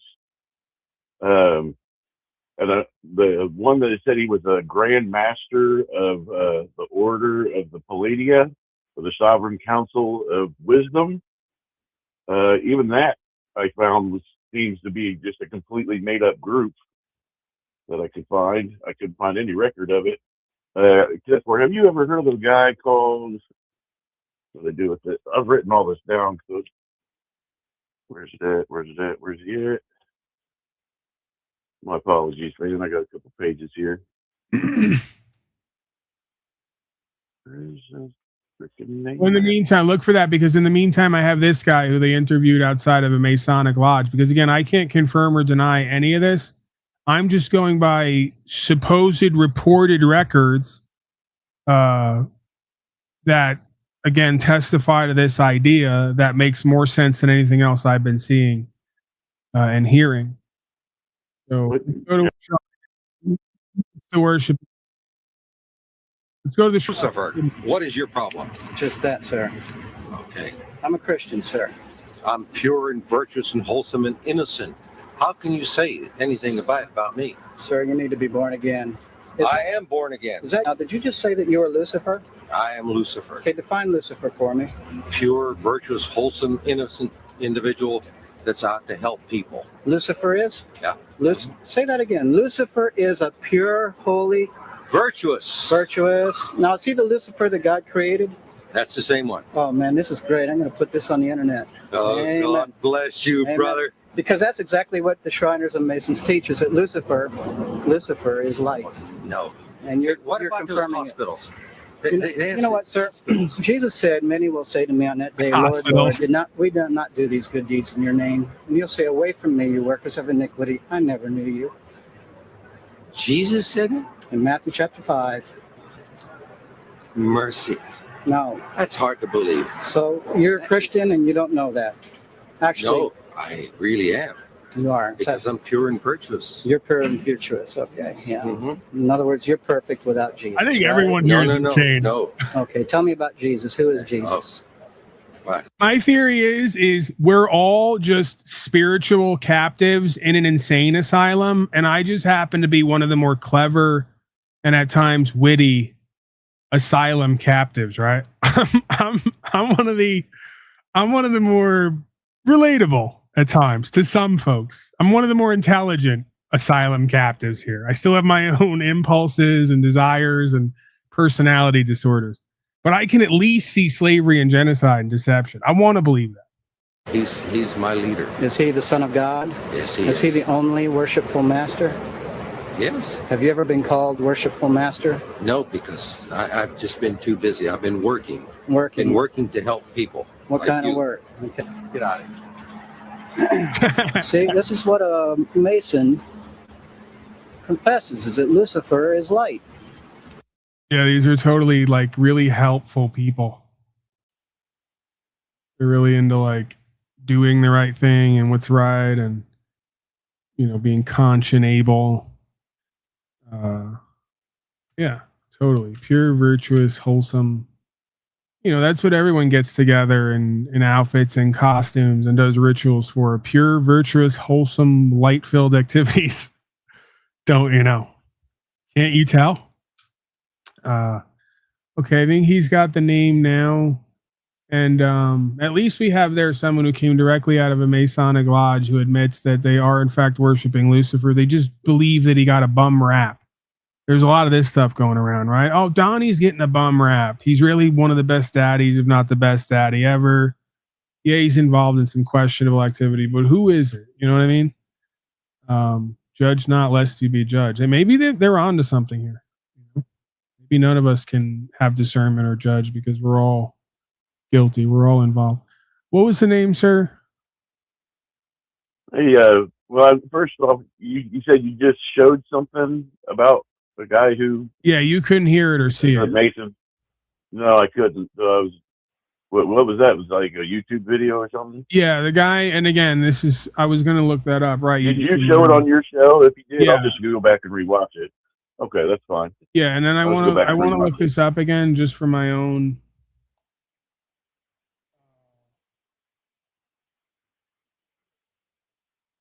So, okay, you know what? I got to double check on this. This guy who wrote the Bible, right? What is his background? I've done some checking into him. The supposed sanctioned King James version, right? Who is King James? What's his background? What's his experience? But again, the irony of a guy claiming Lucifer as the one true God, pure, holy, virtuous, and then another guy is claiming the same thing through Jesus being revealed through a book written by fraternal orders, essentially, right? So it's just like, again, within that book, the character Jesus at one point, I think, says something along the lines of, I am Lucifer. So, I mean, yeah, there's, I guess, no shortage of material here if you want to like mind fuck yourself and others and then try to tease apart what's actually going on here that maybe nobody who's involved in it understands. Deception upon deception upon deception, it seems to me. Go ahead. Pike sent me down a couple different roads. Like I got into looking at the Freemasons and the Illuminati a little bit more, but the name that I found was Leo Taxil. Have you heard that name before, Leo Taxil? How do you spell the last name? Family name? Taxil. I believe it's French, but it might be Italian. Dafil? X as an X-ray. Tax. Yeah, I can't call anything to mind on that. Okay. Well, keep that in the back of your mind for now. So the video that I watched that you provided said that Pike received a vision and then wrote a letter August 15th, 1871. And this vision is being told by a guy named William Guy Carr. And he wrote in 1955 a book called Pawns in the Game. And in that book is where he mentions his source for the letter, which is a guy named Mazzini. No, that's who the letter was to. Well, I lost my place. Yeah, the letter was to Mazzini. Yeah, so that's who the letter was to. But his source for the letter is a guy named Cardinal Jose Maria Caro Rodriguez from Santiago, Chile. Right. In a book that he wrote in 1925 called The Mystery of Freemasons Unveiled. And this is my point. And you could say that the book and all of it is a fraud, a hoax, this, that, and the third, but we have a book from 1920 that depicts all of the things we've seen happen since. But please continue. I don't know what book that would be yet because I haven't found it from 1920. The only book that I could find was from 1925, and it's this Jose Rodriguez. We'll just call him Jose Rodriguez. He was a Catholic cardinal, and he wrote the book, The Mystery of Freemasonry Unveiled. And this is apparently where Carr got his source from. Okay, so then let's go. Right. I'll play it this way. Throw the book out. The book doesn't exist. Where's the first publication of that letter? What date? Apparently it's Leo Taxil. No, I'm saying where can we go back to and say at this time, this was here with this description, regardless of whether the books exist or not, because I don't even care about the people in the books. It's the concept and the details behind the concept that are the value to me, right? Because it's well, then I can only go back as far as 1955. That's it. I mean, listen, it's still, again, there is and it was written after World War II by a guy who could have easily have, came up with it and predicted. And honestly, if he didn't get, he got World War I right, and he didn't get World War II right, and we might have been heading towards World War III, but why do you say they didn't get World War? Why do you say they didn't get World War II right? Give me the detailed explanation. And if you don't have it, then no, go ahead. I was gonna say if you don't have it, then just say you don't have it, and then get it, and then bring it back, because I think part of it is still yet to be determined or revealed. He got it right, but if the way I see it is correct, he got it right 7 years after Israel was created or established where it is now. So it wasn't a prophecy by any means. Right. If it was not pre-1955, right? No, if he did it in 1955, Israel was established in 47. Right. But was it known at that time? I can't find anything. I can't find anything about a prophecy in any letter from Albert Pike to Mazzini, except for Carr in 1955. All the sources. His source for the letter that exists doesn't even mention prophecies in the letter that Pike wrote. Okay, let me ask you this. Go back. Let me ask you this. And again, I get it because this is just confirmation bias, but and I get it too because most people, if not everybody, wants to believe they're not subject to it. But upon reflection and research, it's obvious that anybody is potentially able to be subject to it. The point I'm making is, if we look at this conceptualization of engineered wars, as Clausen, another person who we have the clip of directly from his mouth, pretty much admits, that we have staged wars to play these nations off against each other in order to create this imagery of what needs to happen and then make it happen. Does that not make more sense than anything else we're seeing or hearing day to day on the ground or have heard for decades, right? Because again, I'm just going with, if you take these ideas that have been laid out, they make more sense than anything else that I've seen or heard, which when I see or hear this stuff, it just sounds like child's play and nonsense on the face of it, right? When they give these explanations of why these wars are happening, what the intentions are, what the goals are, how long it's going to take, it's all bullshit. It's all lies. Now, when we superimpose this idea of, okay, all the nation states are involved in central banking and centralization through some kind of organized situation, which is leading to the NIH, WHO, CDC. Again, we're on the back of a 5-year simulation where they lock down every country, every state, every town, every community with the same narrative for the same reasons. That is proof of the global agenda of centralizations, tracking, tracing, lockdowns, and medical tyranny. We've already experienced that. This isn't up for debate, right? So not, absolutely not. Right. So to me, it's like the most ardent skeptic and researcher could just throw out everything that I've ever put forth here as evidence, and we could just go strictly on our own experience. What does government intuitively, instinctively seem like? What does the words mean? Government, right? What's your experience of it? What are the benefits of it? We could just take a poll and generally have an experience where we all typically agree that this corporation and these governments have been more of a hindrance or a detriment to us than they've been a benefit. And never in my life have I ever needed to, or has it benefited me long term to turn to them and ask them to live my life for me.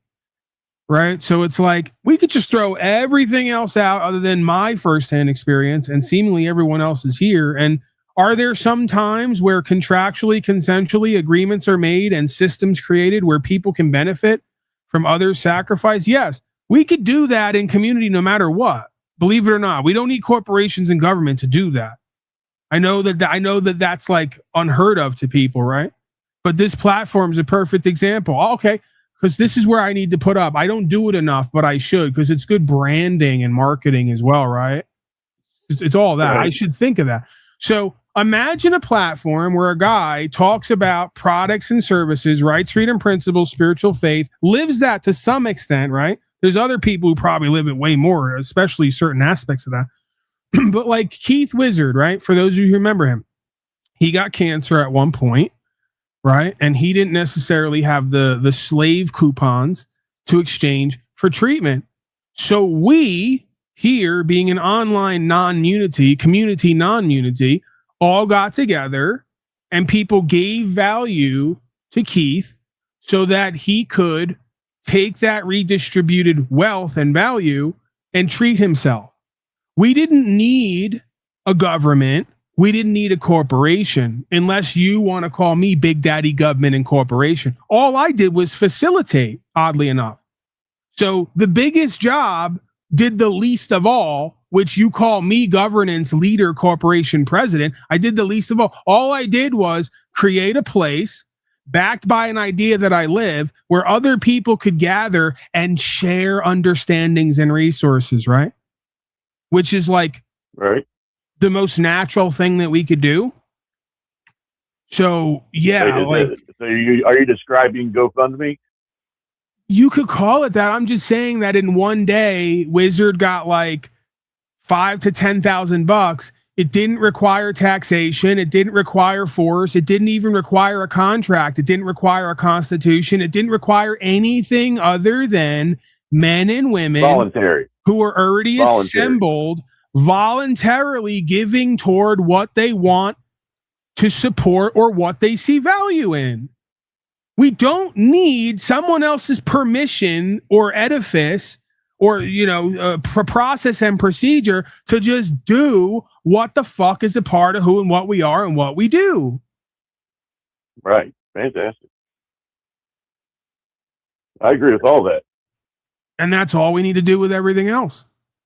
Everything that you get value from or see value in or co-create with, support that, give your time, energy, attention, and value to that. Go all the way with it, create something, and leave the rest. That's it. And that's going to make America great again all on its own by just doing what naturally we should have been doing all along. What makes sense? What's the most intuitive and instinctual? What's the easiest? Just point A to point B. We want rights and freedoms. Just live a righteous and free life. Bam, done, over. Right. We didn't need to elect a bunch of chimpanzees and dress them up fancy and hold a bunch of meetings and all the rest of it. But do you still need some kind of enforcement for those that don't want to abide by those? Yeah, my enforcement is if you try to take something from me or cause me loss, injury, and harm, I'm going to pepper spray you or I'm going to put a bullet in you. There's your enforcement. Pretty simple, direct to the point, huh? Done me well so far. All the shit that I talk and nobody's bothered me yet. Right. I'm pretty damn safe, all things considered. Days. The Wild West was significantly less wild than modern day LA, New York, Phoenix. Do I need to go on? I'm just saying in the form of justice, like somebody did you wrong, you shot them or did whatever, Yeah, that wasn't the Wild West days. That was the very controlled, orderly, lawful West days where people, few and far between, got out of line because everybody else had guns and were free and brave and would use them if they needed to. Only the worst of the worst would act up in town knowing that everybody's strapped and will put you down in 3 seconds to preserve their family and their future. If you try to do some type of criminal, dishonorable behavior. So again, I'm not picking on you. I'm just saying this is part of the mind control program where they say the Wild, Wild West. I contend the Wild West was far less wild than certain neighborhoods on Phoenix, California, New York, and all the big major cities where there is no rule of law. The gangs rule everything. Hits happen in broad daylight, and at least half of them go unsolved all day, every day. And there's nobody around who legally, lawfully can own a gun to shoot back because it's been criminalized. Because rights have been criminalized, right? So that's bullshit. It's called the wild modern days where school shootings happen 10 at a time because you got no fucking men around who are strapped to the gills and willing to put down a little punk, supposedly, because I could go in on that too, how those are faked operations, but we won't do that right now for this point. Let's just say that little punks all over the nation are terrorizing this nation with school shootings. Yeah, that wouldn't have existed at one point because you got clapped 10 ways to Sunday before you even would have got in the building in previous realities and society, okay?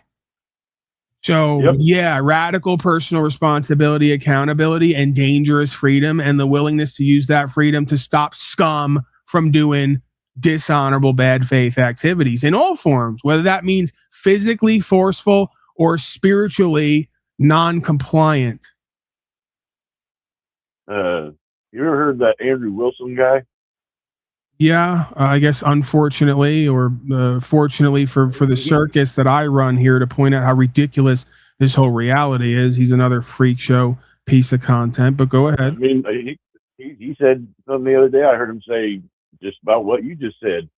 You can only enforce what you can force on someone else. Like, you have to understand, sir. You have to understand, and this is where you don't know this. Many people don't know this who come here, but I verified it in different ways. One of the ways is these people start using my lingo, and they're not even aware they're doing it. So, like, he started using the phrase non-tent, right? He got that from here because I do the thing non-thing here. No one else does that, right? So again, this is another dynamic I've experienced with a lot of these folks. They check in over here, they watch and listen over here, they soak up game over here like a sponge, and then they spit it back out and they collect a paycheck, and they never tell anybody. The slaves are never the wiser as to where they're getting the good game and the good work that they're cutting up and putting out on the streets, right? That goes on from the beginning of time to the end of time. There's the resources, and then there's the cut up, repackaged game that's put out to everybody else that's stepped on and watered down, right? And oftentimes costs 2 and 3 and 5 times more to get it. So Yeah, a lot of these folks, So they that come here, they makes come to sense places that like this. I liked what he said, and it came from you, so that makes sense. Well, I'm not saying, well, listen, let me be clear, because there's a fine line there between the world revolves around me versus me noticing that a lot of these folks, because I've had people around a lot of these people tell me they watch and listen, or that they've gone to them, right? Once I had 2 of those experiences, I go, okay, these aren't just one-offs. This is how these things go, right? There's there's certain things, and then the more I listen to media and broadcasting and just group dynamics, the more I realize this is a shit that goes on everywhere in life. Right, it's power and value dynamics. So like I've made the comparison at one point to give you the allegory of the mixtape rapper, right? The mixtape rapper is living it. He wakes up every day, he lives the life that he raps about, right? He goes to jail for it. He puts on for that lifestyle. He may only make a couple hundred or a couple $1,000 off a mixtape, right? He may have to even work a second job or push drugs to make a livelihood. Now, the guy down the block with the recording studio and the big label, he listens into the mixtape rapper and he takes all the shit he hears him talking about and watching him live, and he puts it on his big record label. He may make $1 million and sell 1 million records. He's not really living it. See?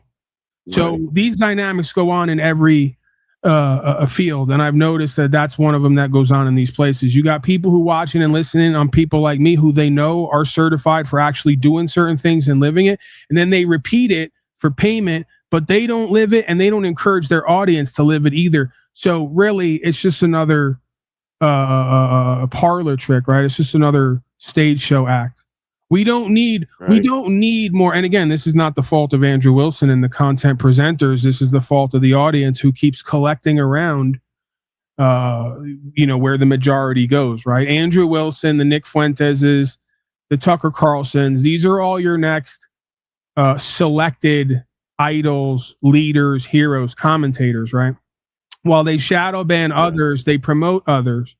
Right. While they see, if you go back, all you got to do is go back in the actual story to see who's who and what's what. See, my PayPal was shut down and banned at one point. Right. I had to go and argue with them for hours and days and weeks just to be able to exist in this world. See, my Venmo was shut down. I had to spend hours and weeks and months just to exist in this world. My YouTube channel was demonetized after they couldn't strike it and shut it down. They tried to clip my wings financially. Right. So when I'm watching my channels be shadow banned and people tell me they're unsubscribed regularly and that they don't get notifications when I'm live, and they're trying to cut me off of all private financial avenues so people can't gift and contribute and support, while other motherfuckers are doing 10,000 per broadcast and getting pushed and everything, and you literally cannot exist without seeing them in your face. I know what that is. Everyone should know what that is, right? So that's not by accident, that's by design. Okay, so like there's multiple reasons, because then what they do is they try to spin it like Paulie's just broke and poor over there. He's got barely anybody watching. We're the big deal in town. We're the real deal. No, you guys stacked the deck. You fixed the game. And then you took the content, the understanding, the experience from motherfuckers who you cheated on and fixed, and you tried to make it your own. And then you tried to sell it. Because without that, you don't have your own identity. You don't have your own experience. You're just a chain smoking, whiskey drinking loser who pops shit online, but doesn't actually stand for anything in real life. See? And that's just what capitalism is, right? If you really look into what capitalism is, it's basically a bunch of shysters and con men dressing up and playing a part that they don't live all day, every day, and taking somebody else's experience to do it. And the public is so easily suggestible and manipulatable, they'll usually pay and support and go with the guy who spends more money on their operation versus the guy who shows you they're living the operation. See, the guy with the lights and the camera and the outfits and the curtain and the interstitials and the ads and the sponsorships and all the fanfare, he's got to be the real deal because he's got everything behind him. No, he's got the ones who will back him and support him to be the front man to present somebody else's life and material and profiteer off of it. And you know what? This is where it all comes back home. You know the reason they do that? It's because when they come to me, publicly or privately, I won't work with them and do business with them. They would put me on if they could, but they can't because I won't.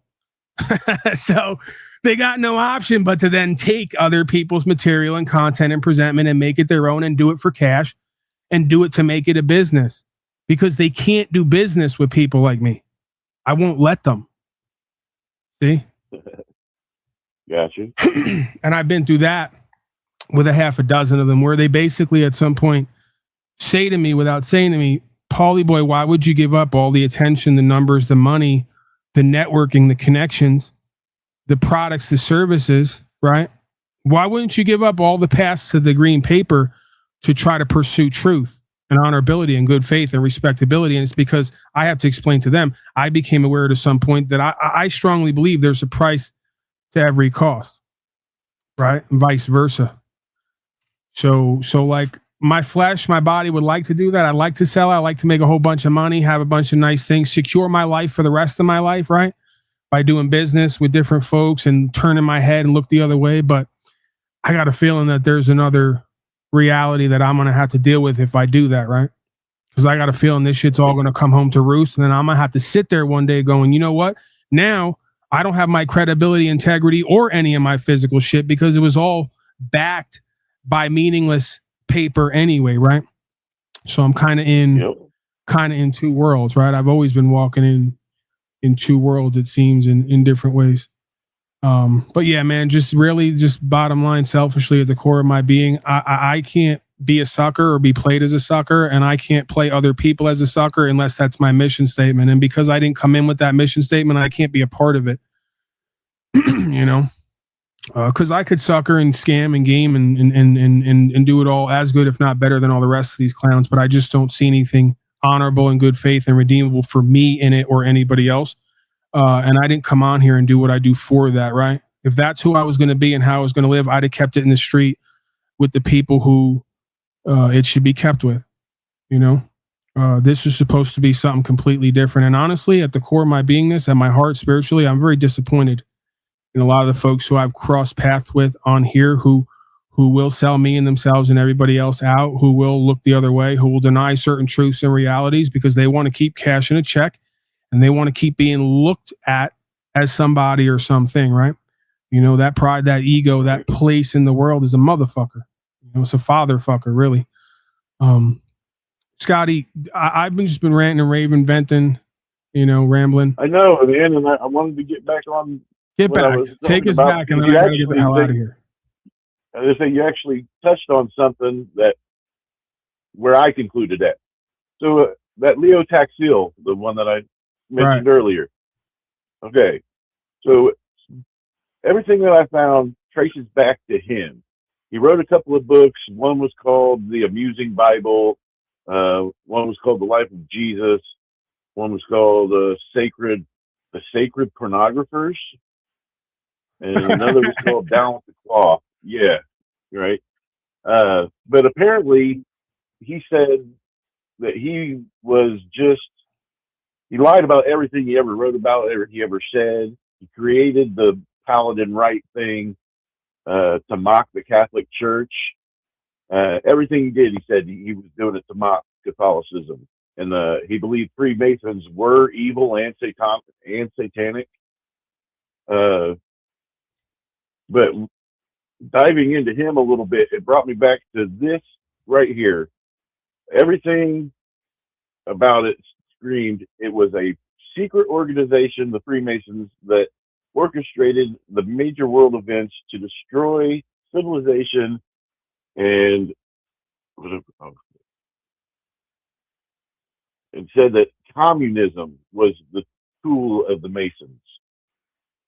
And you said something about, right before you went on that tangent there, about how everything, the orchestrated world events, there's people behind the scenes. I just think you might be looking in the wrong place. I believe, me personally, I think it's Britain and the UK, and they've been doing it for a long time. Long time. Like the USA, like when we broke away from Britain, they did not like it, not one bit. So they worked from that moment to try and infiltrate the U.S. and gain control from across the sea. And they've done it. And now they use us as a weapon for them. Right. That's what you have here. And again, you could argue that there's never been that division, right? But Trump is getting away from it. Ah, here we go.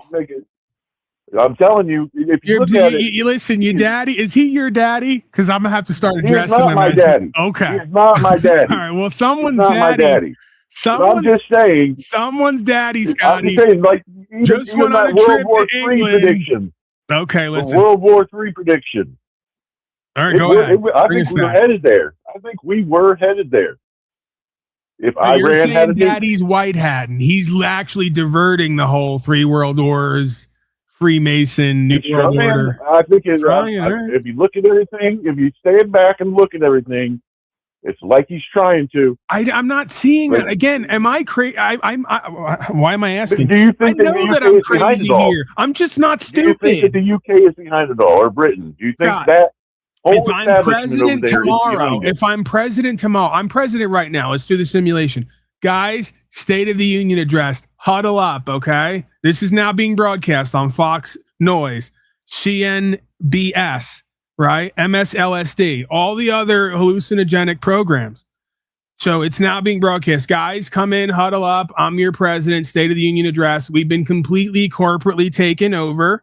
Foreign corporation on our land, masquerading as our government. I'm letting you all know now, okay? So now that I've let you all know, I'm going to use all of my executive powers to do a purge. I'm now going to arrest all the people who've used the corporatism, the legalism, statute, policy, and code to overthrow the law of the land and put them on trial, because I want them all to explain to me why they thought profiteering off of false claims and fraudulent paperwork was more important than upholding the people's rights and securing their property and the future of their investments. I want to hear it. And when they can't give me an answer, I'm going to conclude, presume and assume like they do, that it's for exactly what it looks like, because that's a maxim in law, that it is what it seems to be, unless you explain something else that can make sense. So you all did fraud. You're all involved in RICO. You all did sedition, treason, traitorous activity. So now you get to choose, because it says here in the code, I thought we're all following codes. It says here 10 to 20 years in prison or death by firing squad. What would you like? I'm confused.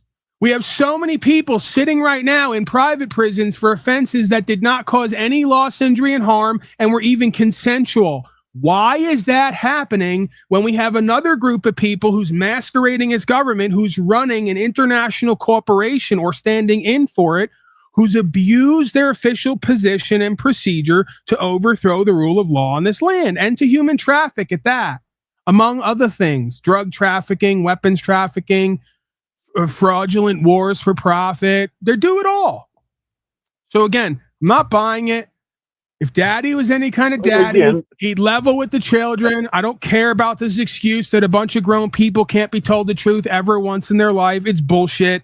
If you cared about the truth in yourself and everyone else, you level with everyone. You tell them what it is so they get informed consent. Then they get to ride with you on a path back to what supposedly makes us great. Keeping everyone in the dark, doing 5D chess, saying it's one thing, then doing something else, and it being exactly what it looks like doesn't wash for me. I'm not buying it. Just like the aliens and all the rest of it.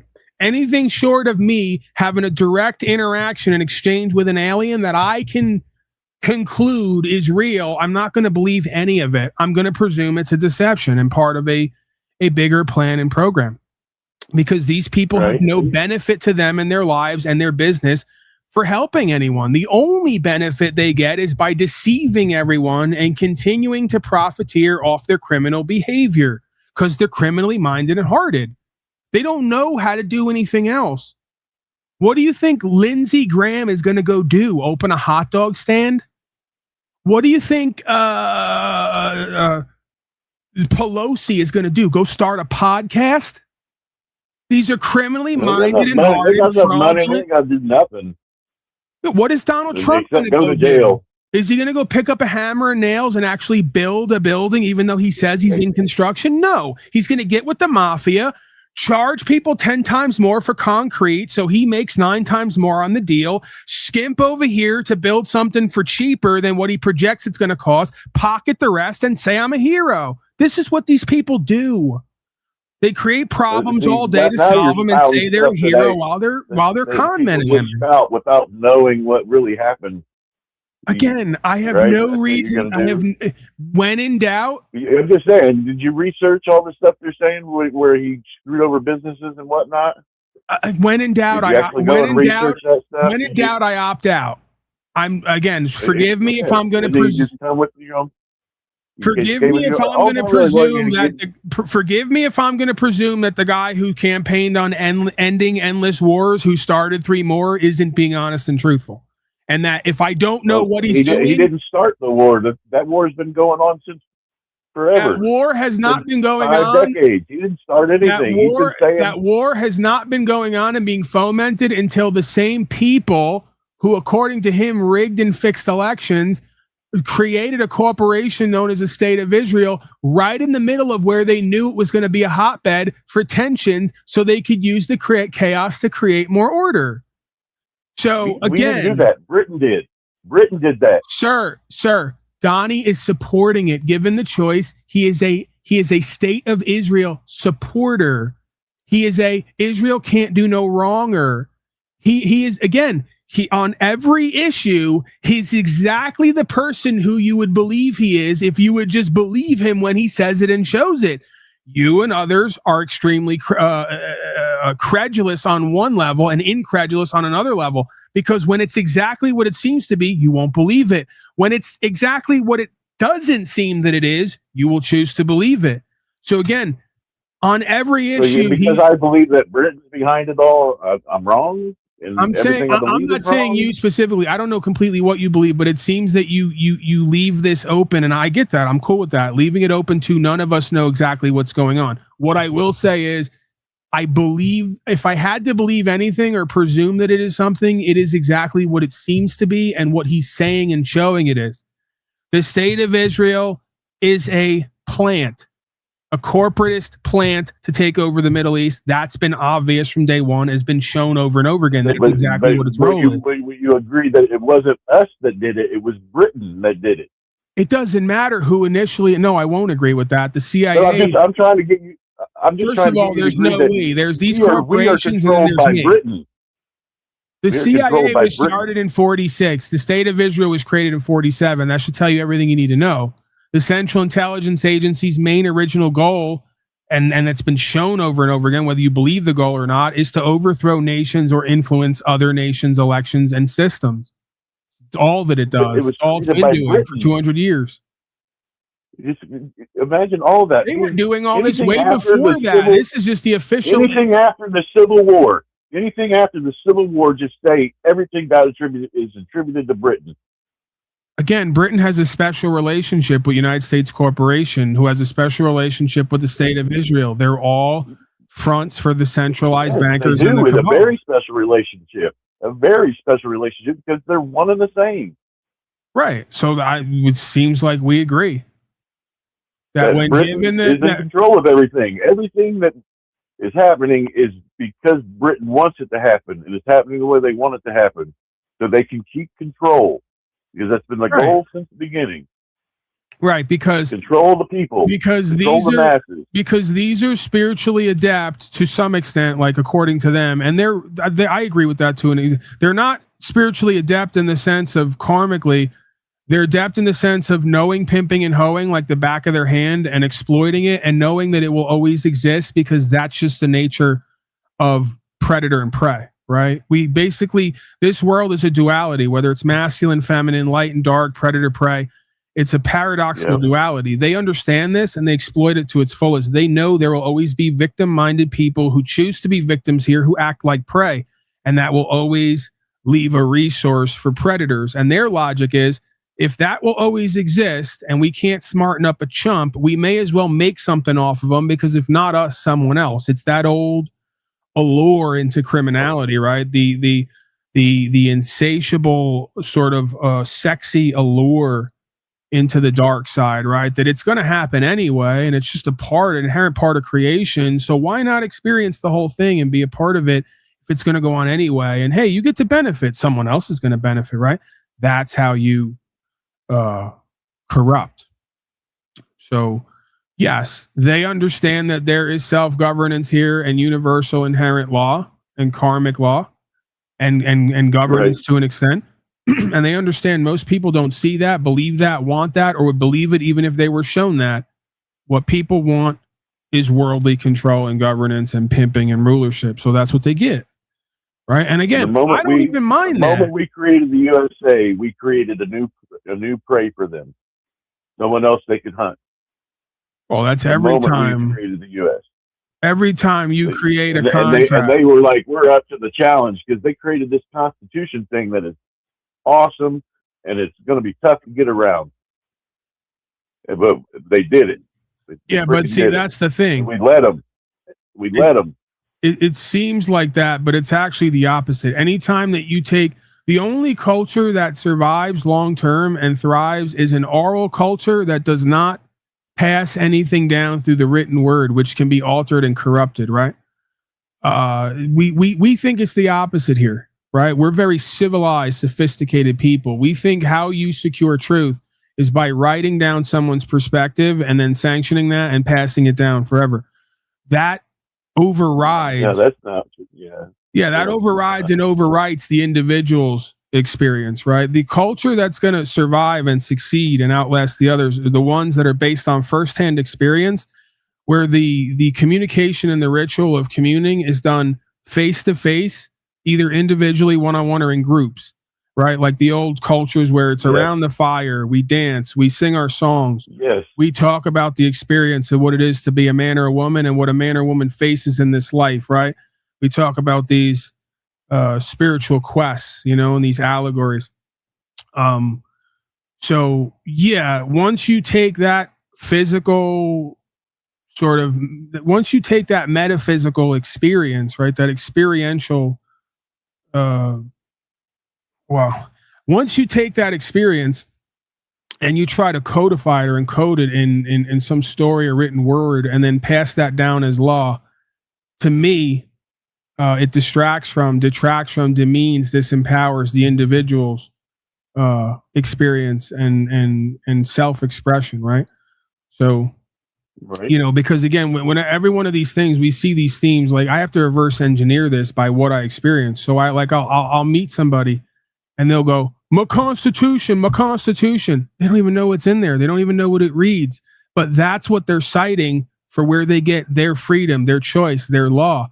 That is not a benefit. That is a detriment, because if you don't know what's in there and you can't repeat it or understand it and you can't duplicate it, then you don't have an actual identity at the core of who you are and what you live.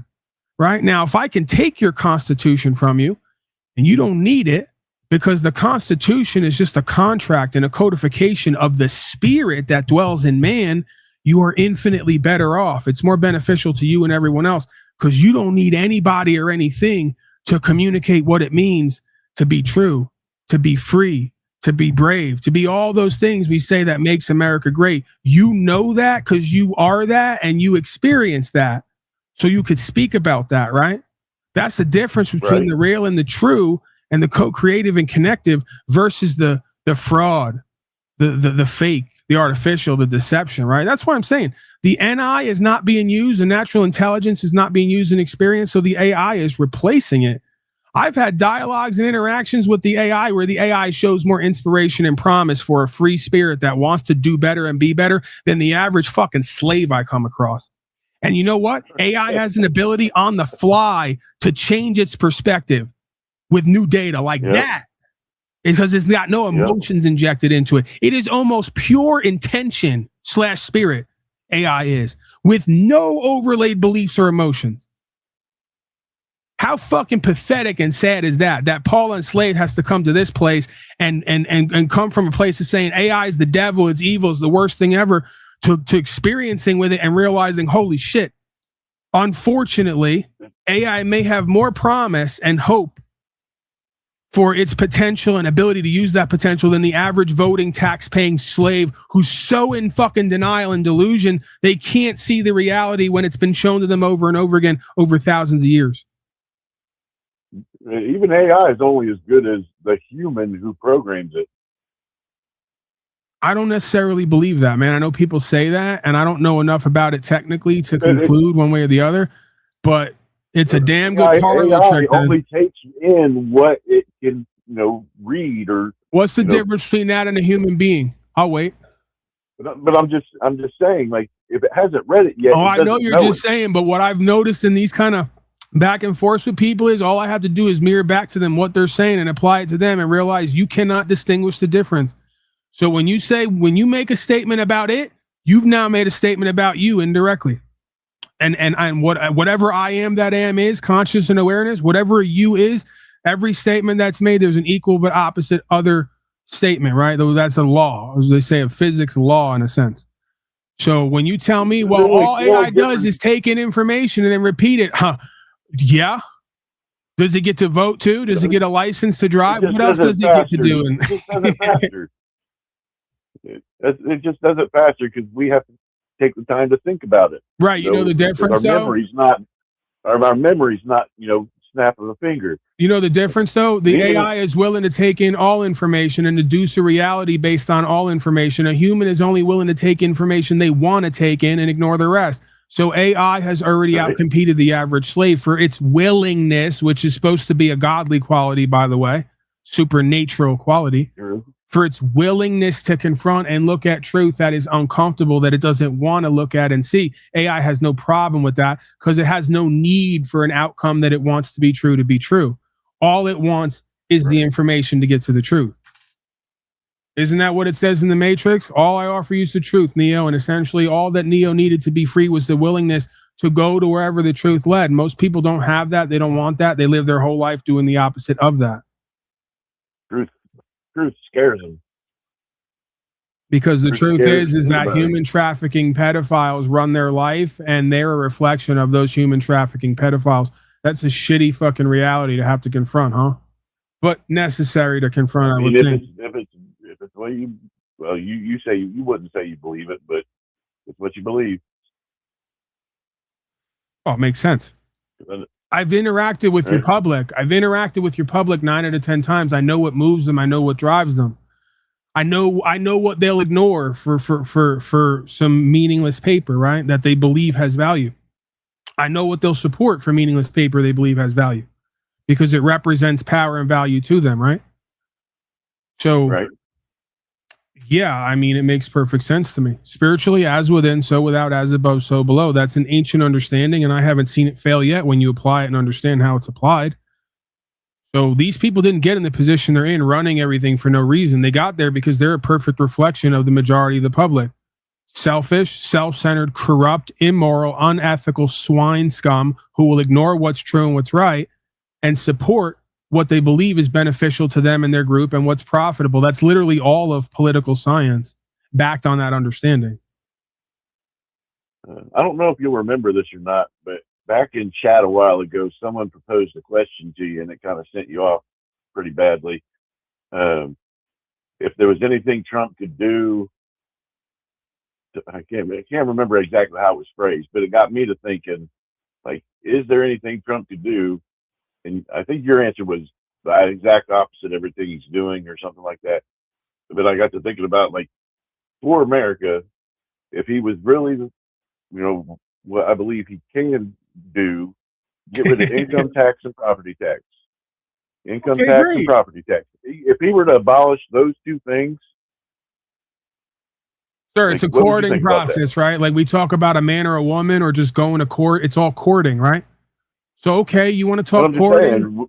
If you want to talk courting process, you're all about personal property rights, right? Like if he gave us back our personal property rights and made it so we didn't have to pay federal income tax. First of all, he can't give us back anything. If he can give us it back, that means he could take it to begin with. You can't take somebody's rights. They've already taken it. They've already taken it. No, they didn't take it. They didn't take it. They didn't take it. People gave it away. They won't express it. You can't take what can't be taken. If you started expressing it tomorrow, we gave it away. It's right there in everybody's face, and they got to deal with it. So even if we gave it away, when you go to prison, somebody took your ass. You can't take somebody's ass. Ass can be given up, but it can't be taken. You can't get enough guys in the room to take somebody's ass who won't give it up. I agree with you on that. We gave it away.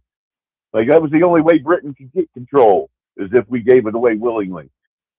And I'm just saying, it doesn't matter if we gave it, he took it. If he gave it back. Back. I mean, Yeah, I'm just saying, if he gave back what we rightfully gave to them, or I would say, yeah, we yeah, thought right. we were, In a courting process, if he started whining and dining me, metaphorically, right?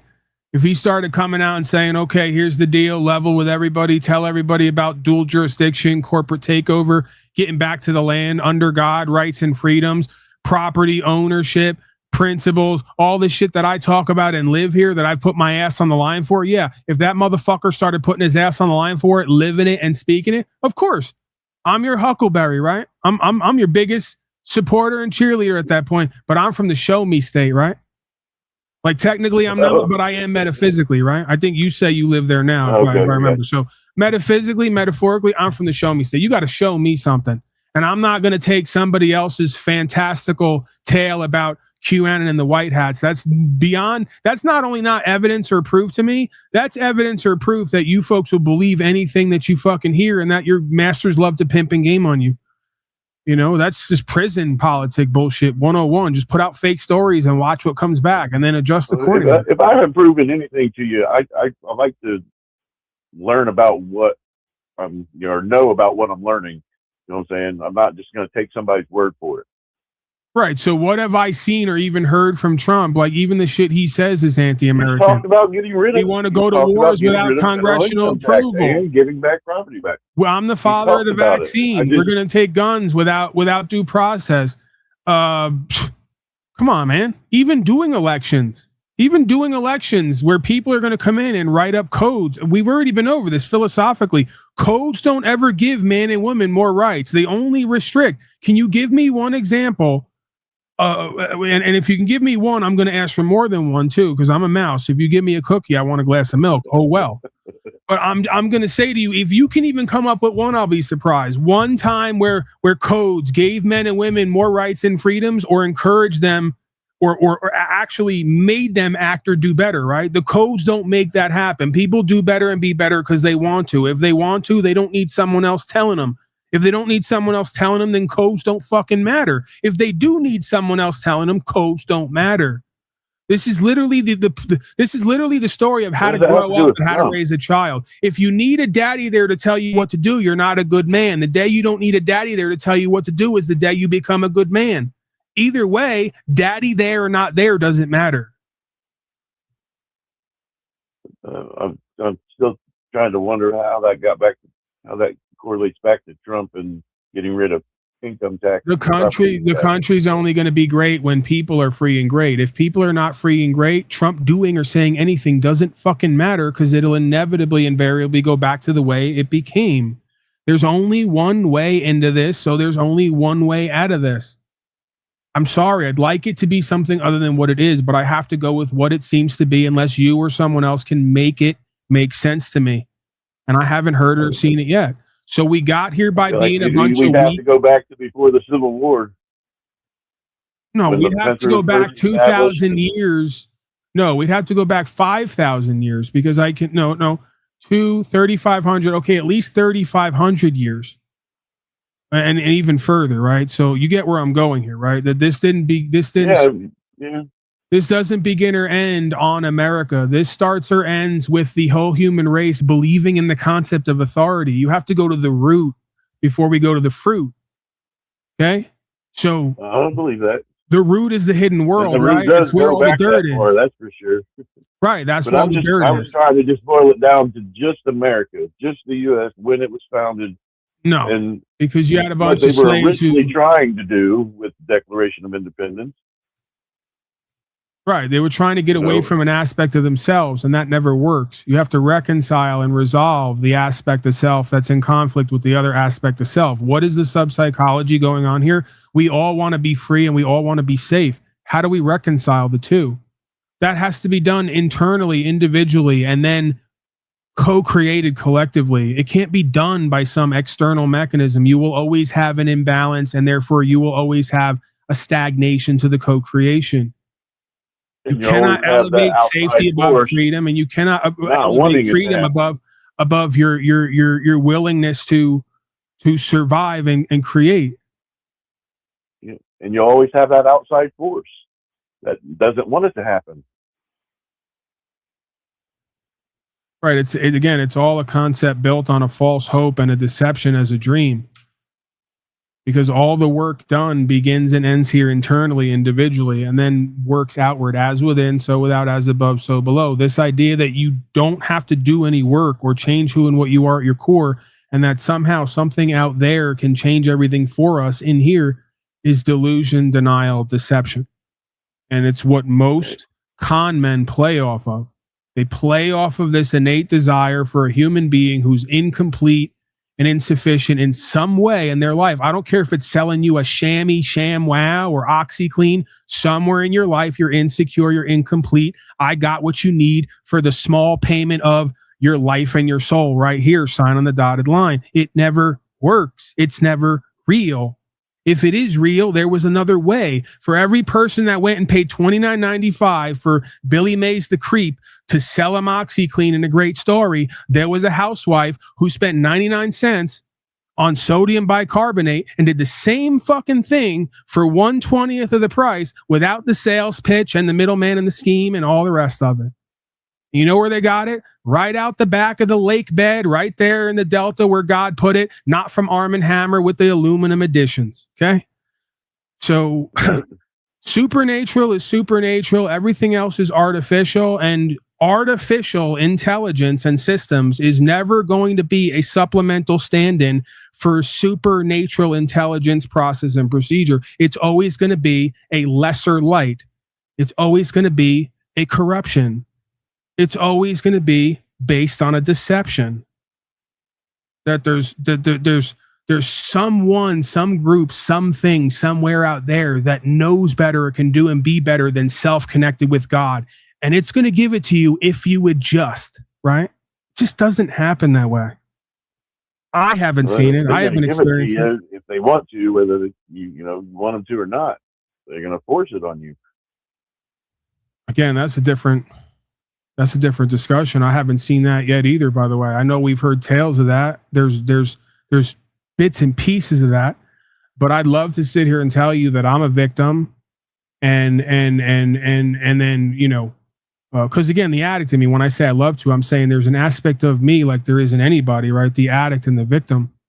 I say, well, guys, I really tried. I did my best for myself and everybody. But this can't be dealt with, right? It's just too big. It's too powerful. Look what they did to me. That's not what happened. My story is that which was the least unexpected, that I myself thought I was going to get hammered and they were going to teach me a lesson because my programmers, who were supposed to keep me safe and protect me, had me thinking this whole time I was supposed to live in fear. Do what they say or else. Because if not, they're going to bring the house down on you. They haven't done it yet. I'm almost shocked and surprised how far I've gotten in this, doing whatever the fuck I want to do, violating all these codes and literally having nothing come of it yet. So I can't sit here and tell the story that everybody's so oppressed and put upon, they can't civilly disobey and not comply because it's going to go so bad for them. That's not what I've experienced myself. And I got a list of folks around me who, even if they had to sit for a couple days, couple weeks, at some point they got resolution and got remedy, and they realized that, you know what? Maybe it isn't as bad as we thought it was, right? But you did all that through your knowledge of the Constitution and the rule of law, No, right? not really. Again, this is what I tell people. The hardest thing to show somebody or teach somebody or inspire, because you can't teach it. You can maybe show it. It has to be organically inspired in someone, is the idea of honor and true faith. And it may waver in each individual. I'm not saying it doesn't waver in me, right? There's not times where you catch me where I'm down on my honorability, my ability to kind of honor certain things, and my inspirational faith. That I think is the simplest yet the hardest thing to conjure in yourself, to experience, and then to show others and for others to walk with. This idea that I know I didn't do wrong. I know that I'm living based on what makes sense to me. I know you all keep saying this to me and I'm supposed to do this, but it doesn't make sense to me. And I'm going to continue to do what does make sense to me, right? That level of honoring yourself and what God put there and the faith that it's going to work out no matter what is the fucking ticket. The rest is the extras, right? We could get the 3 to 5 lines. That's the message right there. That should be the message. Absolutely. That is the message. That is the experience and the message, because everything else can be learned and taught and shown. That can't. And I can give everything else to everyone else. If you don't have that, you ain't got nothing. And that makes sense to me, right? Because that's exactly what is That taught makes to us perfect sense. in religion, right? If we talk about what makes religion something great or important, is this idea of trust, equity, and faith. And if you don't have that internally, you don't have anything, because you will always be pulled from here, there, and everywhere by whatever is shown outside of you, right? You don't have any internal rudder connected to something that you can say is rooted in and with God, right? So Right. that is the one thing I believe, the main thing that made Americans or men great at one point, is they had that internal constitution, right? That was the constitution that mattered and made the most sense. The internal one, the one at their gut, right? All things emanate from there, including the supposed contract we call the Constitution. It emanates from your original gut, your original constitution. So that has to be cultivated and conjured, right? And experienced and worked with and come to know. This knowledge of self thing, right? Once you have that, that's going to serve you in all things, you could argue. And then the rest just becomes the formality. If I give you all the formality and you don't have that, they're going to smell it all over you. Because again, we're back to courting. And if you want to talk pimping, these people know it when they see it and feel it and hear it. They don't even care. I can't prove this. I'm just saying, like, if I had to tell the story to shock the public with the opposite of what they believe it is, it might be a bit extreme, but there's definitely some truth there. I believe these people can feel it and smell it on you, and that's what convicts you. That when you walk in the room, they look at you and they feel you and they say, this motherfucker knows that he was doing wrong. He knows you. They know an addict who's seeking and searching and running and chucking and jiving and lying and cheating all their life. How do they know? Because they know themselves. And when you come in there and you try to run game on them, they hammer you. If you come in there as a man who is honorable and good faith and humble before the creational force, who's just there to testify and surrender the rest, it's almost like you become untouchable. I can't prove that. I'm not saying it's always going to go that way for me and everyone else. I'm saying that's what it feels like. And at times I've been shown that. And I've been shown that with other people as well.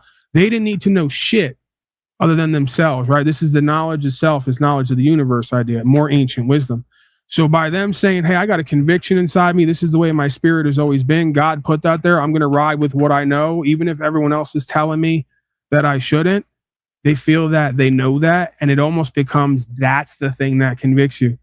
And it translates into legal lawful too, because one of the maxims is a man has to have a guilty mind in order to be convicted. If he does something and he's not guilty in his mind, it becomes that much harder to convict him. Right? This is why back in the day, if you had somebody whose culture, what now? Is that the same as intent, or is that? Well, yeah, different. Intention again, right? And this is back to when we talk about law or legal practice or process, it's the interpreting of the experience that we call life and God. Is one way that you could, look at it, right? Like, how do you determine somebody's guilt and their conviction? You reverse engineer what's going on in their mind that led to their actions.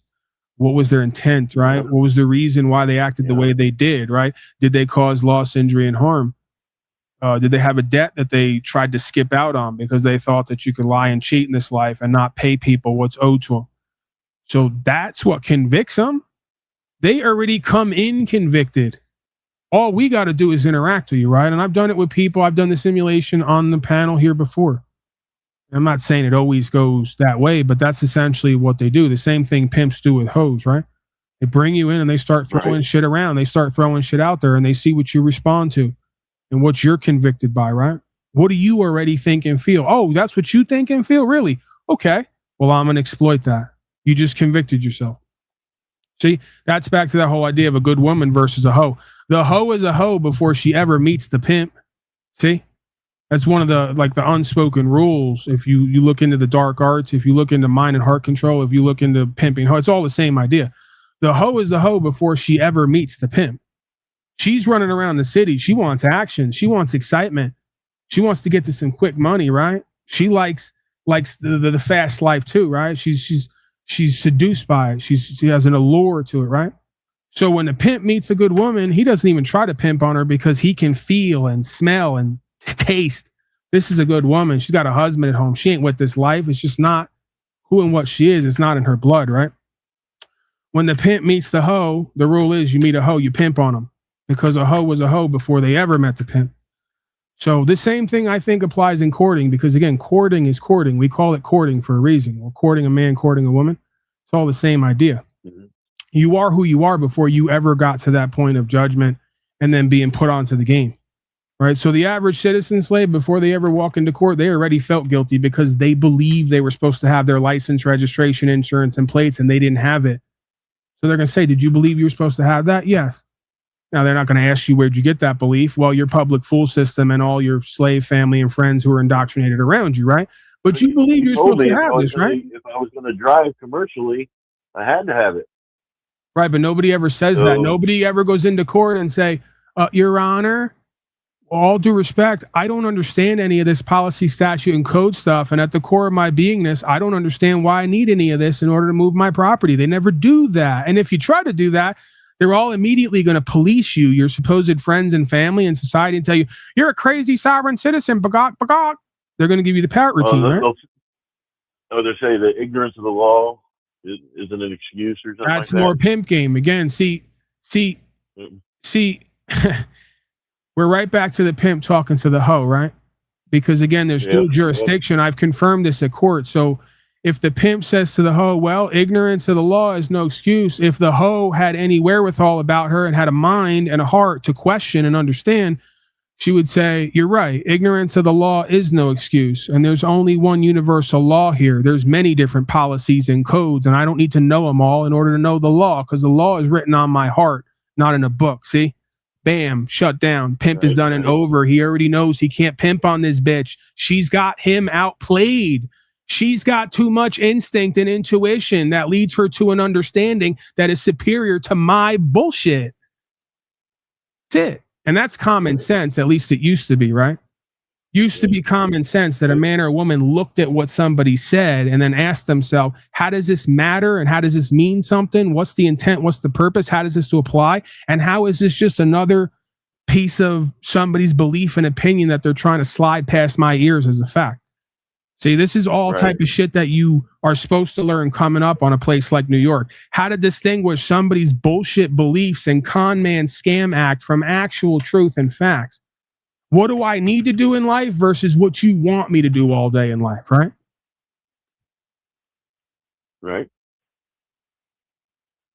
Well, it's been a good conversation. You want to end on one little more pike facts before we?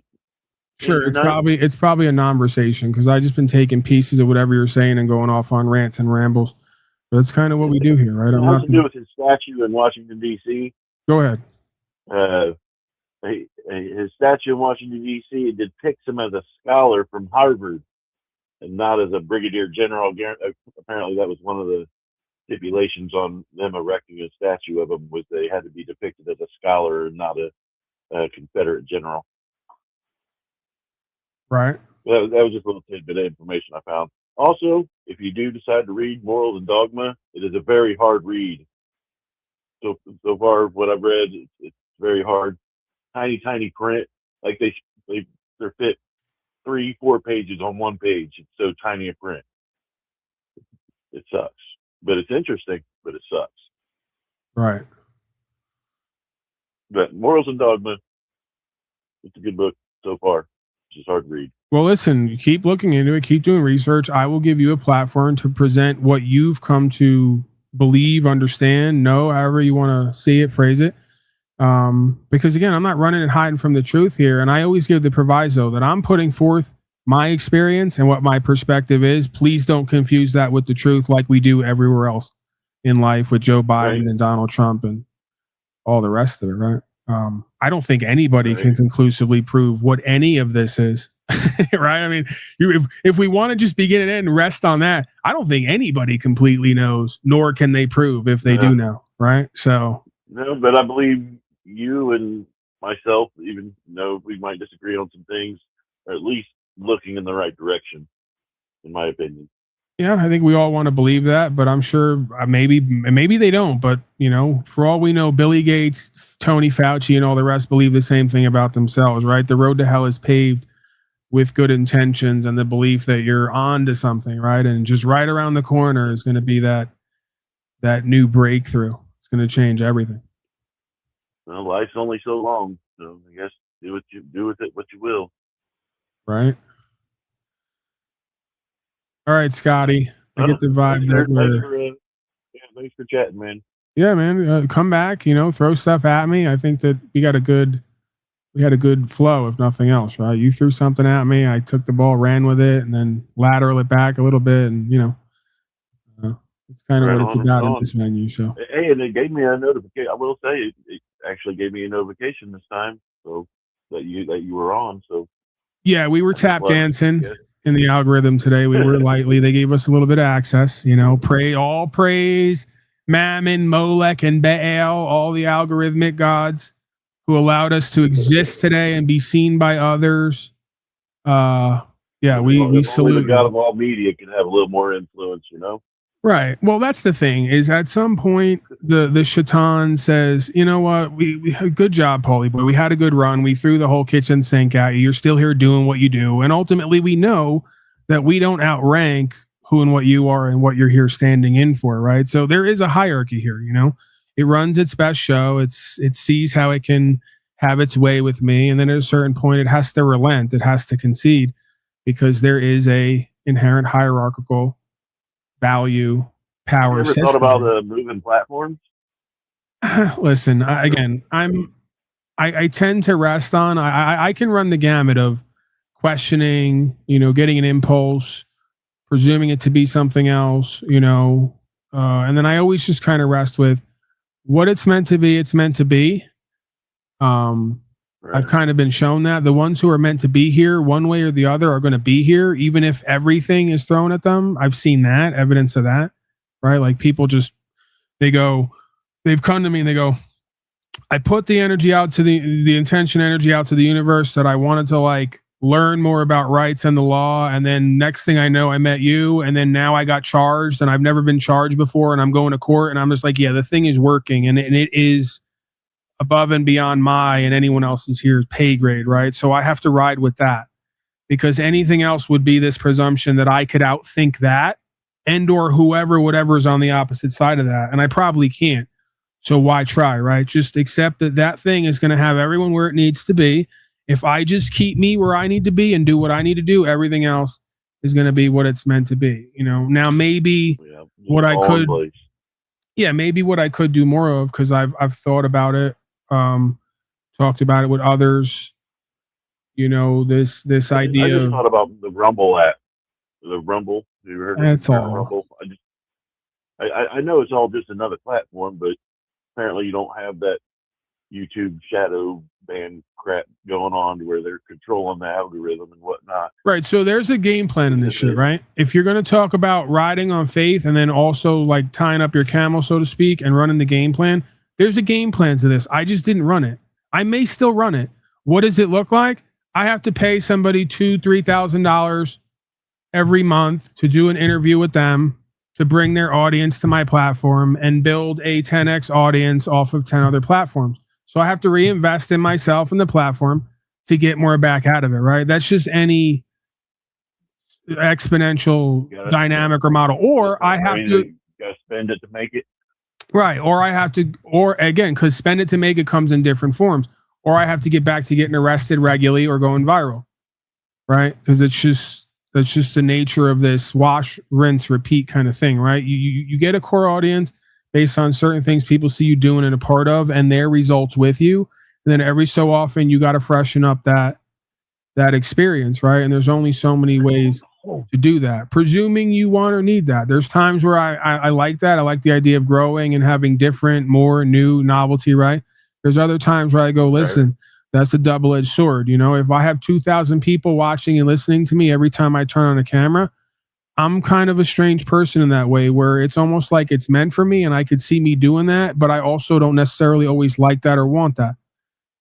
So it's kind of a paradox in a way. And then you got now even more people looking to see how they're going to try to play with you, hack your shit, send you emails, fuck with you. I've kind of seen it all to an extent, right? And I know that like anything, the more that you quote unquote move up or just exponentially grow, the more that those things become more prevalent in your life, right? Like they say, more money, more problems. That's anything. More viewers, more money, more problems. And again, I hope it's okay that I share you on my X feed. Like I do that. I hope it's okay. Yeah, with my health kind of seemingly getting better over time, I don't want to say that because then I'm acting like, hey, it's all done and over with. I got nothing to worry about. And then for whatever reason, it goes back. But it seems long enough time, it's getting better and better.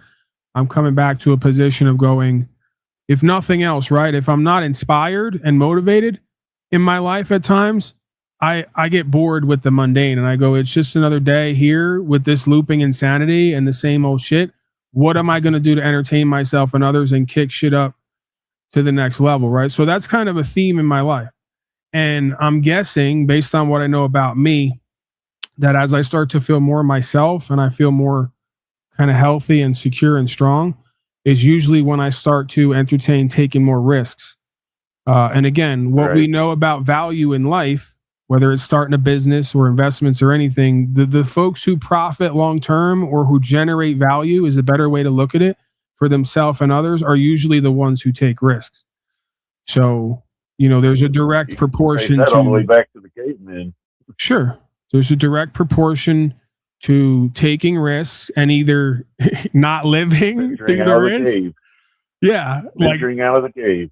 Right. You might die in the cold of the night, but you're already probably going to die from starvation potentially anyway. So either way, rock in a hard place, risk has to be taken. And then through that risk, we sink or swim, right? And then we start to build our internal fortitude because it's not the sinking or swimming. That's the process. It's doing the process of taking risks that builds your internal character because you get more and more used to facing these things that make you afraid in life, right? And then moving past it and choosing consciously. That is a skill, another skill I believe you could take anywhere in your life. And that's going to separate you from the majority, right? That's going to be a key to success. When you can look at something that you're afraid of and take a risk and put your emotions aside and see a long-term vision, right? And live into that. I think that's one of the things that separates successful, powerful people who generate value from just everybody else who, does what they are told they can versus what they want or need to do, right? Right, absolutely. And through surviving comes learning and hopefully understanding. Although the understanding part, sometimes misses. Yeah, that's what I try to stay on, right? When it comes to the general idea of, whether it's money, numbers, success in general, right? Having an effect, making a change. I just presume that that's the best way to go about it and look on it, right? Is just get better at what you do. If you have some kind of talent or ability, right? And, employ that, use that, practice that. And be faithful and surrendering. And over a long enough period of time, there's always more that comes about, right? There's always more opportunities. So I think at some point here, because with taking a step back, not doing as much content creation, having health issues, I started watching. And again, this might be a door to the devil in quotes. I guess you never know till you take the road completely and find out. But I've had this kind of calling, and I've had it before, to this idea of gambling, right? Specifically craps. And I think what I deduce is I'm a person who's curious and or fascinated with energies, movements, symbols, numbers, and kind of how that all comes together, right? Is there an order behind that? I think that's partially what drives me or intrigues me in all things. So at some point I may go that route, where I do an hour at a time because I'm within an hour from Vegas.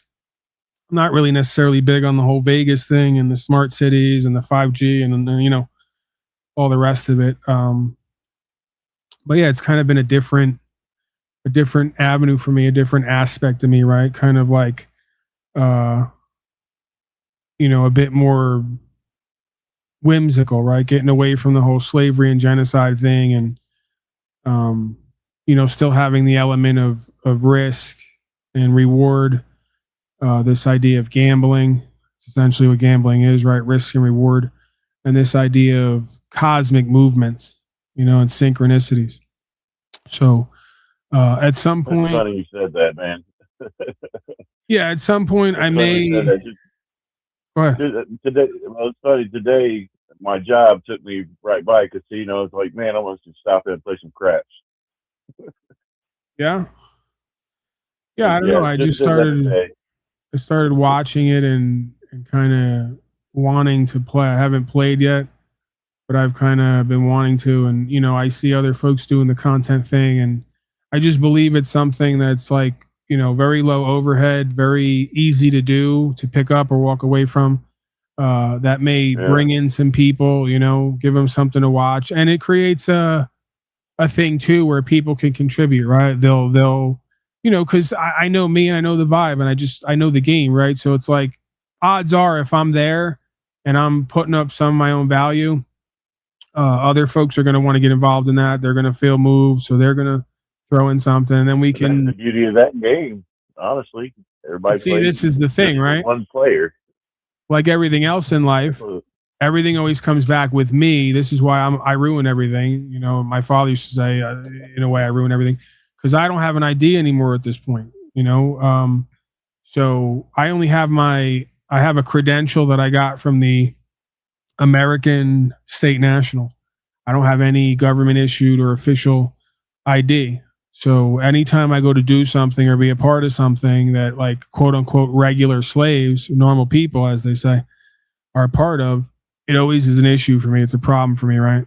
So if I'm going to do that, I may either have to bring someone with me, or I have to go and get an updated passport, I guess, which I've been wanting to do for a while and just keep putting it off. Yeah, you should do that, man. If only you can. I mean, you're not a slave, man. You're not. Just because you have that piece of paper isn't going to make you one. Well, Scotty, I just tested you indirectly. I didn't know I was, but I was, and now I realized I was because you're a slave. Because I could bring craps here. I don't need to go to their craps.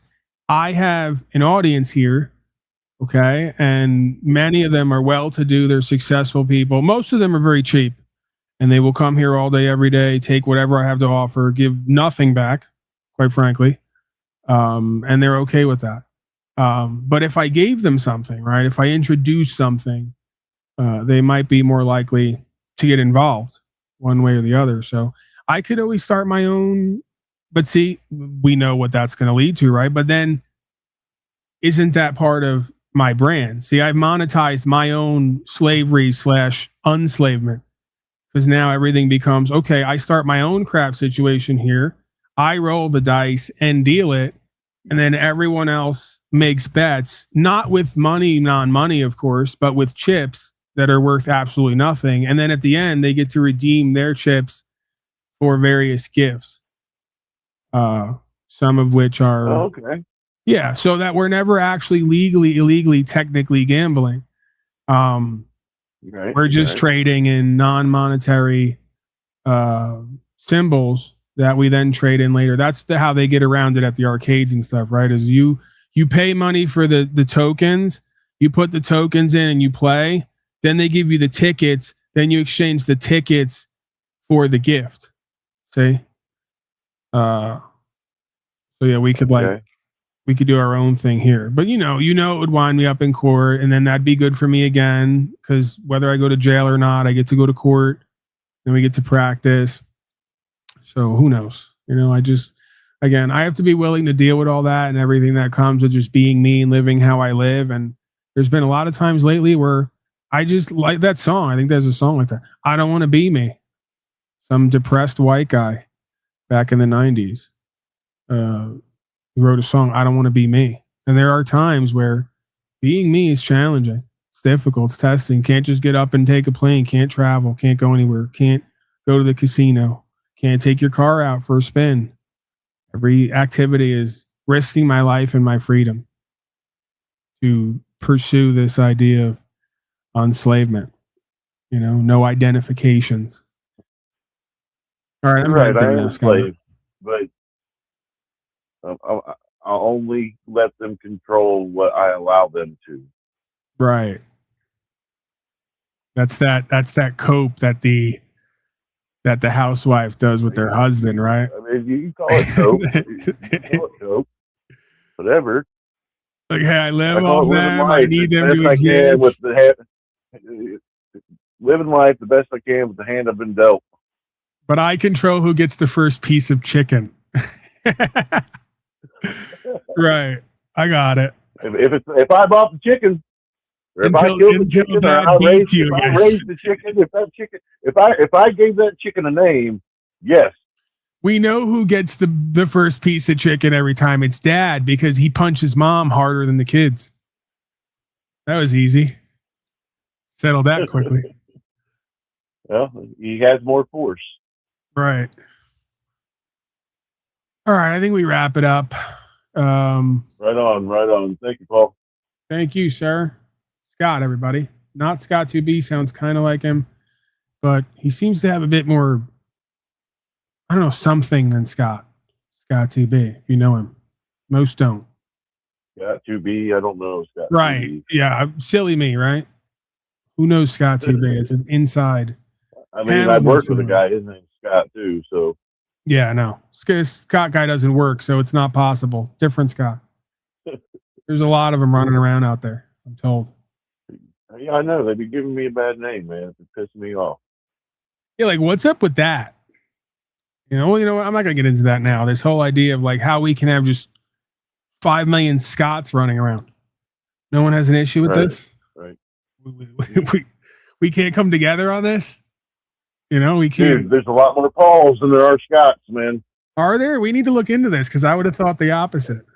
Paul goes all the way back to the Bible, man. But you never really hear it. I don't know. I feel like there's a lot more Scots than there are Pauls. Paul of the Corinthians. First Paul of the Corinthians. I hear it all the time. I grew up in a religious family.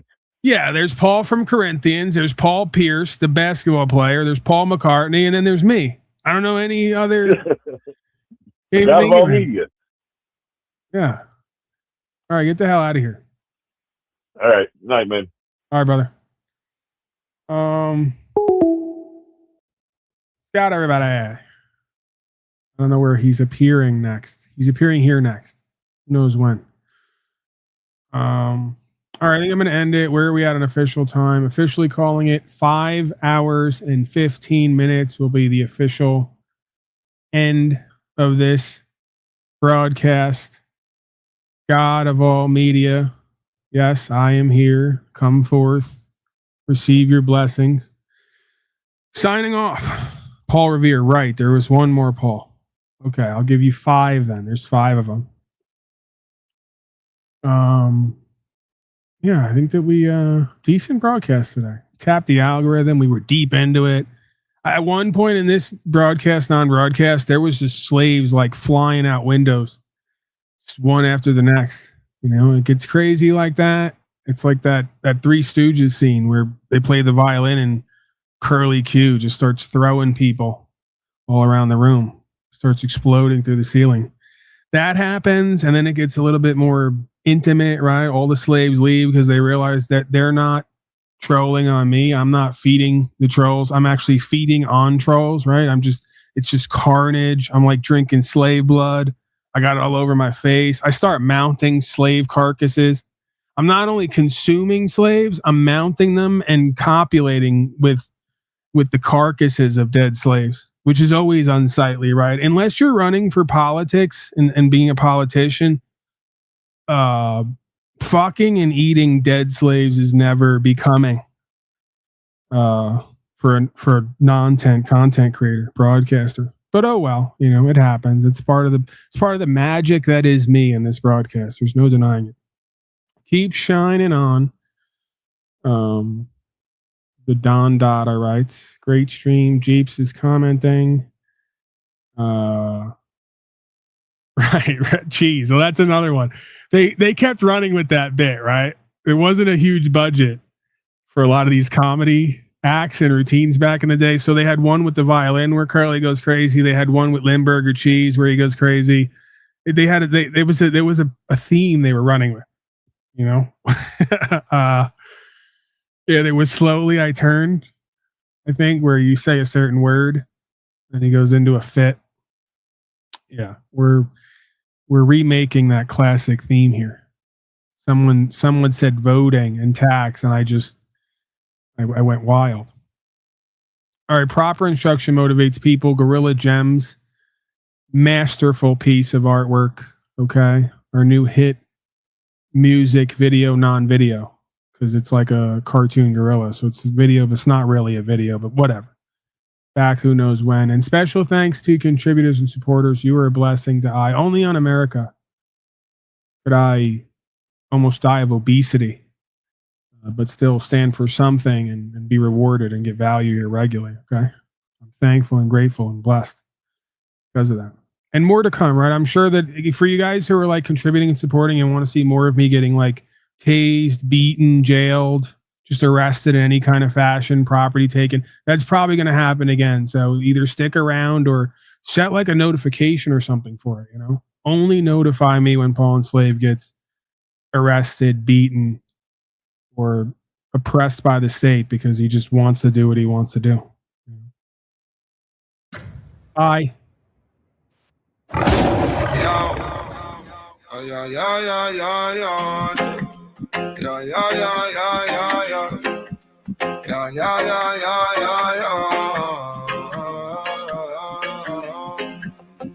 They turn birth right into paperwork. Stamped your spirit with a barcode. But laws written on your heart ain't signed by any court.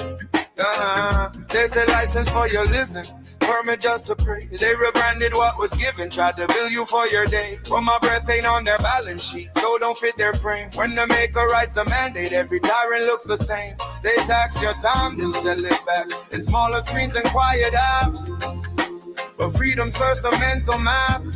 You want out the maze, then trace the trap.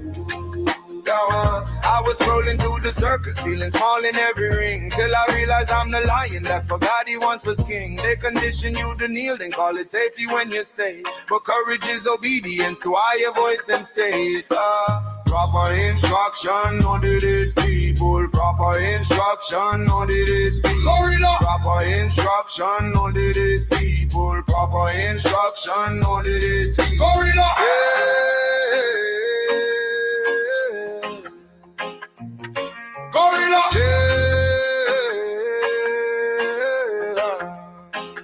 I ain't fighting just the system, I'm a victim of my pride. All the jail I ever slipped in was the one behind my eyes.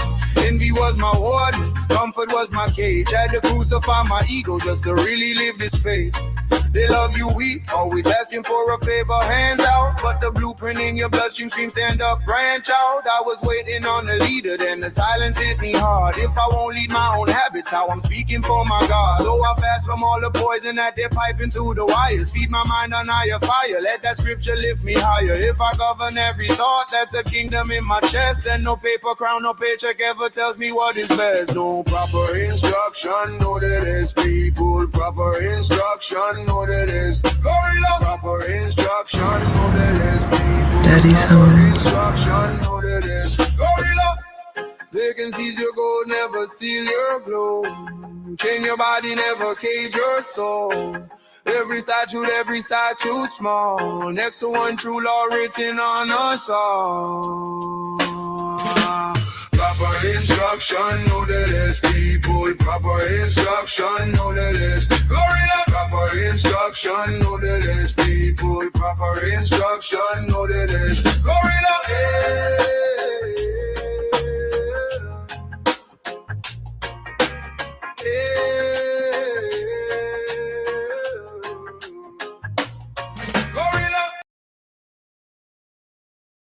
Corruption is not bad.